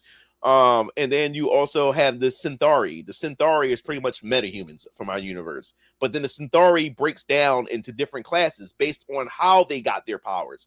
A Centauri is a person who got their powers through unnatural or artificial means, and stuff like that. Rather it's through body enhancements or experimentations and stuff like that. So then you have within the Centauris, you have different classifications and stuff. So you have all this stuff that's going on in the world, all this stuff, and then you're not counting the vampires that's embedded into society and stuff like that. We didn't get into shadow organizations. So there's a lot of shit going on Earth and everything, and that's why I can't wait. I can't spoil it. And then we didn't get into cyber edge technology, which Neo Suit Johnny is going to introduce and stuff like that. So, yeah, man, this universe has a lot going on. There's a lot of shit going on. But thanks, Cook. Yeah, manga's for nerds. Don't look at my shelf. Does abilities get stronger over time, or does the abilities get stronger by training? Good question. When it comes to aberrants is much different. Aberrants evolve.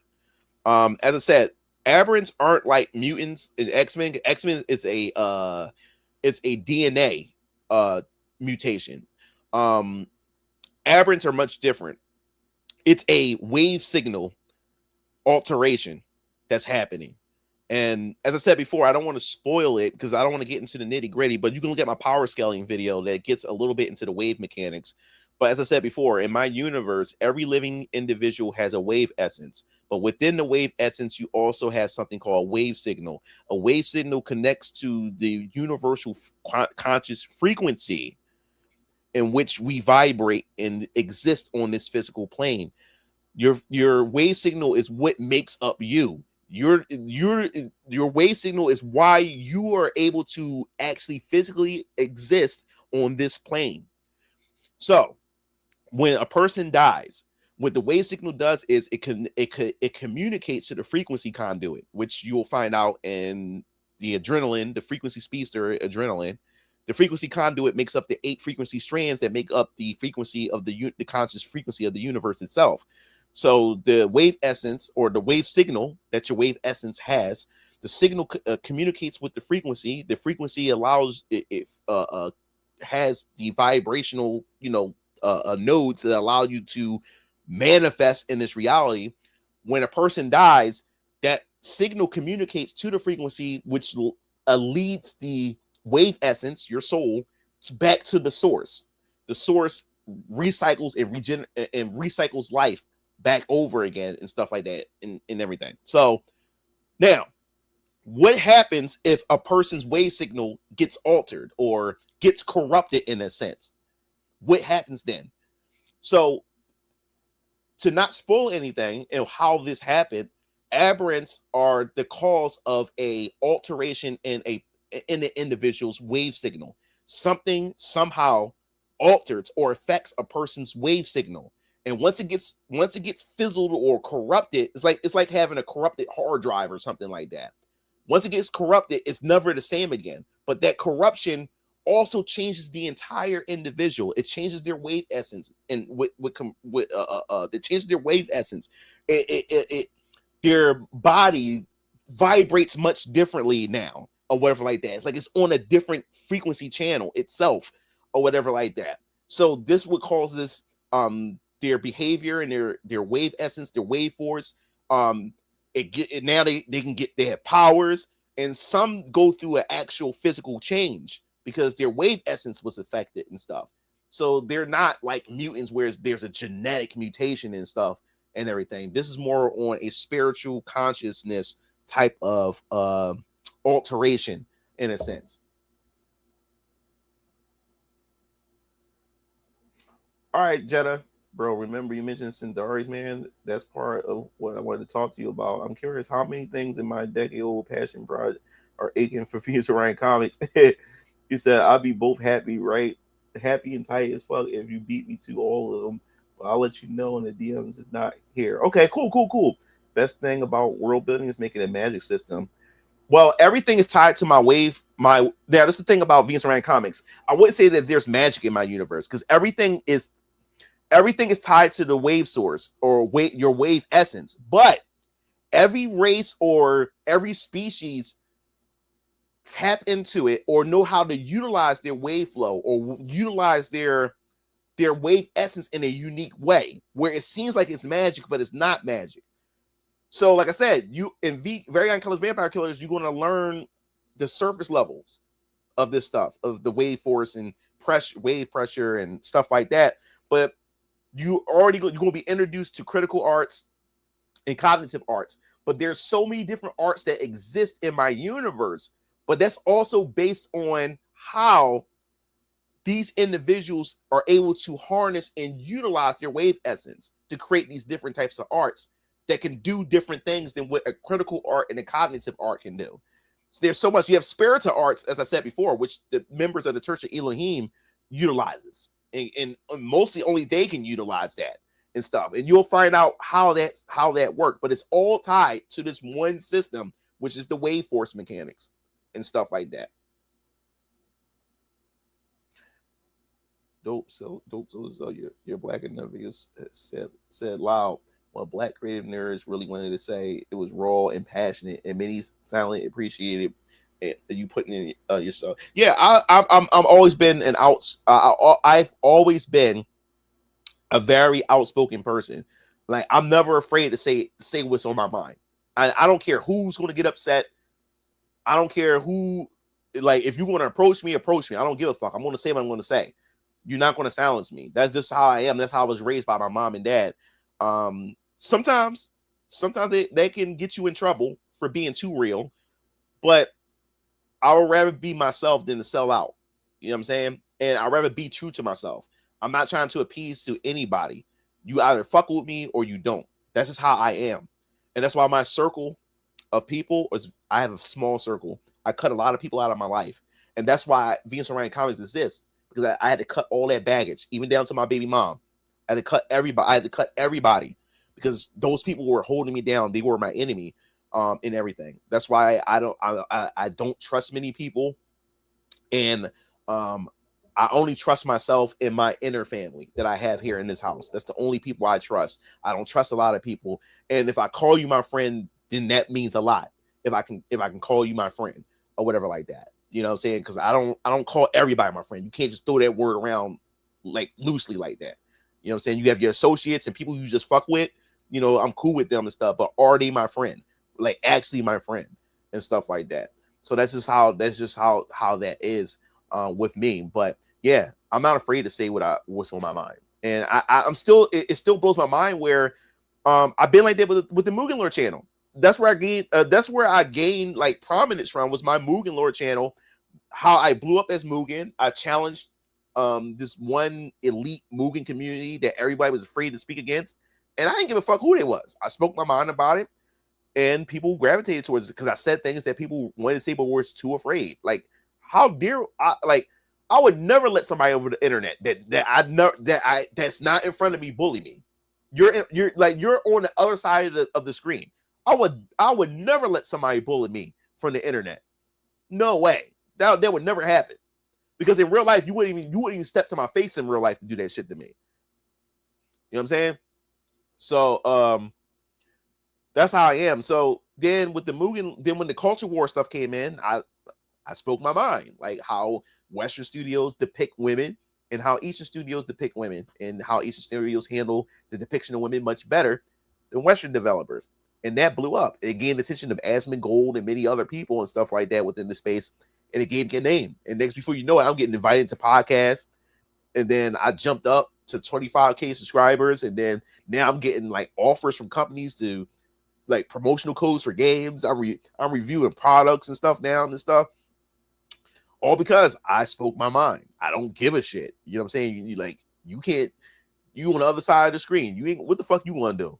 You know what I'm saying? Like, the only way you could be canceled, you allow people to cancel you. You ain't gonna do shit to me.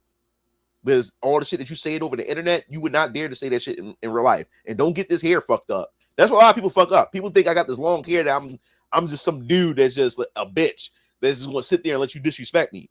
I got and believe it or not, I had to learn that I have to calm the fuck down. I got anger issues at times. If you rub me the wrong way, I don't just be angry and stuff. If you rub me the wrong way, you will see another side that you never thought that Mugen Lore had. But I try to suppress that and keep a smile on my face and stuff like that. But I got it bad. I got a bad temper or whatever like that. Especially if you approach me the wrong way. If you show me respect, I'll show you respect. But I'm not gonna let you disrespect me. I don't care how tall you are. You can be 6 feet tall. I don't give a fuck. You know what I'm saying? That's just how I am. I'm not no tough guy, but you're not gonna disrespect me because I'm a man first. That's just how I am. You know what I'm saying? I'm a man. You're not going to disrespect me. You know what I'm saying? So this is how I am. So I can laugh and joke with people and everything. I can smile, act goofy and stuff, but do not disrespect me or don't disrespect my family. That's just that simple. You know what I'm saying? But yeah, that's just how I am. I stand on what I say and I mean what I say. I don't take back anything that I say. I said it. Yeah, I said it. What you gonna do about it? Mm-hmm. Say fuck you, your shit just ain't black enough. But what's going on? Yamatori, what's going on? Yeah, so mean. I mean, is there any possibility for work to be animated? That'd be really dope. So you just missed the whole conversation about my work being animated. That shit costs money. It costs a lot of fucking money. My family on my mom's side kept me silent. Now, since I'm older, I challenged them in conversations. That's understandable. Got to stay professional. Yeah, that's the thing. I got to teach you guys this too, man. I had to learn this myself. I had to humble myself with this. Once you become a business, you have to be professional, man. No matter if somebody disrespects you, you have to learn a new skill of how to put people in their place without coming off as, I wouldn't say a bully, but coming off massively aggressive. You know what I'm saying? Like, because like I said, I'm from South Philly. I'm born and raised in the heart of South Philly, and certain things that people say, that's fighting words, or certain ways you approach me as a man, that is fighting words. You know what I'm saying? Or that's fight that like you, if you step into me, you must want to fight. Don't approach me that way. You know what I'm saying? Like we can do this as men or as respectable people, and we can talk. You know what I'm saying? But you don't disrespect me. You know, and people. That's that caveman DNA in us as men. You know what I'm saying? You have to watch how you come across to people. So I learned in the business, you can mess your whole business up, you know, acting a certain way, even though you're in the right, but you have more to lose because you have a business, you have an image. And even though you're in the right, popping off like that is not going to make your business look good. You can destroy all your clientele or future partnerships. Why? So why do you think that some of these companies bend the knee to certain things and stuff? Because now you don't understand until you actually own a business how everything you built can just collapse because of one wrong judgment call. One wrong call that you made can fuck up everything that you spent years to build. It take you years to build, but it can take you seconds to destroy. So I learned that over time when I went to some of these conventions, when I get approached by some of these motherfuckers out there, I had to learn how to approach them differently because I can get aggressive. Like you're not going to disrespect me like that. But I learned as I'm a businessman now. I can't just go into hood mode. I can't go into street mode. I can't do that. I'm a businessman.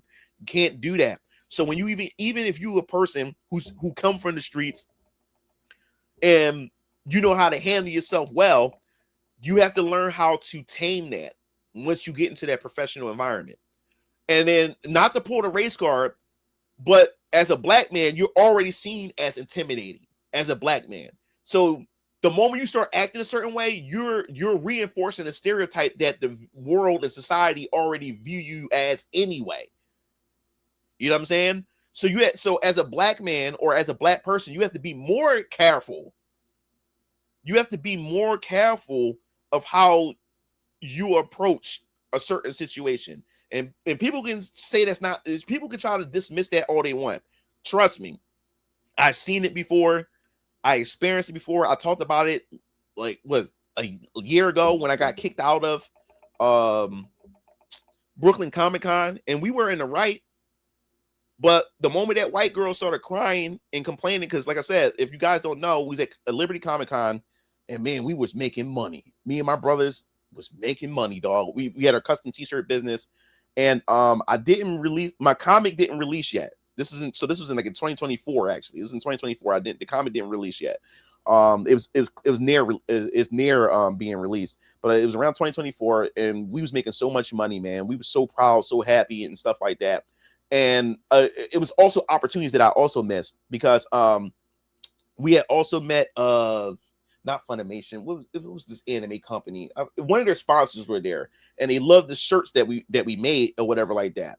And the guy that was the sponsor of Vid Media, I think it was called Vid Media, whatever like that. He's also cousins with RDC World, with one of the guys from RDC World. He was like, "Yo, man, brother, you got a comic book coming out? Yo, man, my cousins." He showed me the pictures and said, "Yo, this is my cousin. This is my cousin from I'm the cousin of from RDC World. Yo, you gotta meet. You gotta give me a copy of Orion Colors Vampire Killers, man. You gotta meet them, man. I'll have them promoted and stuff like that." He also was friends with Walter Jones, the Black Ranger, who was a special guest.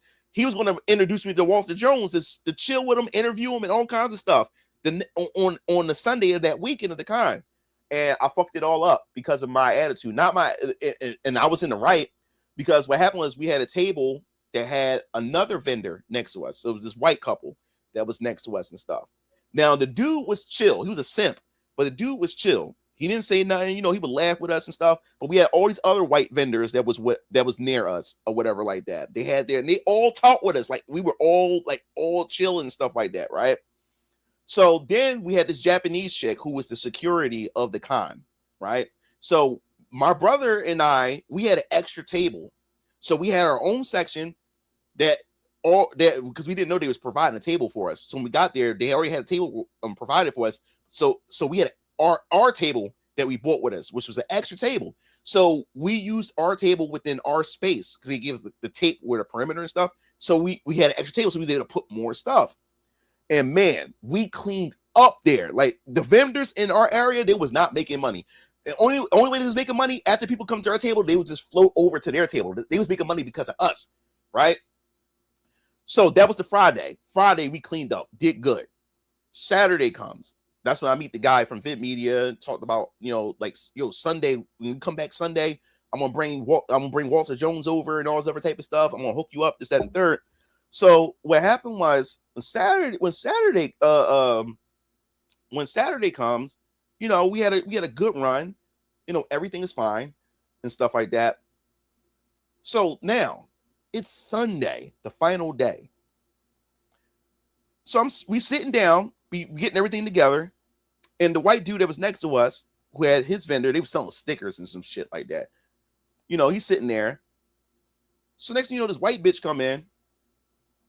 She comes walking in, and I'm on my cell phone.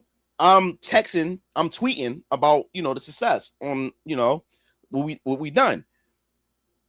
So I hear this white bitch come over, and she sees our table and their table's right next to ours. So she's trying to squeeze in to be able to get around so she can sit with her boyfriend and stuff.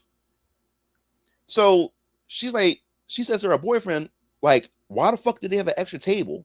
They're not supposed to have an extra fucking table. So I hear it, but I'm like, who is she talking to like that? So I look up. She's looking at me over like that. And why is he sitting there when I'm trying to get the fuck by?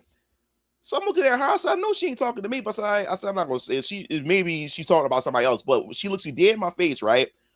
Then me and her eyes link up together. When she realized that I heard her, she was loud as shit. Like she said all this shit like I didn't hear it. I look at her. Then she give me that fake ass. You know how sometimes white people give you that fake ass smile when you look at them and shit like that. They feel uncomfortable and shit. She gives me that fake ass smile, and they don't say nothing. So she squeezes by. Now, remind you, we got along with everybody in our area. Even some of the fat bitches on the other side came over to our table and stuff like that and chilled with us and stuff. And then the Japanese chick, the security chick, she would come over and she would give everybody snacks, either cookies or they would give us like a fruit salad and stuff. And then the Japanese chick was sitting with us at our table, chilling with us, right? So next thing you know, so I was like, all right, whatever. So my dad said, yo, did y'all want to eat something? Like me and Brian would go get some breakfast sandwiches. So while my brother, Kevin and Darius will sit there and, handle the customers and stuff. So the con didn't open up yet in the morning. This is the last day. It's a Sunday. So we like, all right, sure. Yeah. So Kev's like, yeah, just give me a sausage, egg, and cheese and stuff like that. So me and my dad went out, and this is our first time in Brooklyn. We've never been to Brooklyn before. So we went out and we walked the streets of Brooklyn to go get a breakfast sandwich and shit like that.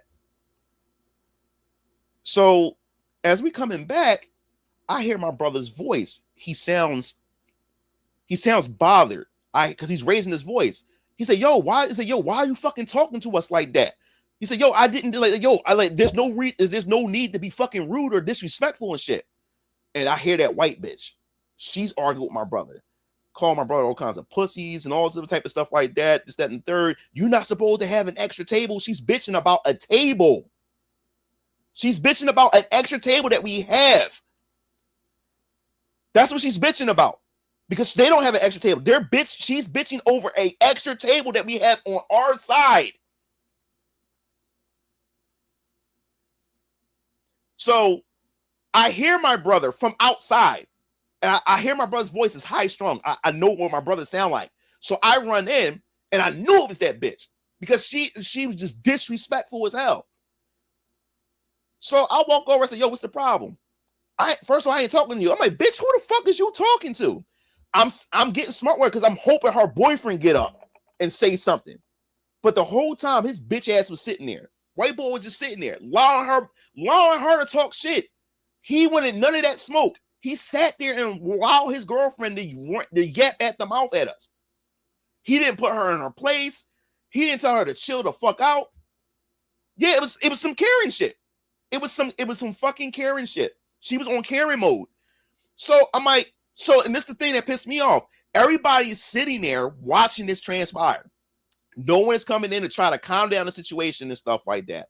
So then what happened was, once I started getting aggressive and stuff like that, I said, I lost my shit. So she stops, she leaves, right? So she goes back to get staff. The staff comes, she points at our table while we're selling stuff. We smiling, selling stuff and shit like that. Ain't paying the shit no mind. She's pointing at the table, and this long beard white dude looks at her over at the table. She points at her table. He shrugs his shoulders and just walks off and shit, right?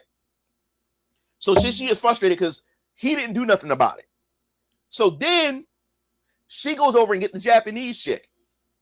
The Japanese chick comes over and she says to us, you're not supposed to have this table. This table, we already provided your table. You're not supposed to have this table. So my brother's like, wait a minute. My brother Keo's like, this is day 3 of the convention. This is the final day of this convention.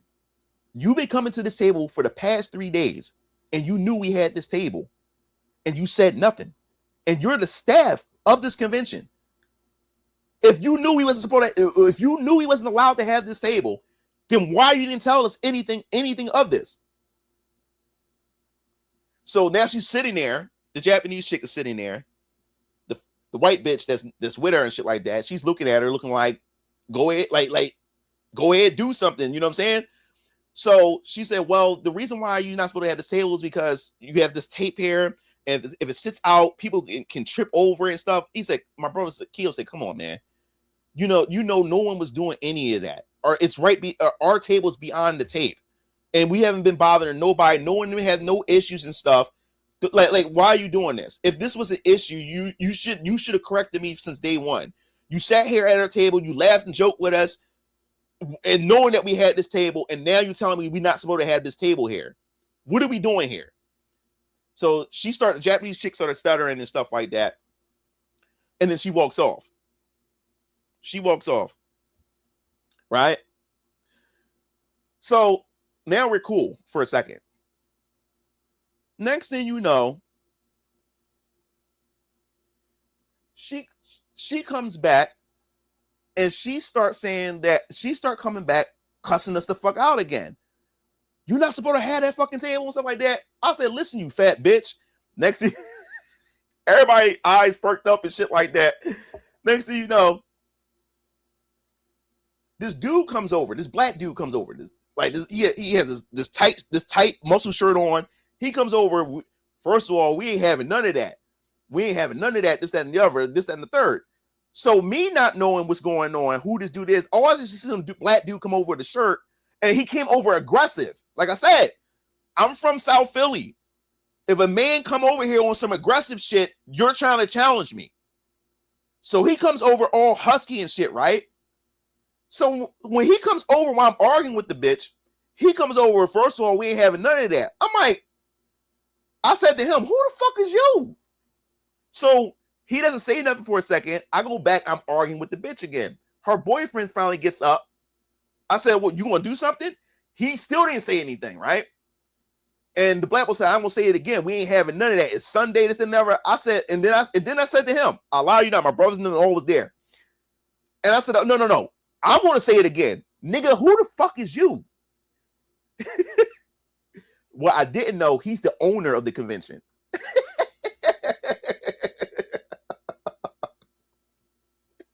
When I finally look at his shirt, he's the owner of the convention. And even if he was the owner, I wouldn't give a fuck. But he felt disrespected because I didn't know who the fuck he was. I don't give a fuck who you are. Like, a lot of these owners of conventions, they act like they're some stars and celebrities. Because the reason why they act like they're stars and celebrities, because most of these vendors whose life depends on the convention, they suck up to the owners. I didn't know he was the owner because, one, I don't need the convention. I was doing fine without the convention. I don't need to do this. We're doing this because we love the art of this. We love the fun in this. We love to meet people, and we want to get our brand out there. But we don't need this place because we were financially. We're doing fine financially. We don't need this place. So I'm not going to kiss your ass. But I didn't know that was the owner. Cause I said, I'm like, no, I'm going to ask you again. Who the fuck is you?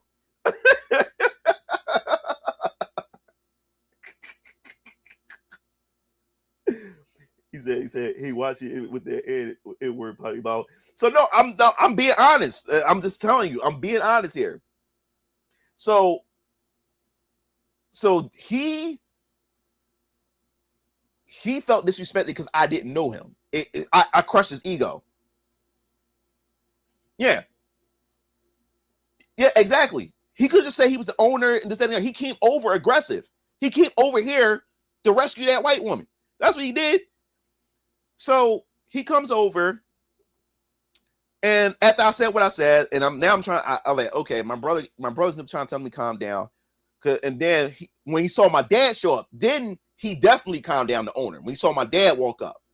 So then he tried to talk to my dad, like to try to assess the situation and stuff, right? So what happened was the owner says, well, you're not allowed to have an extra table, this, that, and the third. So my brother he said, okay, now I understand that. But I was never told this the moment we set the table up. This whole day, the whole weekend, nobody on your staff. And that's another thing that pissed him off, because we was pretty much exposing that he wasn't even doing his job as the owner to make sure everybody was following the rules. So my brother exposed that. He said, like, okay, I understand it now. And if you want me to break the table down, I would do that. I had no issue with that. And that's when I stepped in. I said, that's what we're trying to say. If she wanted us to take the table down, that would have been fine, because we made a killing that weekend anyway. It didn't matter to us. If she wanted, if we would have took the table down, if she asked nicely, we would have did that. That wasn't the problem. We would have did that. And that's what I'm explaining. That's what I'm starting to talk to the owner. I said, if we want us to take the table down, we can do that. And that's what we're trying to explain to her. She came over here cussing us out and being disrespectful to us. And he said, well, that's beside the point. You're not supposed to. I said, wait a minute. So you're going to completely ignore that she came over and disrespect us, and now we're the problem? She was mad that you were winning, then start talking about breakfast sandwiches. She had enough. But he ignored everything we just said. He ignored that she came over being aggressive towards us. Being aggressive towards us. And we told her countless of times, we can take the table down.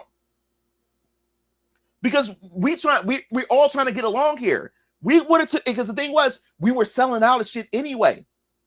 So it didn't matter. We could just take the table down. It's not a big deal. That's what we're trying to explain to her. But she was being more and more aggressive, raising her voice, cussing us the fuck out. And her bitch ass boyfriend, simp ass boyfriend, just sitting there, looking goofy as shit. Just sitting there, just allowing her to just be disrespectful and shit like that. He didn't even try to try to minimize the situation as a man. He ain't trying to be a white knight. So this is why I didn't like what this bitch ass owner did, though. Because what happened was, he said, no, man, don't worry about it. He said, listen, just take the table down and it won't be any other issues and stuff like that. It's Sunday, man. We ain't trying to get, we don't need all this, that, and third. I'm just trying to calm the situation down. But if you could take the table down, we much appreciate it, right? So we like, all right, cool. So we took the table down, right? So now we back to making money. Then all of a sudden, I knew it was over for us after that. Because this bitch, and I don't care what nobody say, white women are powerful as fuck. All white women got to do is cry. The whole world stopped for them. The moment she realized that she still didn't get her way, because she wanted some retribution or whatever. And when she realized that the owner just allowed us to take the table down, we were still just doing our thing, making our money, laughing, joking with everybody and stuff like that. She started crying in the middle of the market area, the gallery area where we at. She started crying. Then all the other white bitches get up, walk over to her, asking her what's wrong and stuff like that. And then now I know it's all these white bitches turn around and start looking at us. And right then and there, I knew it was over. I knew it was about to happen next. The Japanese girl come over and start asking what was wrong. The boyfriend, bitch ass boyfriend, still sitting there, ain't saying nothing. Japanese girl come over, start talking with her and shit like that, and I knew it was over. So now, before you knew it,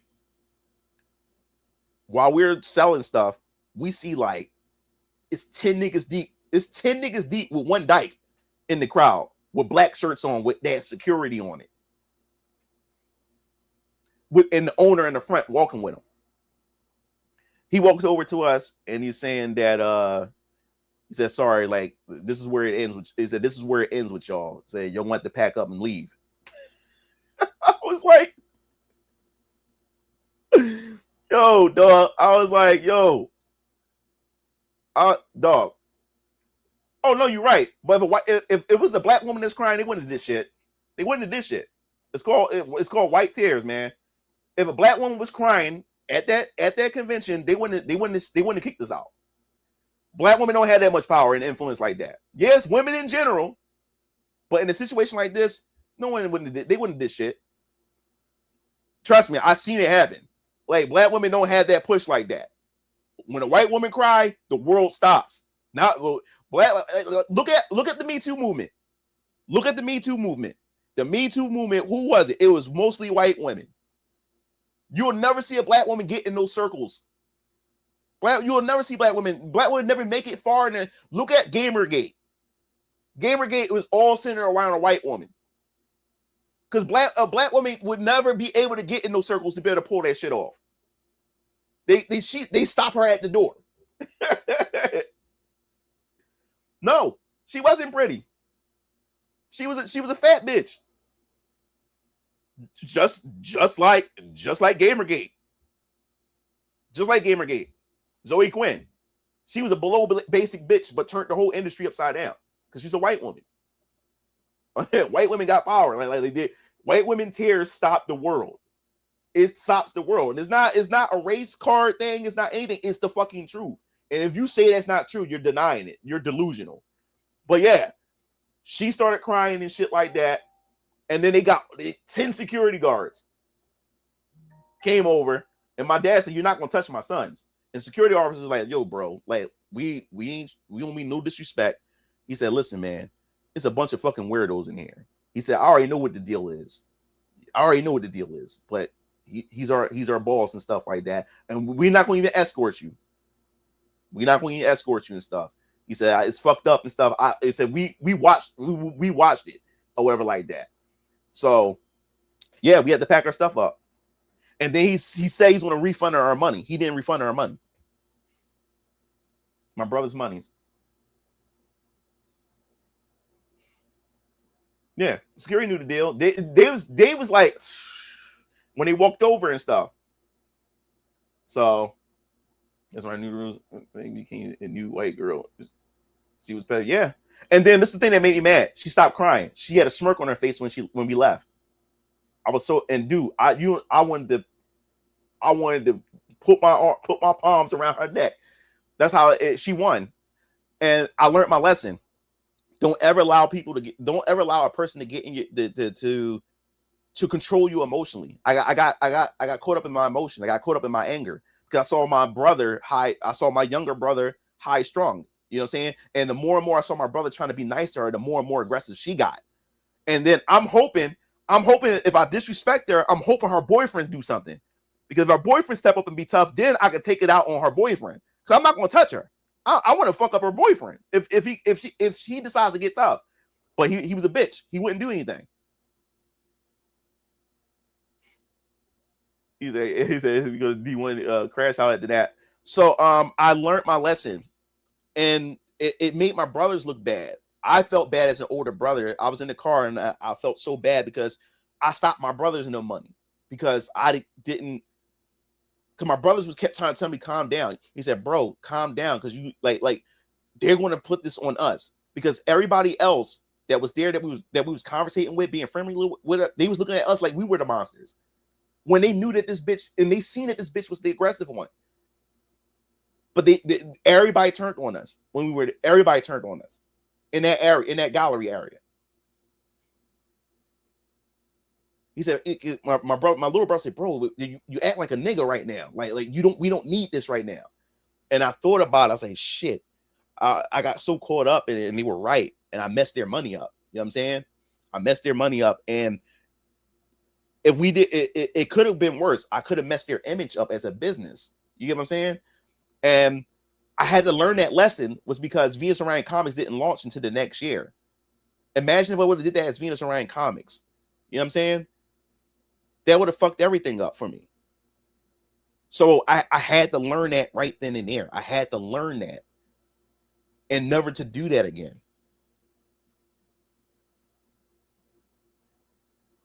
Like, who see this in that movie? Is it because I'm black? Yeah, man. So,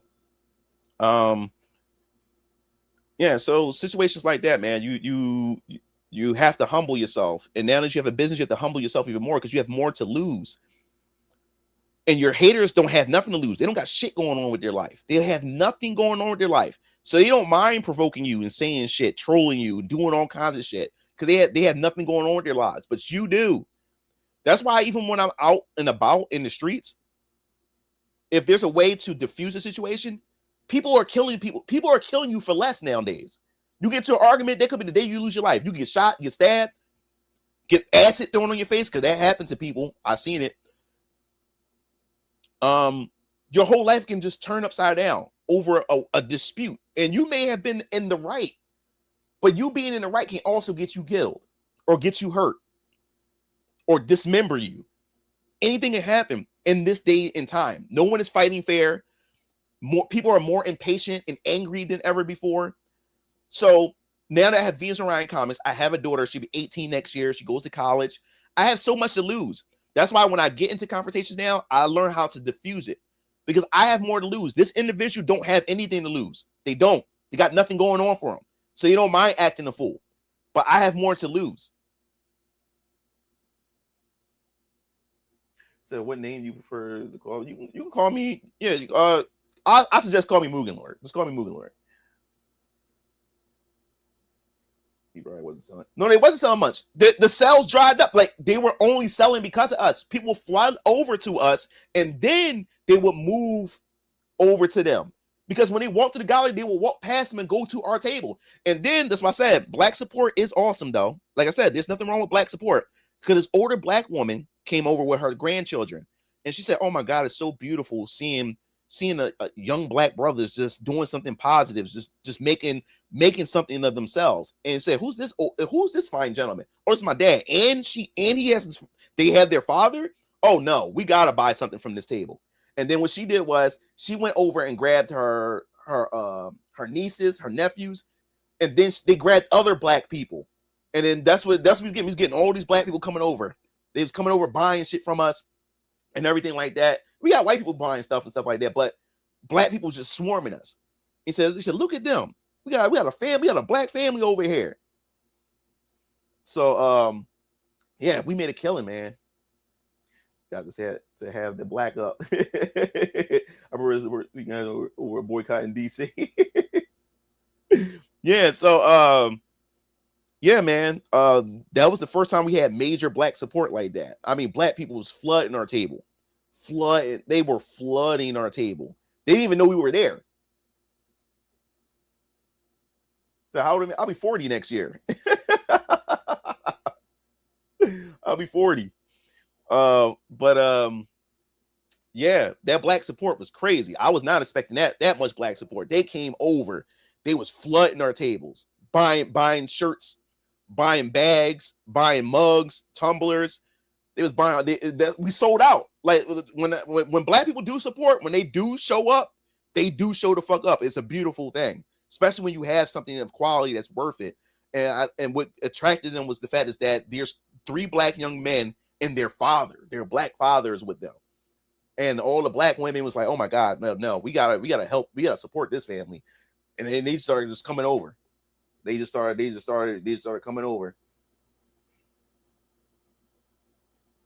And then they watched Boondocks and they watched Ralph and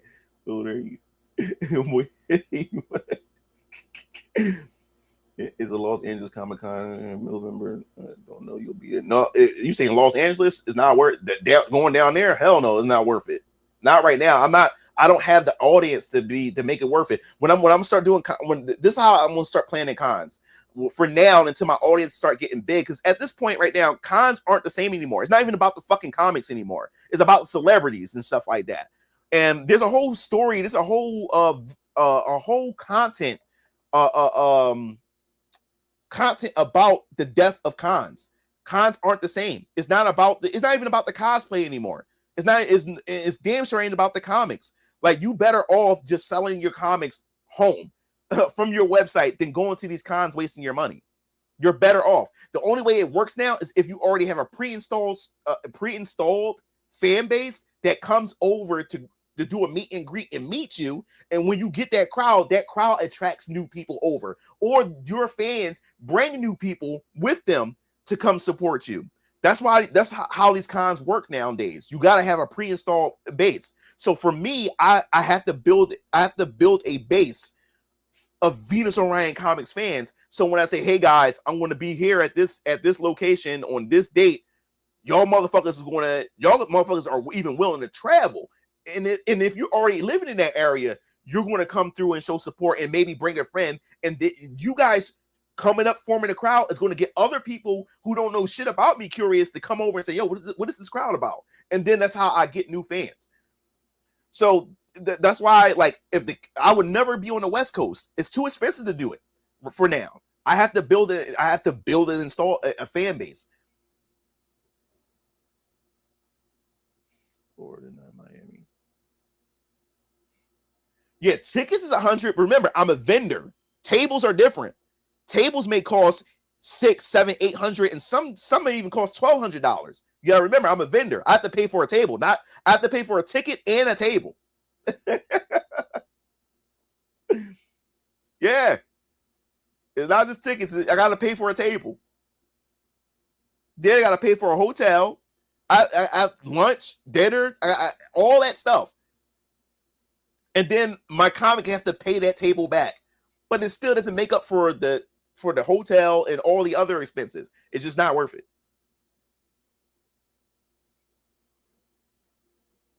You gotta come. You're con in Boston, though, bro. Yeah. Like I said, my goal now, if I am gonna do a con, I'm gonna try to do one con a year, but it has to be a major con, because then I'm able to get more out of it. Because it's once a year, it's a major con, and I'm sure to get new people, gain new people, and stuff like that, and get a flood. So but those major cons do cost money. I would have to pay for that in advance. Those cost thousands of dollars. You know what I'm saying? So that's how I would do. That's how I have to do it that way. That's the only way I'm able to do it. You know what I'm saying? That's the only way I'm able to do it. Say Asian really, baby, really black really don't crack, huh? Yeah. Yeah, man. Said, have you been invited to do any panels at cons? No. Like I said, last year was my first cons. Liberty Comic Con, they were trying to get me to have my own panel, to be the highlight artist of Liberty Comic Con. But that was only if the other person fell through and didn't show up. They was going to give me that position, but the person they showed up, so that I didn't get that position. They was because they really wanted me to have my own panel, and they was going to highlight Variant Colors, Vampire Killers, and Venus Orion Comics, but it never happened. Another thing too is I also learned in this industry is don't bank anything what people say, like when it comes to support. When it comes to supporting you, because there's a lot of lip service. People say they're going to do something for you. Don't expect anything. Even when people say they're going to do something for you, don't expect anything. I learned that. I learned that a lot. Being a creative, or just being me as an individual. Don't take any stock in anything. When people say they're going to support you, their actions will speak. It's all about their action, not their words. It sounds good that they're going to support you, but will they actually support you when it actually matters and when they actually count? And 9 times out of 10, from my experience, they never show up. They never show through, or whatever like that. Or when they say, "Hey, you know what? Like, if you like, we would like to do something like this for you at this con and stuff," and then it never happens and stuff like that. So I don't put any I don't bank any stock into to what people promise me. Like, you got to show me, not tell me this is what you're going to do for me and stuff. But I learned that's how I've been treated by a lot of people within this space in general, not just comics, also in YouTube with content creators and stuff like that. I've seen a lot of grifters. I've seen a lot of people who actually monetize the shit that I like. My content would literally have my tweets in their thumbnails, and the thing is, I'm a person that says, I'm not a person that would haggle you and say, hey, give me credit or like that, because people are going to find my work anyway. But it's all about the integrity, because if you want to show other content creators that respect, then why aren't you going to show me that same respect? Like I said, I don't hassle people to say give me credit. I don't do that. If you want to use my content and make content or whatever like that, I don't care or whatever like that. But if you're a person that's known for giving people credit or known for having certain type of integrity, you give that integrity in that respect to other creators. But then when it comes to me, you say fuck me. You know what I'm saying? I had a lot of content creators, which I won't say because I'm not a drama YouTuber. I don't like putting that. I don't need that type of energy, and drama never really helps content creators at all. But I would say this: people who know me knows and seen it happen firsthand. But there were plenty of content creators, especially within the culture war space, who are big in this space and have a name for themselves, who actually use my content or even had my tweets and stuff in their thumbnails. And then when you actually go to the content and shit like that, they don't even mention me. They crop my name out. They do all kinds of stuff, but it's clearly my tweet. I know what my shit look like, and even my fans will say, "Yo, this person just used your shit and didn't say shit or didn't even credit you and shit like that." And yet, you show that respect to those other people. But when it comes to my shit, you capitalize off my shit, but don't give me the credit. You know what I'm saying? Like that. How does that work? And I started losing a lot of respect for people within this space or whatever like that. And my artist is not into culture war at all. But my that video, the West versus the East, you know, when it comes to depiction of women in gaming and stuff like that, she stumbled upon a VTuber, a popular VTuber within the space who covered me or covered what I was doing and cropped me the fuck out. Didn't even give me fucking credit. Didn't even mention my fucking name. But this person is known for crediting people and mentioning people's names. Say, "Yo, go check this person." Didn't even do that shit. Didn't even do that shit to me. Didn't even do that. And then there was another person that I follow within this space that's also cool with Eric July that did that shit to me too, or whatever like that. And people literally told this person, "Yo, that's Mugen Lord's tweet. That's Mugen Lord's tweet," because this tweet had over 1 million views. My tweet. I was beefing with Anita Sarkeesian's one of Anita Sarkeesian's goons or what like that trans chick, trans person, and I had over 1 million views, and everybody was covering it. And this one person that I followed that I liked their content made content about it, cropped me the fuck out, didn't even mention me or credit me, and I said fuck that person too. That's why I said, man, fuck this whole culture, fuck all this shit when it comes to this. That's why I said I'd rather just stay to myself. You know what I'm saying? So, when it comes to me, people do shit like that. I don't know what it is, but yeah, man, it's just crazy. You see, it said men are so spineless that they are scared to put their girlfriend. Yeah. So, speaking of, because we don't allow that for can Strike and Kill do custom apparel for my passion project? Yeah. What are you trying to do? Hit them up. What are you trying to do? Go to let me bring up their let me see.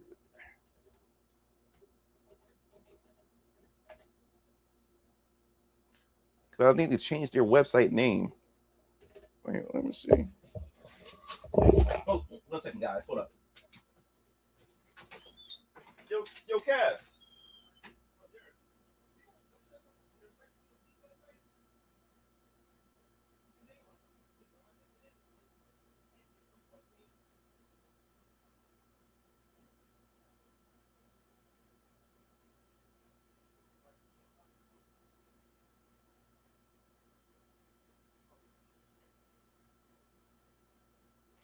Yeah, because the original joint not popping up.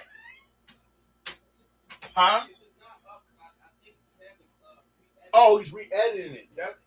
He's still re-editing it. Yeah, okay. Yeah, just this what you do. I'll give you my brother's Twitter because right now they're rebuilding their website. They adding new shit to it. So let me give you their Twitter. You can get on Twitter. You can talk to them. Cook on all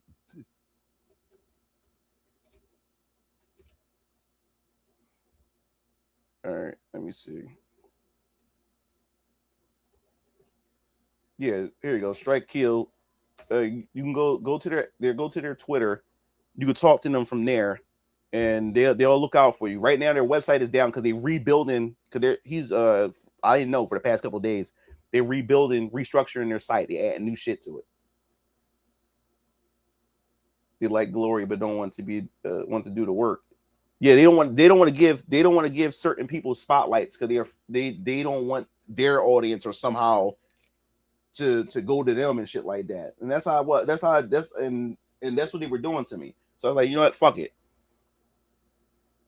Yeah, these people are leeches. That's why I avoid all these politics, because they aren't your friend. Most of them are united by hate. Yeah, that's another reason why I don't get too much into the culture war stuff anymore, because a lot of people, they only fuck with you because y'all align on certain things. But the moment you have a disagreement with them, they don't fuck with you.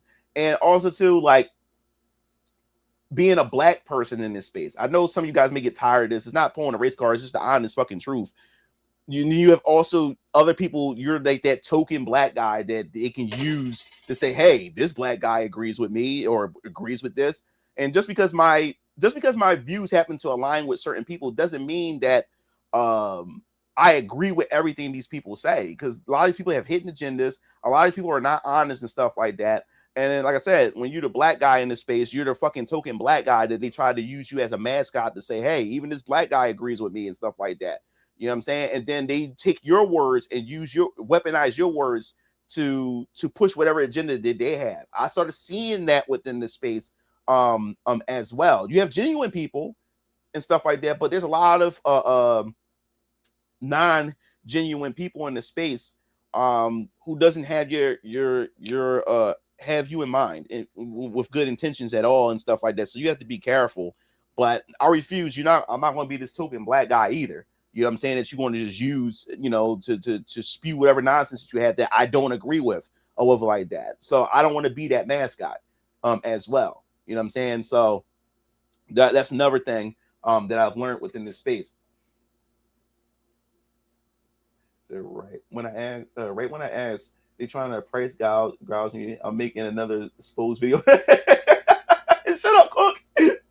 He said, Mugen Lord. So anyway, to watch over the anger at those pieces of shit, what do you think of Power Stone anime?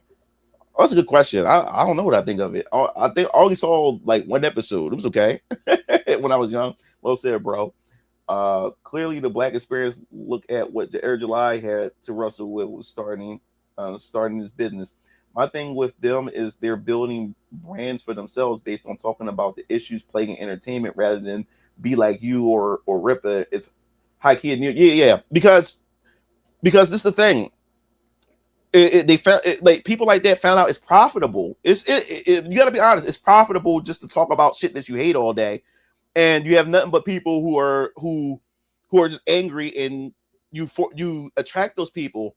And another reason why I got away from the culture war was because it wasn't fun. Like the reason why I said these things because I was passionate about these things. These things actually bothered me, but after a while, I started attracting like the wrong kind of people who's always fucking angry about shit all the fucking time, and they themselves ain't trying to provide any solutions or anything like that. You know what I'm saying? Like that's why I did Venus and Ryan Comics. And when I did Venus and Ryan Comics, I didn't do Venus and Ryan Comics to spite Marvel or DC or woke Hollywood. I did it because I love to do this. I enjoy storytelling. What Hollywood did was make me focus back on the things that I walked away from when I was younger. Because back then with gaming was fine. So I spent more time sitting in front of games all day and watching anime and just ignoring my passion. But because Hollywood ruined my favorite form of entertainment. And then gaming started going woke and shit like that. The stuff wasn't fun. So what it did was it just put me back on my grind, put me back on my purpose, which was Venus and Orion. That's all it did. I didn't make Venus and Orion Comics to make a social statement or a political statement. This was something that was destined for me from day one. I just been ignoring it or been avoiding it because I was afraid of the unknown of what would happen if I tried. You know what I'm saying? But the lockdowns made me sit down and actually think about a lot of this stuff. So I'm more of a game guy than the comic guy, games and figurines. Yeah, I want to do. That's the thing, man. Like, you don't understand. Like, it's not just comics I want to do. Like, I want to do video games and I do want to do figurines. Like I want people to collect this stuff too. Like for me first. Don't be surprised you'll find a Hezekiah figure or something at some point, or like a 3D print figure posted up in the back of my room, because like I said, I do this shit for me. So I will have some figures first before I actually like try to see if I can try to produce at these things produced and shit for everybody else. I always do this shit for me first. So don't be surprised to see a Siona figure at some point or whatever like that sitting over here somewhere or something, you know, up there or whatever. Because the moment I get my figures, that Android 18 is going away, that Vegeta's going away, all that shit going away is going to just be my shit and stuff like that. So yeah, I want to do figures too. I want to do that. I want to do that stuff. It said it'll run dry and get boring due to time. The Lord just got to be patient some time. Passion will outlive the haters. Keep creating. Don't cry about the culture war. Become the culture. Well said, Siru. Well said, my brother. Well said. So I better see a figurine. Yeah, you want to see one, man. You got. I'm shopping around because I already have some 3D printing people that approached me already and said they would love to do a 3D print of my characters. I just got to see how much it costs. Like I got. I'm new to the 3D. I'm new to the 3D printing space right now, and I have to research this stuff to make sure I don't get robbed. Because you got to understand, I almost gave up on Venus and Orion Comics when I first tried to start this, because I needed to find an artist, and I was getting robbed by so many artists or whatever like that, paying them, and they're not producing anything. They just walk away with my money and stuff like that. I had to hunt people down to get my money back. And that's why I held on to Jessica this long, because she was like the right artist, and she was very professional and respected my time, and I respected her time. That's why we've been working together. I've been working with this woman for this long. And as I said before, when Venus and Orion Comics get big, her ass coming here. I'm bringing her to America. I want a work visa or whatever. She's coming to America. Her ass is coming here. We're going to be doing cons together. She's going to be on panels with me. I'm bringing her ass here. You know what I'm saying? So that's my dream. My dream is that's what I want to do. Right? Like my dad, like he's retired now, so he's going to definitely be investing in me. My goal, my real goal is to get some product, because my dad owns real estate, but he's getting me into real estate, and I'm going to own. My goal is to own a property, to have a studio, a Venus and Orion Comics studio, to have apartments for my artists. I want to have my artists live here, live in these apartments, and they don't have to worry about. All they have to do is pay their utility. They don't have to worry about rent, because I'll have other tenants that would have to pay rent, but my artists don't have to worry about rent. They don't need that pressure of rent. All they have to do is worry about paying their utility or whatever like that. And they work for me, and they can still do commission work for other people. But I'm the top priority when it comes to trying to get the business and trying to get work done. Put all them artists up in that fucking apartment on one floor, and they have my other tenants that pay rent on the other floor, and then at the bottom is Venus and Orion Comics Studio. That's how I want to do that shit. So yeah, that's how I want to do it. I'm not playing. I'm not playing around. So it's being robbery. So yeah, so I would have to research 3D print before I just up and say, yeah, you could do this. I gotta see if these people's legit and see if these people are not trying to rob me or not. You know. So will your video game be more like Final Fantasy?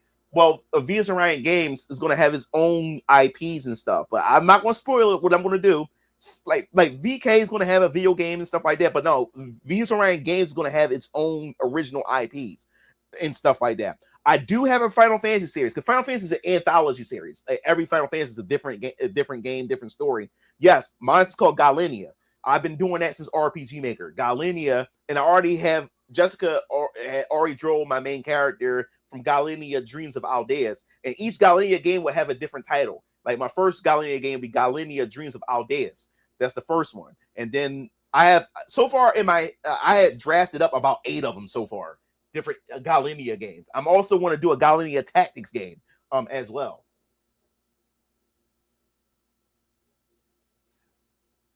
And yeah, I do hire voice actors. So will there be Venus and Orion Comics training cards game online? I'd love to do that. If there's demand for it, I would love to do it. Like I said, I want to do a tabletop game at some point, and stuff like that for the expanded universe and stuff like that.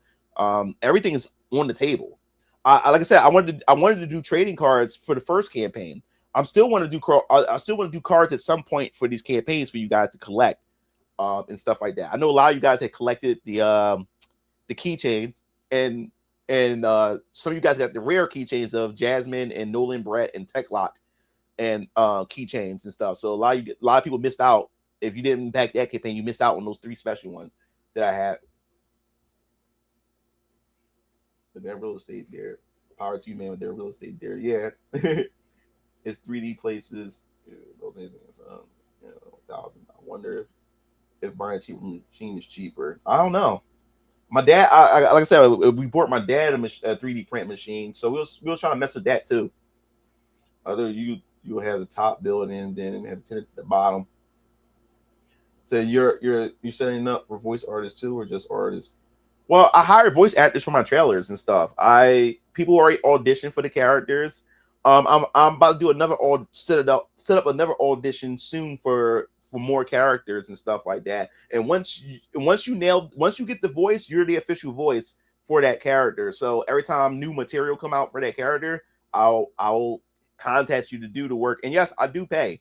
The scripts are small, so you won't be getting paid a lot because the scripts are small. They're small scripts. They're for trailers, so you're not really saying many lines and stuff like that. But I make sure I want to give you some money. You know what I'm saying? So and stuff. Like I said, all this shit costs money, man. All this shit costs. That's my biggest barrier right now is money. That's the biggest barrier.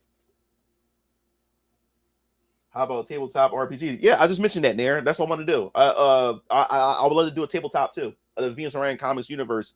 You know how Warhammer got 40K and got all these different types of games and stuff like that. I think Venus and Orion Comics universe is so big. We haven't gotten to the cosmic side of things.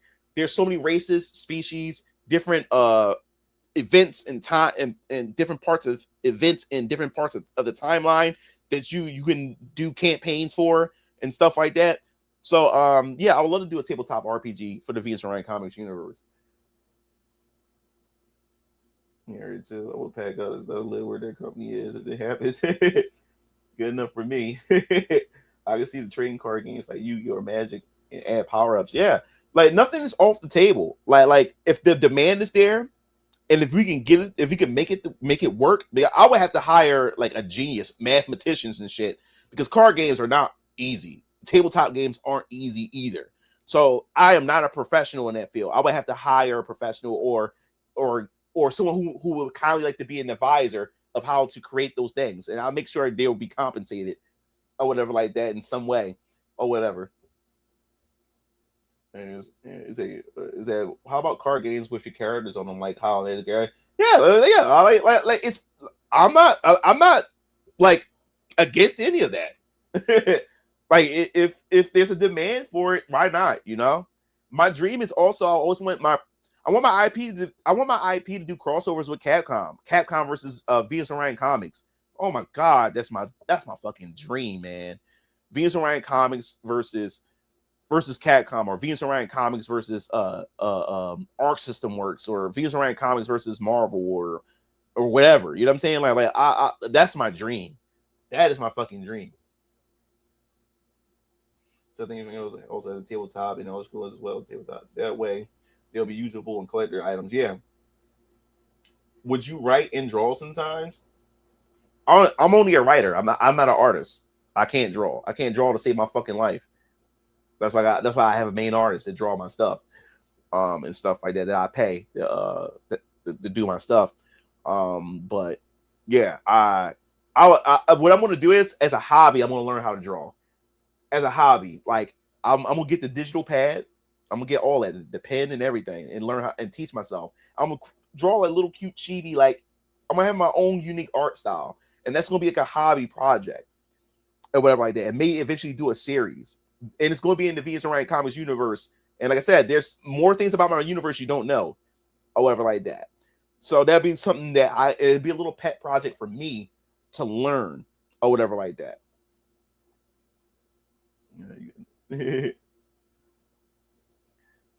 Yeah, Dr. Young versus Morgan would be hype. Good, do it, bro. Like Frank Miller, so I can see Street Fighter versus Capcom. Street Fighter versus Capcom. Yeah,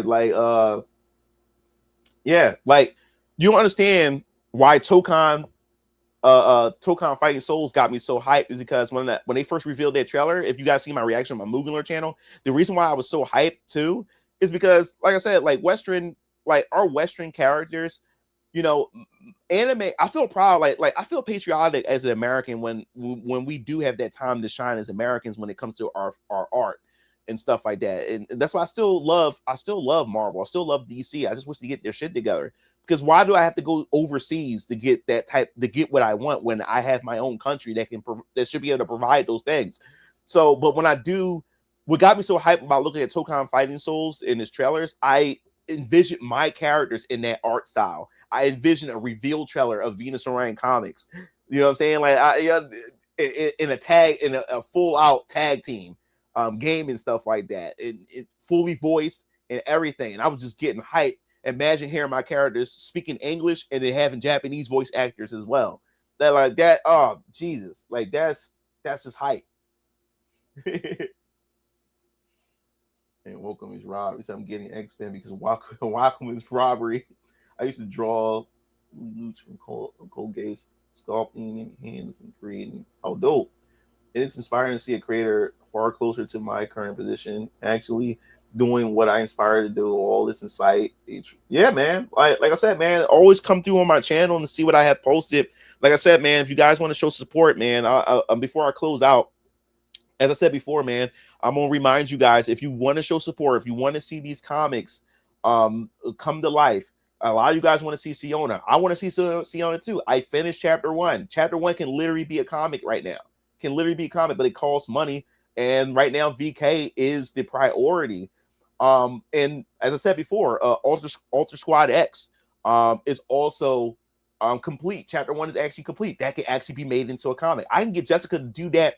That can actually be the next book if you want to. If you want me to hold off on chapter 3 of VK and you want Ultra Squad X chapter 1 to be the next book, I can start that next. That can be the next thing I can do, because Siona would have to be done by another artist because Jessica's only doing VK and Ultra Squad X. I still have to find an artist for Siona and stuff.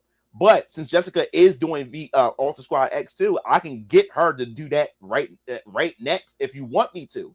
But like I said, it's up to if the demand is there. If you guys really want to see Ultra Squad X instead of chapter 3 of VK, we can do that. But at the same time, will it hurt me as a creator to where people like, wait a minute, like, we're not going to get the next chapter of VK? We're never getting another book. So this is where I'm conflicted at with this. Bro, gooning for this character. All right, cool. So yeah, this, like I said before, I'm gonna put this back in the comment sections. Again, if you want to see these comics become a reality, you want to see these comics released sooner. As I said before, you don't understand how much it would help. You don't understand how much it would help if you become a patron. There's content here already. There's already content here already for you guys to dive into. And as I said before, you will also be able to have access to the comic for the digital comic by subscribing to the $5 tier. You have access to all the digital comics. So any digital comic that gets released and is posted on Patreon, $5 will give you access to all the digital comics that I will have on this platform when they come out. So you will have all that, and those digital comics will become eventually physical comics when they get completed.